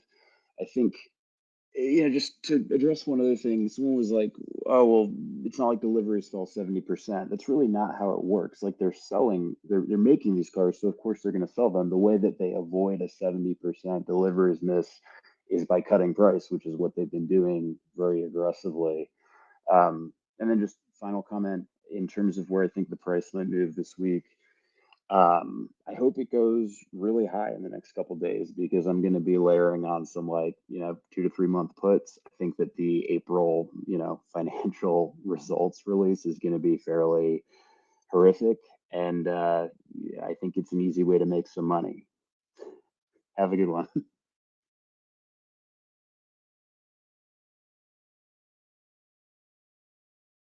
Adam. A few quick points. I think one thing that we might not be seeing is these people that we thought were going to buy Teslas on maybe the more left-leaning side. I think they're buying hybrids now instead. And I think that's a big part of it. And that's why we don't see, they're not buying all Fords. They're not buying, or Ford Mustang, Mach-E's, and all those other competitor EVs, because most of them are garbage, mostly because of charging. I think this was a big impact on the hybrid boom. So just a thought there. If Musk was let go or he left because he's no longer interested, which is possible, I think it would crash like crazy. And I think I would scoop up a ton of it at that crash, because I think one thing that people aren't doing or thinking about is his management is fucking stellar. And we're forgetting that one of those managers could end up being CEO, or even if they got a dumb CEO that's just a PR person, those managers might stay there, right? Some of you might think, oh no, they're all going to leave and follow Elon, do whatever, but I don't think so. I think the management team is phenomenal, and that is why it is also where the company is today. Omar, thank you for debating some of my points. I like to be proven wrong since I'm an investor. Just remember one thing, you can give feedback to Elon in a way that probably those managers I just talked about can't, because they're risking their jobs. So if you ever see something, or not politically, I'm not talking about politics, but if you ever see the company going in a direction you don't agree with, please use your voice, because I think some big investors would appreciate it. That's it for me. I think we're going to be green until earnings, and then we're fucked at earnings, and then I hope Model 2 is not too far out. That's it for me. Thanks all. Thanks, Adam. Omar. So, I think the idea that people just say, oh, okay, forget about saving the earth. If Elon's going to be a Republican, fuck the earth, is a little bit silly. These bears, they are here with all these concerns for us. Oh, let me tell you how we can help sales. Elon needs to change his tweets, and we need to do this and we need to do that. He might get fired. I think they're sweating a little bit. You look at what's happening in the market. Oh, this is what the bears have been dreaming of. The bears have masturbated, fantasizing about a production and deliveries report like the one we saw in Q1 for years. Every year, growth, growth, quarter over quarter growth, year over year growth. They've been waiting for this. They said, oh my God, finally my puts are going to play out. This is going to be so glorious. And the market met them with the limp dick reaction. Everyone said, huh? It's not even down 5%. Then it started going up. Right now in overnight trading in Robinhood, it's trading over $171, up, let's see, 3.71%. So what's going on here exactly? What's going on here? There's a segment of buyers who are coming in who don't care if deliveries are down 9% because they're investing in the technology. They understand these are AI investors. These are guys like Larry Ellison, who back in 2019 bought $1 billion of Tesla shares. These are guys like VCs and investors, angels who work in the tech industry, who've become rich, who aren't necessarily saying anything about it. You're noticing some of them start to come out. Some prominent Twitter influential people making comments on this for the first time who haven't commented on FSD before. And they're taking a stake in the company. And that's why bulls are starting to sweat a little bit because they're worried that they could be right. It could be a bloodbath. It could be a loss. But that these bulls are still so crazy, hyped up about robotaxi announcements and all the excitement about the V12 trial. And everybody who is getting that trial, they're buying Tesla stock too. I think that's a part of it as well. And they're a little bit worried because ultimately, although this is not a great quarter, it's kind of a disaster quarter, as some have said. I think it's mostly attributed to cyclical weakness. And I was just watching the market, watching some of the tickers in my portfolio when the jobs report came out, and you just instantly saw Tesla drop. I think that, the rate cut expectations may have been a little over optimistic. It doesn't look like we're going to be getting as many rate cuts, if any, this year now. But when the rates come down, I think the market's going to respond very strongly. Brent. Just a couple quick things. I agree. It is actually frustrating as a short to see the stock not responding more aggressively. And I agree it's because there is a class of buyers coming in. As someone else mentioned, Tesla is a much more heavily traded stock amongst retail investors. I think you've seen other businesses like that. One that comes to mind is GameStop. You have a class of retail investors, basically the people in this room who think that they're smarter than Wall Street types and they're excited about Robotaxi and Wall Street doesn't understand it. So they're going to put all their money in the stock and make a boatload. And it's unlikely that's going to happen. I'm sorry to say, it would be great.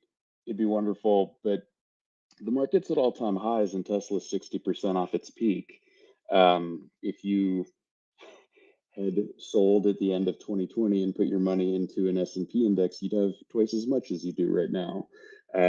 I do think it's true that Tesla will need to fall as people slowly realize that it's never going to be like a 2, 5, $10 trillion company.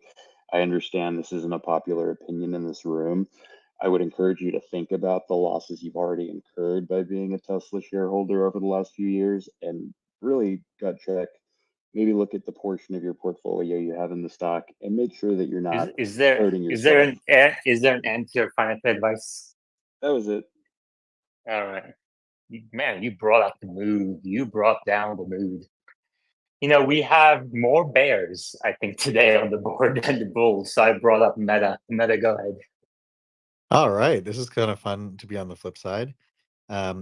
Grant, given the statements you just made, do you think that there are more retail holders influencing the price of Tesla, given that they're usually all in buy and hold types? Or do you think it's institutional investors? And if so, why would the 2 to 3x or whatever people in retail were expecting not coming true lead to any movement in the stock? I'm not sure I understand the question. The 2 to 3x. Let me say this one thing. I will bet anything that when you look at Whale Wisdom or any, Bloomberg or whatever, and look at the balance of institutional and retail investors in as of 12/31/23 versus 3/31/24, I'll bet anything there's more retail because the stock should have dropped more, but it's been retail investors buying because they're excited about robotaxis. So just to summarize, you're saying that retail investors hold significant amounts of Tesla, that they're moving the price more than institutions? I don't know that you can say who's moving what. I'm just saying someone had pointed out earlier that Tesla is notable amongst large cap companies in that it has a very significant share of its ownership attributed to retail investors. That's true because all the people in this room and lots of people like you are very excited about the stock, so you buy it. Okay. Timothy, Uziobi, Omar, Robert. Yeah, I agree. I mean, definitely institutional financial power, in theory, should be able to move the stock more than retailers. But I think institutions are taking a wait and see approach with regards to, what's going to happen on 8/8, and retail is like really super excited about it, so they're doubling down. I think that firepower runs out pretty quick, and then we see what the overall market thinks of what's happening with the stock. So I think there's going to be, unless there's additional news, we get somewhat of a spike, and I'm going to really be watching to see how quickly that spike, goes away, and if we go negative, that's a bad sign for demand pressure. I think it really just, this year rests ultimately on that event 8/8. I think it's a no-brainer that sales growth is going to go negative. So it's just, is Robotaxi going to, going to be the salve for investors? Uziobi. So I totally understand a lot of the EV concerns. I'm not the biggest car guy. I really became interested in Tesla when the AI play started becoming more relevant. I hear Robotaxi is what people think retail cares about. For me, it's Optimus. I could really care less about Robotaxi. And then also licensing FSD to other OEMs. Like truly believe Optimus is going to change labor, and that's another conversation. But licensing to OEMs and just getting the software compatible with other car companies, I think that's going to drive a lot of buzz. It's a new revenue stream. I mean, I'm not a financial analyst. I'm not doing the modeling, and I don't know if they can take these considerations into account. But there's retail. I mean, I have a good friend from Colombia, and he told me his Roth IRA is full Tesla, and I was like, what does that mean? Like, I couldn't believe that. And I'm very, very bullish long term. So there's people here that for retail that their conviction is so high long term, they can care less about what Elon's saying. It's really that Elon's there in the long term. And then the AI products, it's not the cars for me.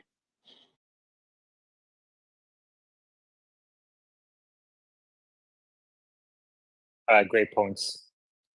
Ken is asking in YouTube live chat, how much do we have to sign up for Patreon to be in the F-bomb club?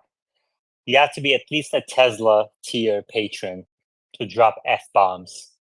Omar and Meta, they can literally unmute themselves and drop 100 F-bombs in a row, and it would be okay. Omar, go ahead.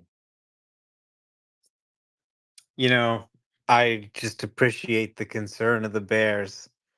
Think about all your losses. If the bears thought about all their losses since they started since they started shorting Tesla back in God knows when, they would all be retired from finance by now. Like Jim Chanos, who had to shut down his firm. So I think you have to ask yourself, sure, I could sell, but do I want to be Ronald Wayne, the third co-founder of Apple, who sold 10% of Apple for $800 12 days after it was founded because he was afraid of the risk to his $800? That stake would be, not accounting for dilution, $300 billion today. And he sold it for $800. So, yeah, okay, maybe you sell, maybe maybe you sleep peacefully at night. You're not worrying about what Elon's tweeting again. But can you live with yourself if the Robotaxi ends up working, if Optimus ends up working, and you become the Ronald Wayne of Tesla?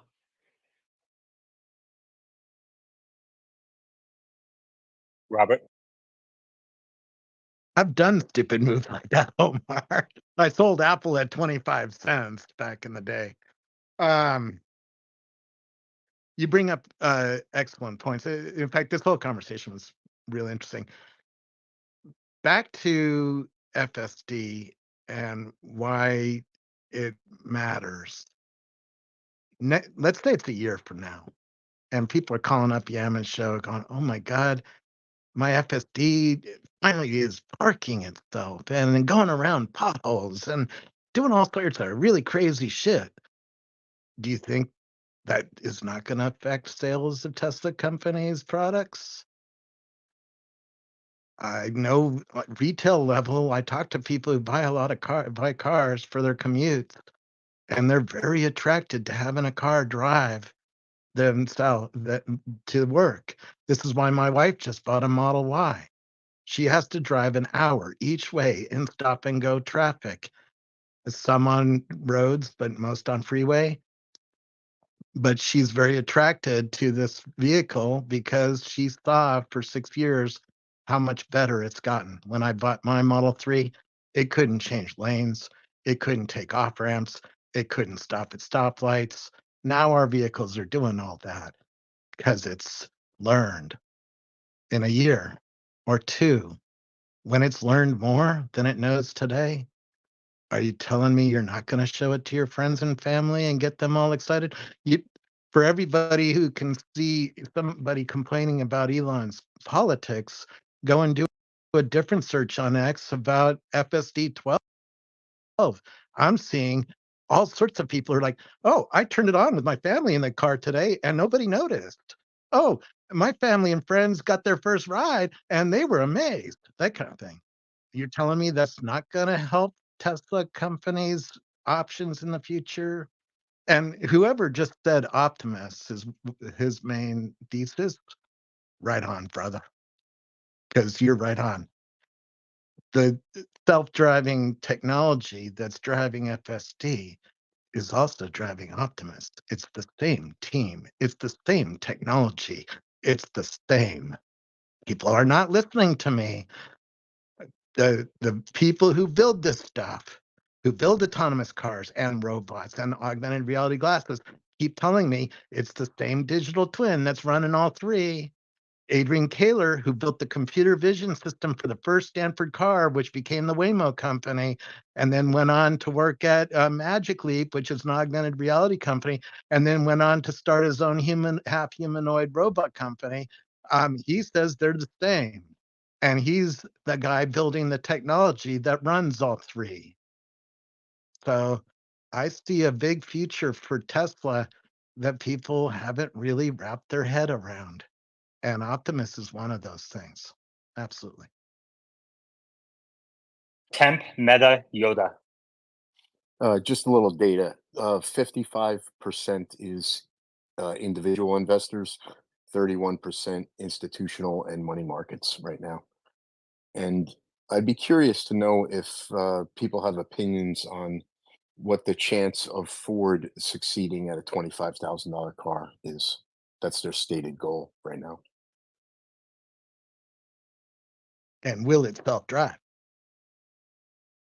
Meta. It will not. So we can look at the institutional investors that are still remaining. There are some that are obviously bullish, but then there's things like the Norwegian sovereign wealth fund. I think if you're going to be bearish and you're going to say that this thing is going to fall drastically, you're effectively taking the position that you're smarter than the people managing $1.5 trillion. If that's the case, why not apply to take that job?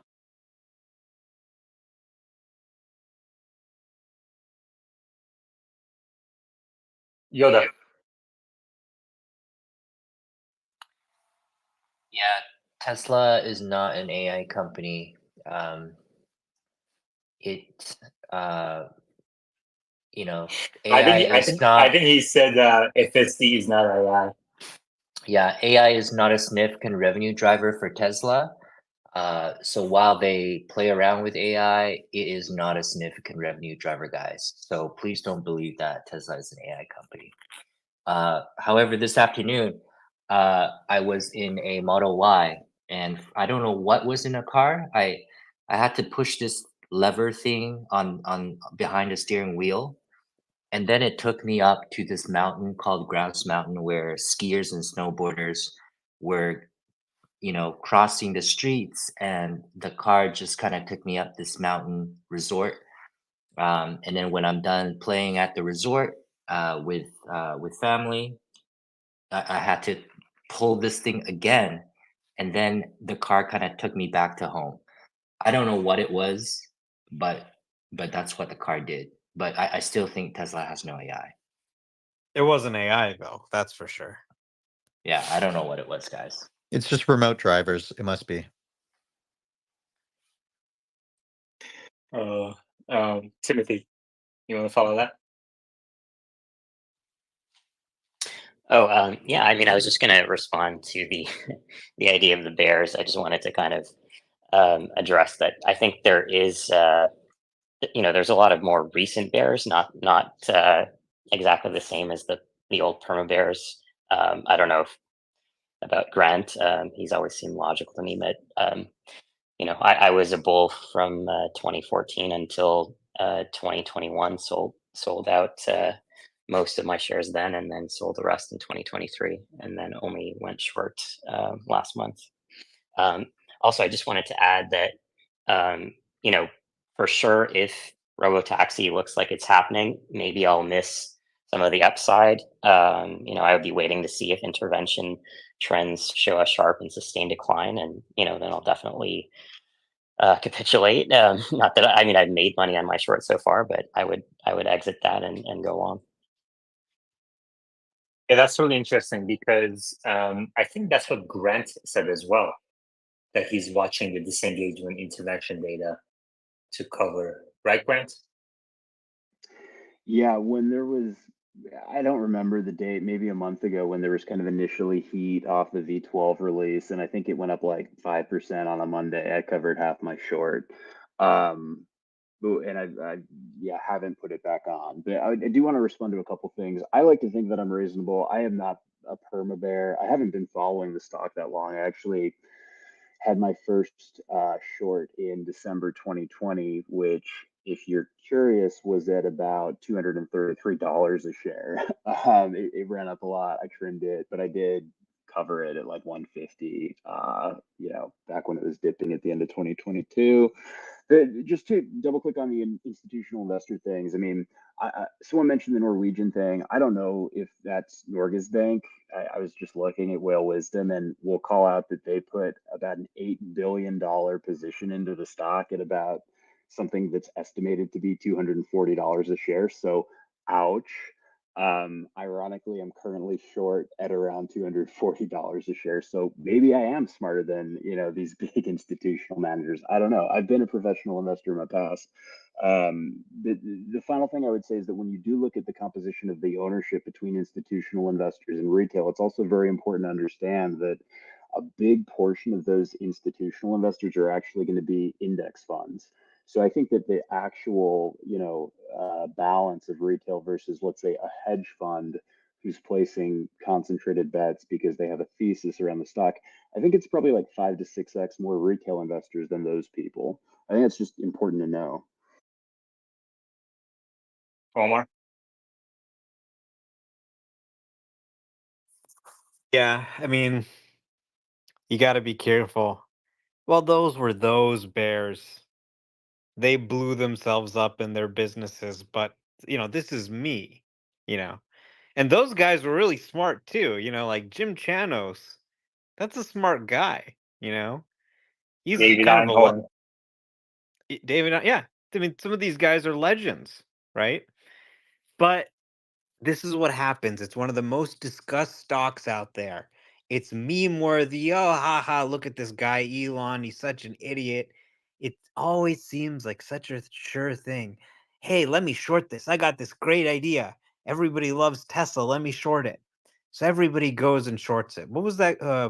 What was his name? Tony Sakanagi. Best short idea of the year. Everybody, let's go short this best short idea of the year. And everybody goes and it starts going down and everybody starts making money. And they go, man, I'm so smart. I'm making money. This is great. You know what? Let me buy some more puts. Let me up my short. If it goes down to 100 this year, Elon could get fired and then it could go down to 50. So then you start buying more puts. You're going to make even more money. And then guess what happens? Something happens. They go, oh, okay, interventions are dropping like a rock. Everybody's experiencing zero intervention drives. Then you got the biggest morons in the country with no financial literacy who love Elon Musk go and they take their money and they go buy a bunch of stock. At the same time, these smart guys who are shorting, they have to go cover because now they realize they're wrong. At the same time, hedge funds are now realizing they're going to underperform if they're underweight this thing. So they start buying at the same time. And this is how you end up shutting down your firm. That's a legendary firm because a trade like this just blows up in your face. So, just a word of caution to the bears. We've heard this many times before. The dynamics of this stock, the company, the leader are very conducive to thinking, yeah, I'm going to short this thing down to zero and make a ton of money. But I've seen it so many times. The bears end up blowing themselves up in a way that wipes out any previous gains they made. Omar, even my neighbor who was a bear or a bull, I'm sorry, he lost money in 2020 on 2020, keep in mind, a year when Tesla went up 5 times. He lost money by buying Tesla and selling it at the wrong time because he bought at a top, got scared when it went down. And since I've owned it, it's gone down more than 40%, 6 times now. So you got to get used to the downs. You go down, you got to figure out what you're going to do before you go down. Otherwise, you're going to sell because you're scared. We have, so apologies to those of you requesting speak. Unlikely that I will be able to accept your request unless if you've been in the space and speaking for the last several months and 2 years with some of the people up here right now. So, I thought I had the FU ability. Yeah, that's right. So I'm going to first go to Chef real quick. Chef, do you have a quick point to make? I do. I just want to go back to something before. I know that we're kind of going all over the place, but which is okay. I'd like to hear everybody's points on this. But for me, what makes it nice and easy is that I'm kind of, like I said before, a long-term type of person. And what changed me was like we're going to change everybody else. As a gas guzzling type of car owner for years, I'm now 54 years old, and going to Manhattan every single day does not, well, I should say it this way, is that conducive for me to pay for the gas. So I was approximately at about somewheres in the range of about $1,100 a month just in gas alone. And just like a lot of people are doing, they're making financial decisions. Yes, interest rates are killing us.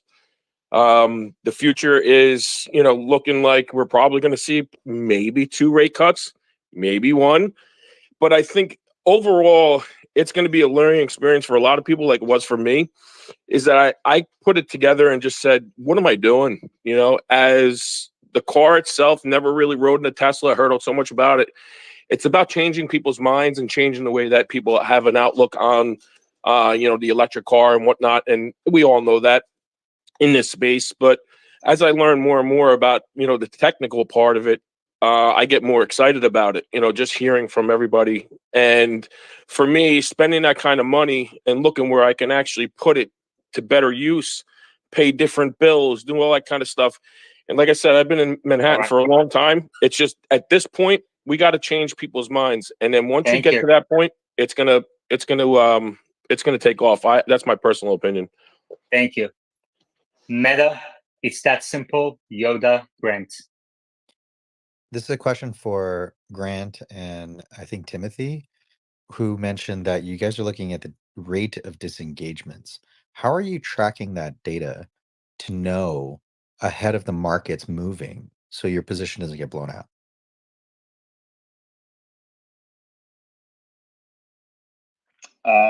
There's the FSD tracker thing. I think I linked it or saw it earlier, where there's some crowdsourced, data aggregation tool. Yeah, that saw a Instrument. 300% increase already, right? Well, it's back down on 12.3.3. Back down a little bit on 12.3.3. Yeah, and just for reference, I think it needs to be 1 per million miles for it to be a robotaxi. Yeah, Meta knows. Meta knows. We've gone over it many times.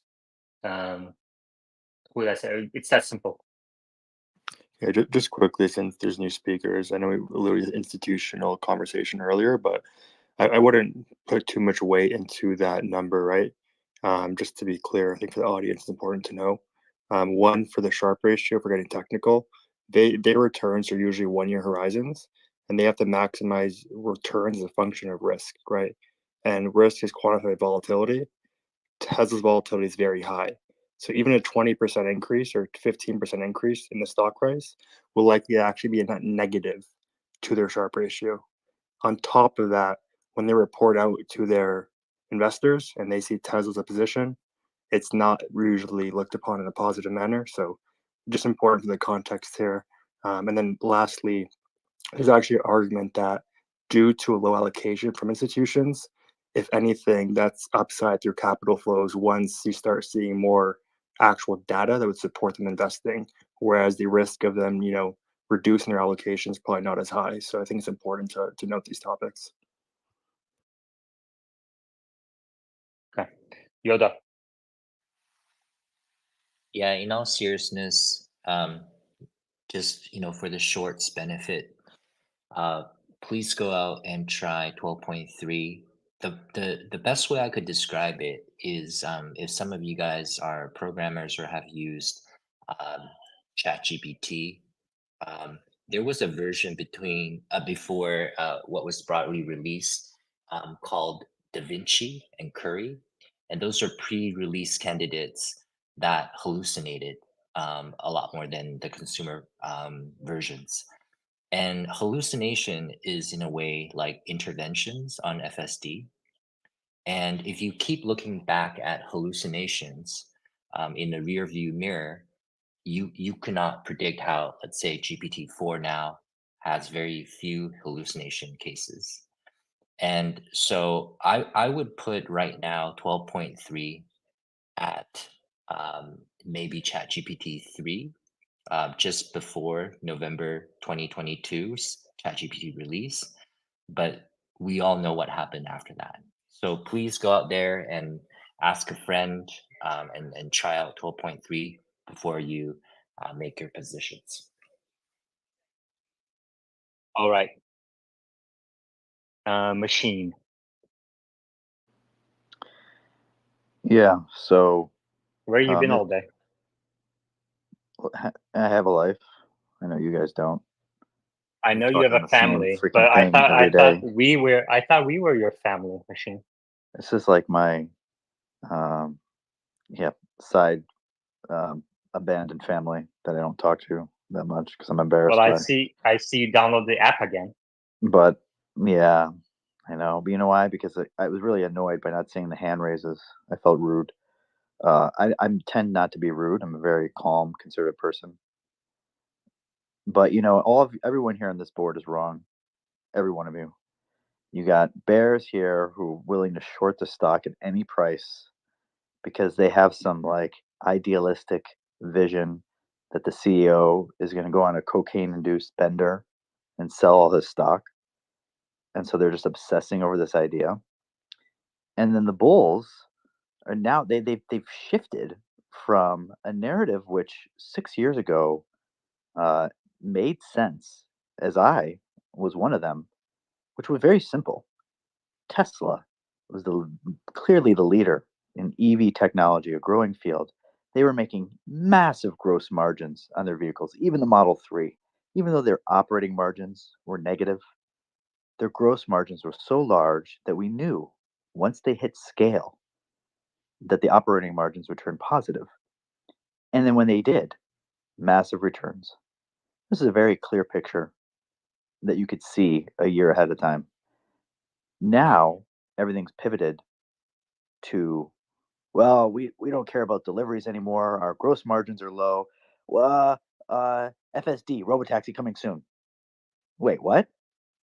You went from a very certain, high confidence, high probability outcome a year later in gross margins turning into operating margins, operating profits, to YOLOing on the fact that you think FSD is going to turn and 30x increase in reliability to get to Robotaxi level for you to profit. So I just feel like everyone's crazy now with the stock because they've just been so embedded that they're rooting for a sports team. And I personally am going to look and say, what's the hype? What are the actual data point trends? And I'm going to take a position if things make sense. So right now, I can't go long. I just feel like the earnings trajectory is so bad. The demand is so poor right now for EVs in general that to go long right now is very risky unless there was a very obvious uptick in the miles to disengagement, critical disengagement ratio. I mean, very obvious though. Like we're talking, 10,000 to 30,000. So that would be one trigger. Otherwise, I'm waiting. And meanwhile, if this thing goes up on hype right now, which is the tendency of what happens, I will probably short again. As you know, I shorted and covered on the erroneous Reuters report. And if it goes up again, then I'll start buying some puts. We've actually had a number of people today who have played both the long and the short side of Tesla today on the board. It's good. There's finally some smart people coming into the space. Yeah, we have a really spectrum of speakers today, which I really, really like. I'm not that smart. I can't figure out when it's going down and when it's going up. I just know that long term, it has a lot of products to come. Well, we're not all smart in the same way. And you're obviously extremely smart when it comes to AI, as you know. Actually, Siri. I know where Siri was invented. Kevin, follow up for. Hey, No, I Machine, just you want can't. Yaman to point out Yeah. that Machine just admitted he can't get long. This is the inappropriateness of the space. This is why no one comes to the space. Meta is getting really good at this. FYI, Omar. You have one quarter where you don't grow, and Machine and some of these bears act like the business has just completely collapsed. They have one of the best selling cars in the world. They're the best selling EV maker on earth. They came from, 2018, 2019, everyone said they can't be profitable. Then we go in through the pandemic. You have an inflationary situation, you have an auto shortage. Profits went very high, much higher than bears predicted. Now they've come down so much. I mean, this is just part of the natural state of the auto market. Not everything's going to be super smooth. And frankly, Tesla's dealing with these ebbs and flows of the market on mass scale for the first time. They don't have this well-oiled dealership network where they know how to deal with this kind of seasonality. They're writing the playbook for the first time. And they've got a pretty great lineup of vehicles. I mean, some of the most popular electric vehicles in the world, best-selling EV, SUV in China, best-selling vehicle of any kind in the world last year. They've updated the Model 3. They got the Cybertruck. They've got this next-gen platform. everybody's saying, oh my God, they're never going to grow. It's over. Doom and gloom. It's all FSD. No. The core business, I think, remains strong and is going to continue to grow. There's some cyclical weakness. Maybe you can argue some self-inflicted damage from the CEO, but it's still the best-selling EV company on the earth. And all of the AI stuff is just sort of a plus on top of that. Machine. Sorry, no. You already spoke so much. Robert. Oh man. Can we look at this with first principles eyes? We got the best selling car in the market. Omar's right. The number to look at is not the take-up rate. It's does it add anything to the bottom line? That's what investors like my money manager are going to pay attention to. And if you see the take-up rate go up, which means the percentage of people who buy FSD when they buy a new Tesla, if you see that rate go up, the market will respond because the market then can price in FSD and Robotaxi. The market knows about Robotaxi. Elon's been talking about it for how many years, Omar? 5 years, 6 years? People have been posting speeches all day about that. Elon talked about robotaxis like 5, 6 years ago. So the market knows about robotaxi, and if you read my post today, you get the business model behind it. But until the product starts showing sales and showing up in the bottom line, that's when the old school money managers will come back. All right. Timothy, Dan Meta, Dan Grant, Dan Machine. Yeah, I completely agree with Robert, and I think Machine put it perfectly. If somebody's going to take a bearish position, in 2024, you have to believe that the sales growth is challenged, and that there's not really a catalyst that I know of other than the cheaper car. And you also have to believe that FSD, even if it keeps improving at a steady state, it needs to really improve exponentially for it to, get close to that robotaxi, or at least for the market to believe that that's coming anytime soon. Meta.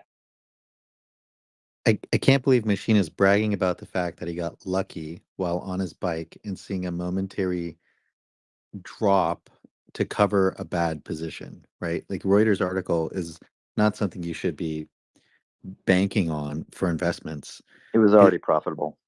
The second part is trying to time the market to say that you're going to detect when robotaxi has occurred, that you have to wait for a metric that everybody else is quoting as like the disengagement rate has fallen to a certain point.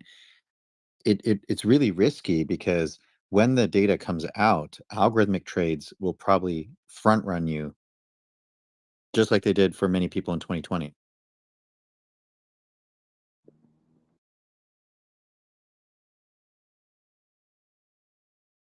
Grant, Dan Machine. Yeah, I totally agree with what people are saying around the take rate, moving up and having a potentially positive impact on the price point that the cars can be sold at and just the stock in general. But I don't think Tesla publishes it, which is an interesting decision. I would love to get people's thoughts on why that might be, because if they want to be valued as an AI company, and to Robert's point, want to have analysts and investors give them credit for that revenue, then they should really disclose it. And today, from what I understand, they don't. Just would be curious for people's takes there. And then the one other thing I want to say is that I do think that the earnings call in Q1 is going to be heavily predicated on Elon saying, look, we've got like a bajillion people driving X miles. And I think it's going to be certainly, trying to feed the hype cycle on it, but it's really the dollars that matter. Easy, did you have anything to add to the conversation?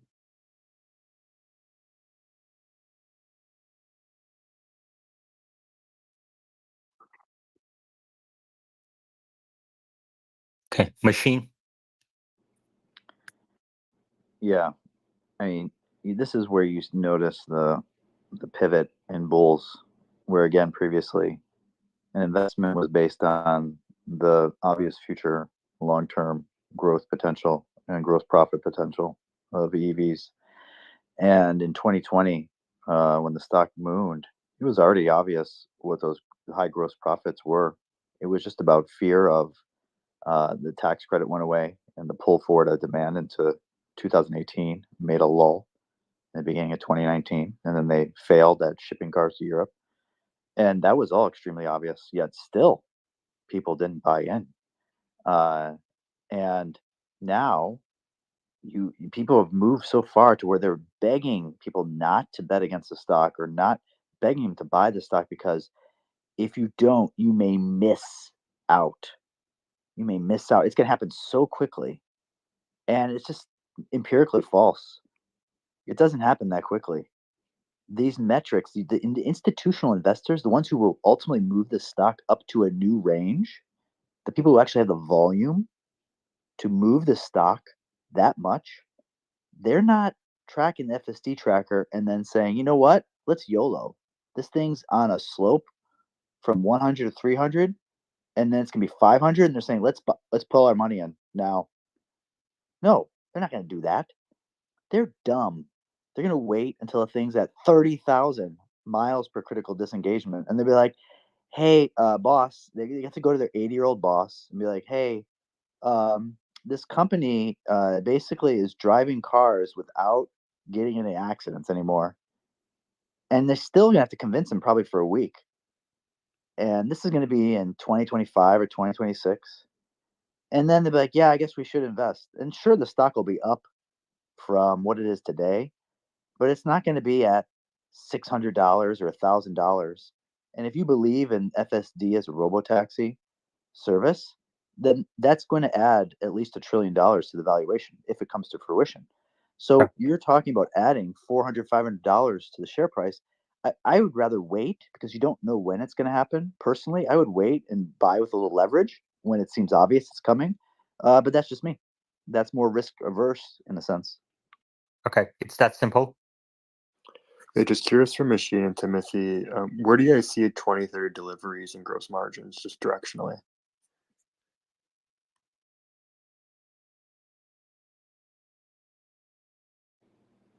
I see. I mean, I don't see at this rate.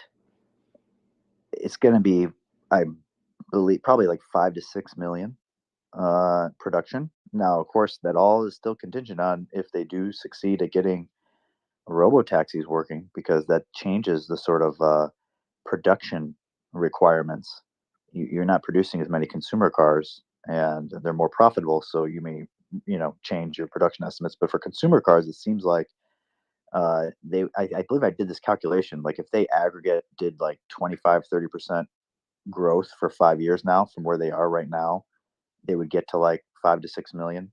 And the question on gross margins is harder because I think what's happened is um, there the operating margin peak of 2021 or early 2022, I can't remember when it happened, was buoyed by the supply chain pressures.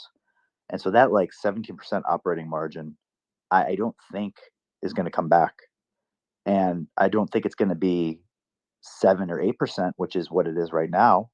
But it's hard to model exactly what that's going to end up being. But if I said it's going to be 11%, 10 or 11%, that's still like 50% higher than it is right now.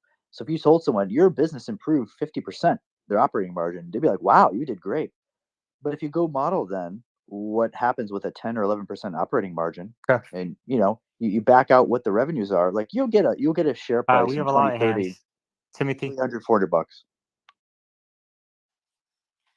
Yeah, I agree exactly with Machine. And just on the point of, I guess, I don't think that going from FSD supervised to robotaxi is going to be binary, where one day we wake up and the data shows it and the stock jumps, 100%, 200%. It's the market is just much slower. moving than that. Even going from 2019 to 2020, like Tesla posts, a profitable quarter, and it takes a while for investors to really catch on. Another example, if we look at Nvidia from 2022, so we get like ChatGPT. It becomes pretty clear that ChatGPT is like a massive success, going to drive GPU growth and in the data center, and Nvidia goes up a lot, but it takes a while for it to get to 800 or whatever where it is now. So I could be wrong, and maybe maybe this step change happens and it's too late, but I doubt it. Okay. It's that simple. Did you have a response to that before I go to Meta? No, a lot of hands are up, so I'd say go ahead. Okay, Meta, Yoda, Robert. How do you guys think about the effects of oil prices going up and gas prices going up as a result? Because my understanding is in the past, it has been a big driver of sales.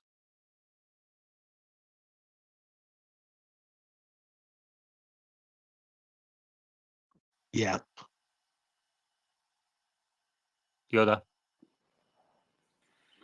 Yeah, this is a question for Omar. I was wondering, in looking at interventions, I don't think this will be a good KPI in the near future. It would be like looking at ChatGPT and counting the number of hallucinations or thumbs downs from the users. It's good for what it's worth, but it's not gonna be the real telltale KPI of how good GPT is getting. So I was wondering from a metrics perspective, are there anything you can think of, such as like repeat user rate or time spent on FSD, accident per mile, other metrics that you think would be actually a good KPI? Revenue. Revenue is everything that matters. Everybody's trying to tell you, oh, this doesn't matter until it gets way better. Ask the users. Ask them if it doesn't matter until it gets way better. A lot of them are buying it. So if they can show earnings growth, it doesn't even matter where that earnings growth is coming from. If they generate $1 of earnings selling FSD or selling toilet paper or whatever, then Wall Street's happy.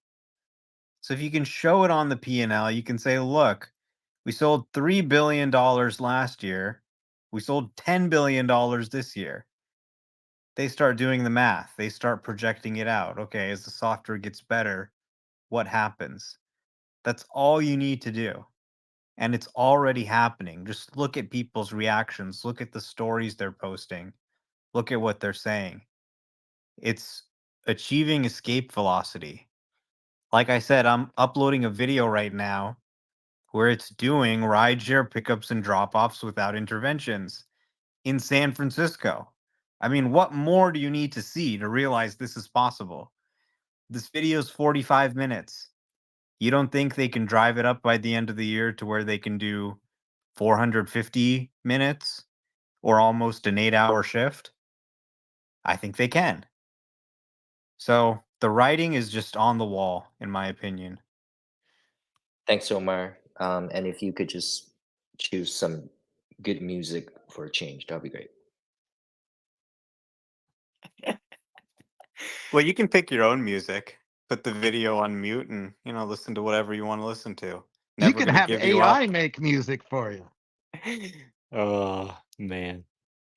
Machine than JB Capital. Yeah, just to Meta's question about gas prices, obviously those have an influence on people's demand for EVs. I think that's, that gas prices going down is definitely part of the reason why in the US at least, demand softened in the last year or so. And part of that will come back with gas prices going up, but part of it, there's still structural problems. And as I mentioned before, especially in California, which is like the number one market for EVs, for Teslas in the US, the electricity prices have gone up so much in the last few years that it's literally stripped away the entire economic benefit of saving money on quote refueling, right, recharging versus gas. People used to, pay the premium for that benefit, and now it's totally gone in Northern California unless you have solar and batteries and all that. So that's not coming back. That benefit is not really coming back unless gas prices go extraordinarily high.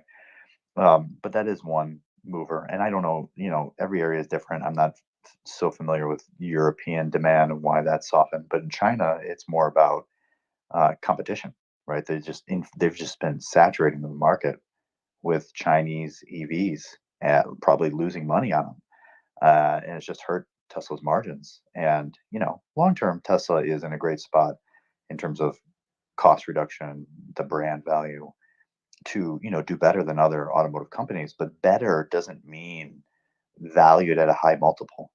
So I really think the automotive component valuation now is kind of too high, and might have to come down. Whereas the FSD, AI, and all that obviously has a lot of potential, but I don't think it's been valued in yet. All right. Just a quick housekeeping note.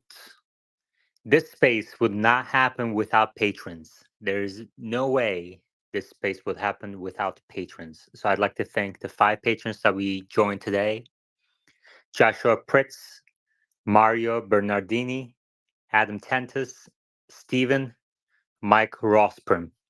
Thank you very much for joining as patrons. If you'd like to join as a patron, support the space, you may do so at the link at the top of your screens. JB Capital, go ahead. Yeah, thanks for having me. Sounds like both the bulls and the bears are pretty deflated about Tesla right now. But I just want to remind everybody that Tesla is actually production constrained right now.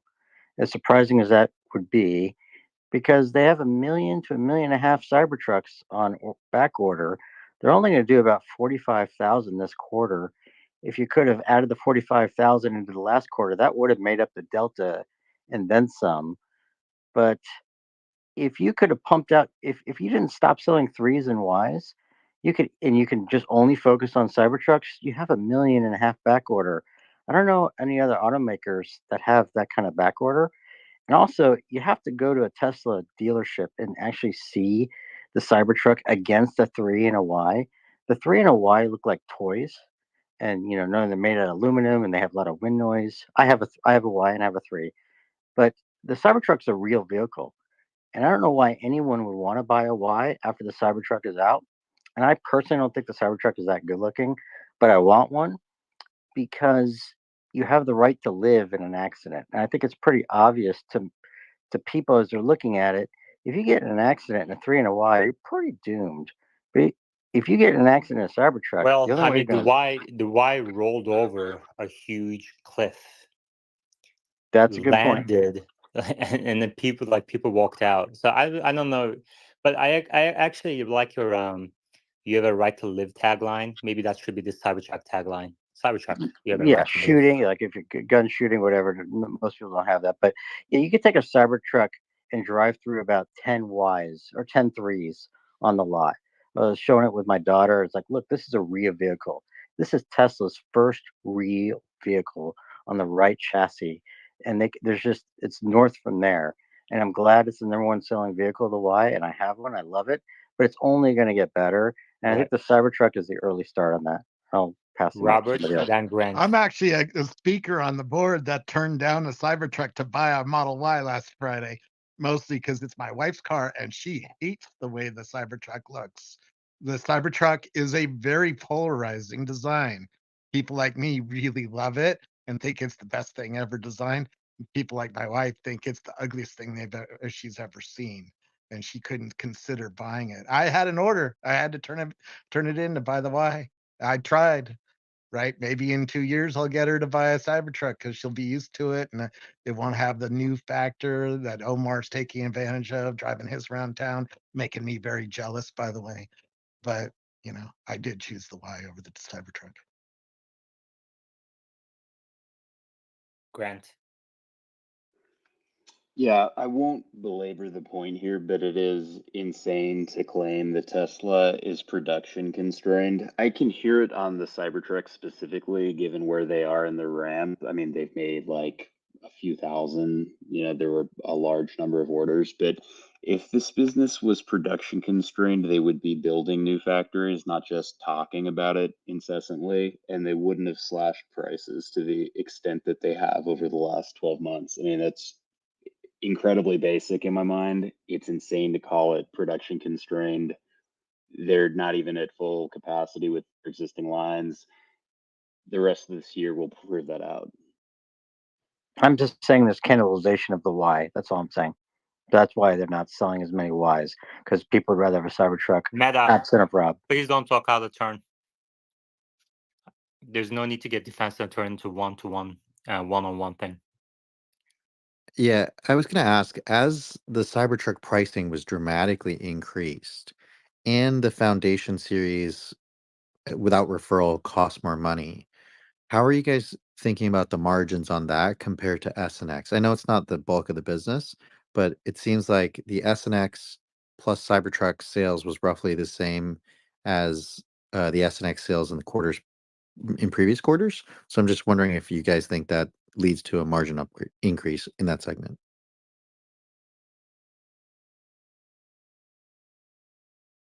Omar? Sorry, a margin increase in what? For Cybertruck. Cybertruck in the mix of other vehicles of Cybertruck S and X.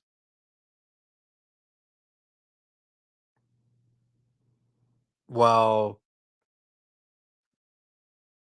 I mean, I think they're probably losing money on the Cybertruck right now, even at 100K. Yeah, not until next year.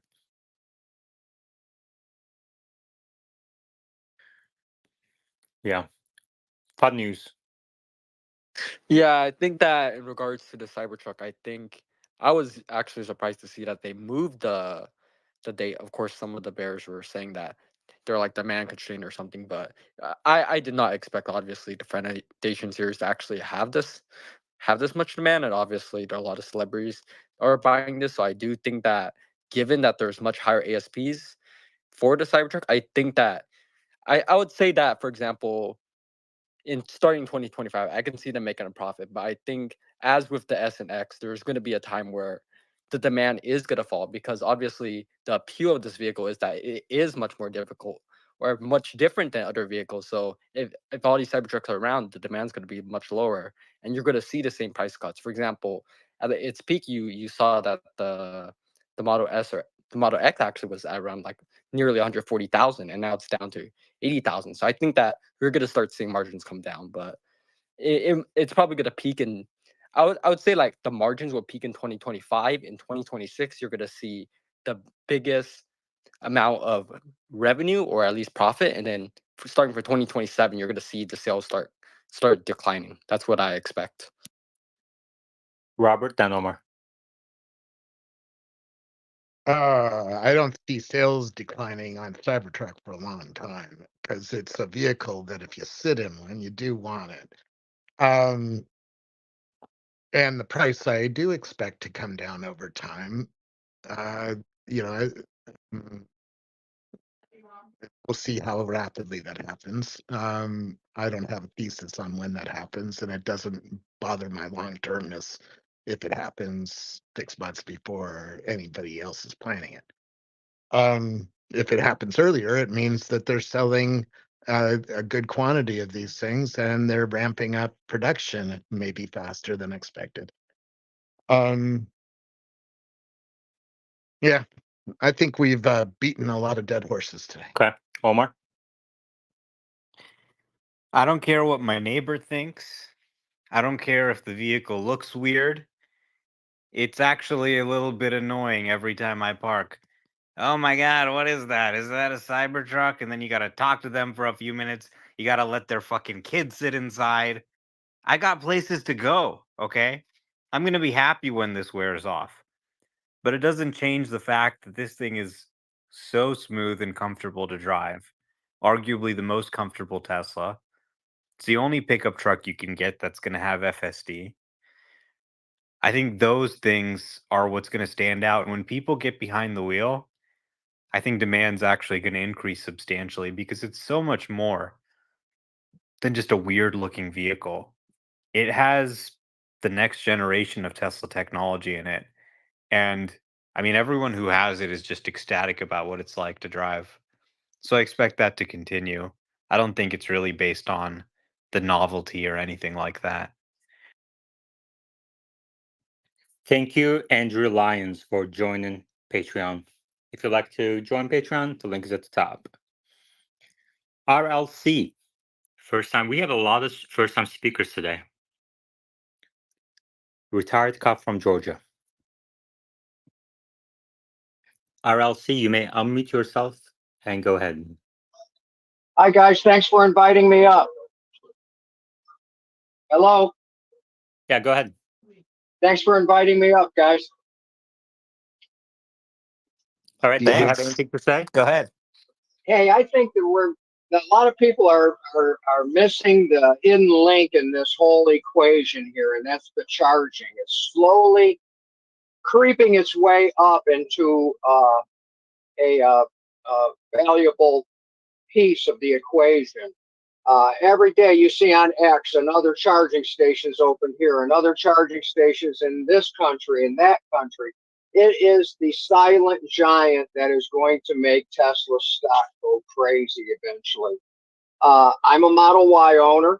I own a significant amount of shares in the company. But when is the last time you pulled into a GM gas station or a Ford gas station? And the news last year that came out that all of these other automakers were joining Tesla with the North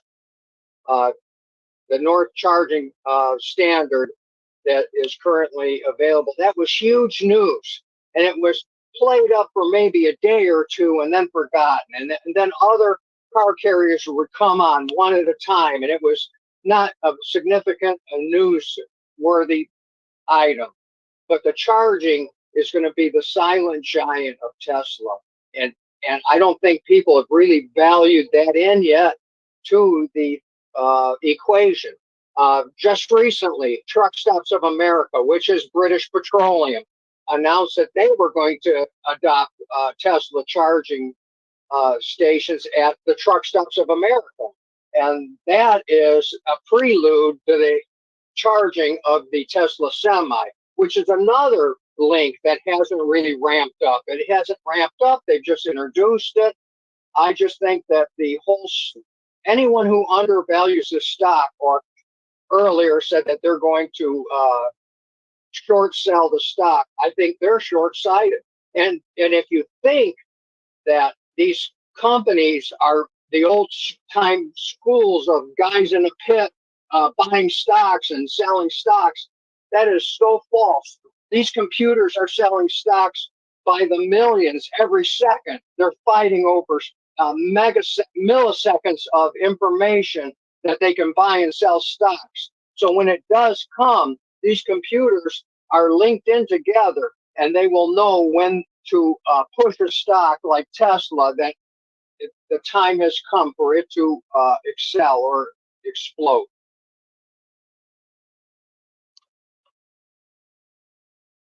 My money manager asked me, what are you going to do when it goes down? Because in 1989, Amazon was $112. And 2 years later, while everything else was going bankrupt, it went down to $6. And every single one of his clients sold. Did you? No, of course you don't sell. You have to hold on through tough times like that. And it's amazing that I'm on a mail run now from Valdosta to Jacksonville. I drive a postal truck, a semi, myself for the post office. And I just waited for a train, and it's amazing that you bring up that fact that Amazon was smart because they were selling the product. Now they're shipping the product. Now they own the product. Now, when I was waiting for a train to come to the post office, I see Amazon cubes going by on the train that are being shipped on the big container ships worldwide. You see, this is the same path that Tesla's on through the charging. My first point that I brought up. Charging stations aren't going up in only the United States. They're going up in Korea, China, Europe, all over Asia. That is the silent thing. And of course, Tesla doesn't have to ship fuel. It comes through the lines. That's one of the things that they're getting profit on, that they're not having to spend enormous amounts of money that these oil companies have to refine, ship. It's just pure profit. Once they open one of these places, the profit is it's like, it's a money machine. It's a money printing machine. Okay. And people have underscored that. Thank you. Nick, did you have anything to say?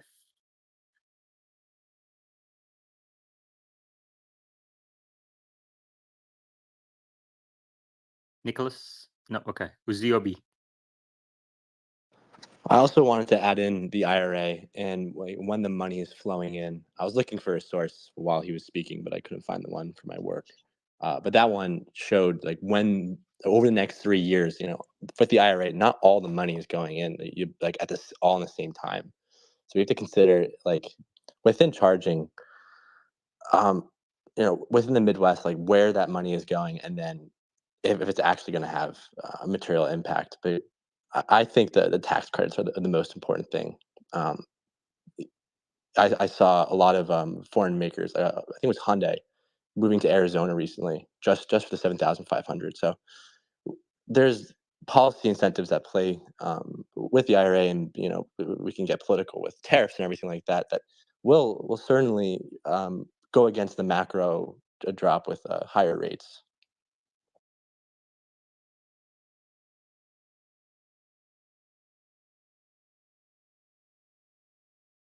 Meta?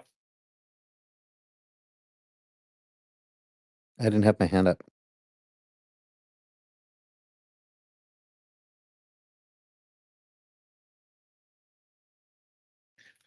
All right.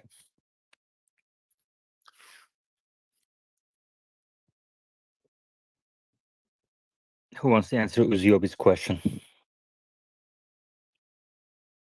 What was the I question? don't think anyone knows.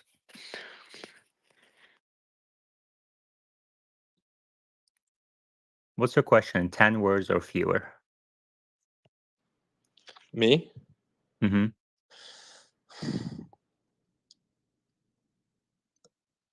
I guess it's not a question; it's more a statement.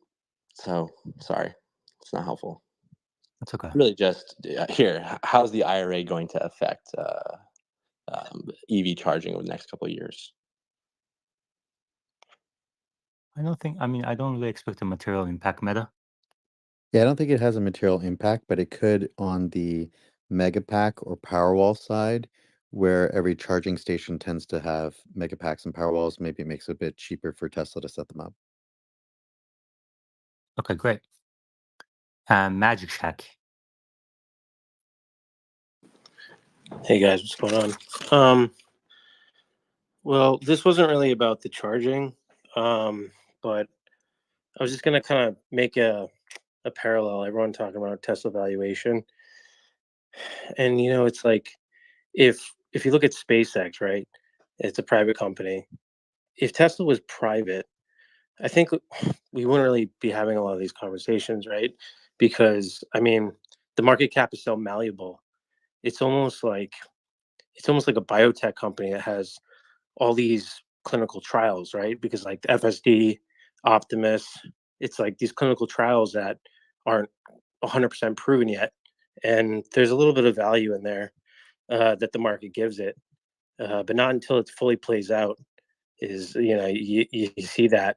So I just think we're in this fragile period right now where the stock is obviously fragile because of deliveries, because of the macro, because of a various amount of factors. We got the interest rates, but I think the robotaxi announcement is really the carrot that investors needed to be dangled in front of them to really kind of hold the stock up for the next couple months. And then someone mentioned uh, earnings call. It's like obviously things aren't going to be great, but if we can get the Elon of old start touting everything that's happening, all the AI, get the excitement going back again. I think that's really all we need to help, bolster the stock. We really don't know, which Elon's going to show up, but because of his recent tweets and everything we've been getting, it looks like he's starting to kind of get back on board. And also it's just like, we're talking about Elon, we're talking about his politics and this and that.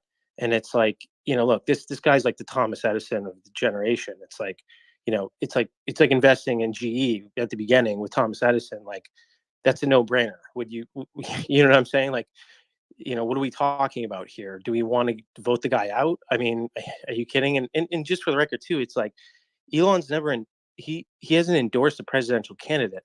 I mean, people are saying his politics are to the right, but to me, he just says things that are rational. He's just saying rational things, and then people interpret that as they will. They interpret it as right or left. So, yeah, I think if I didn't have as many shares in Tesla, I probably wouldn't be, listening to this conversation as intently as I am.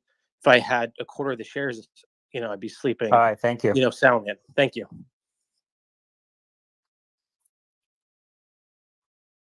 JB.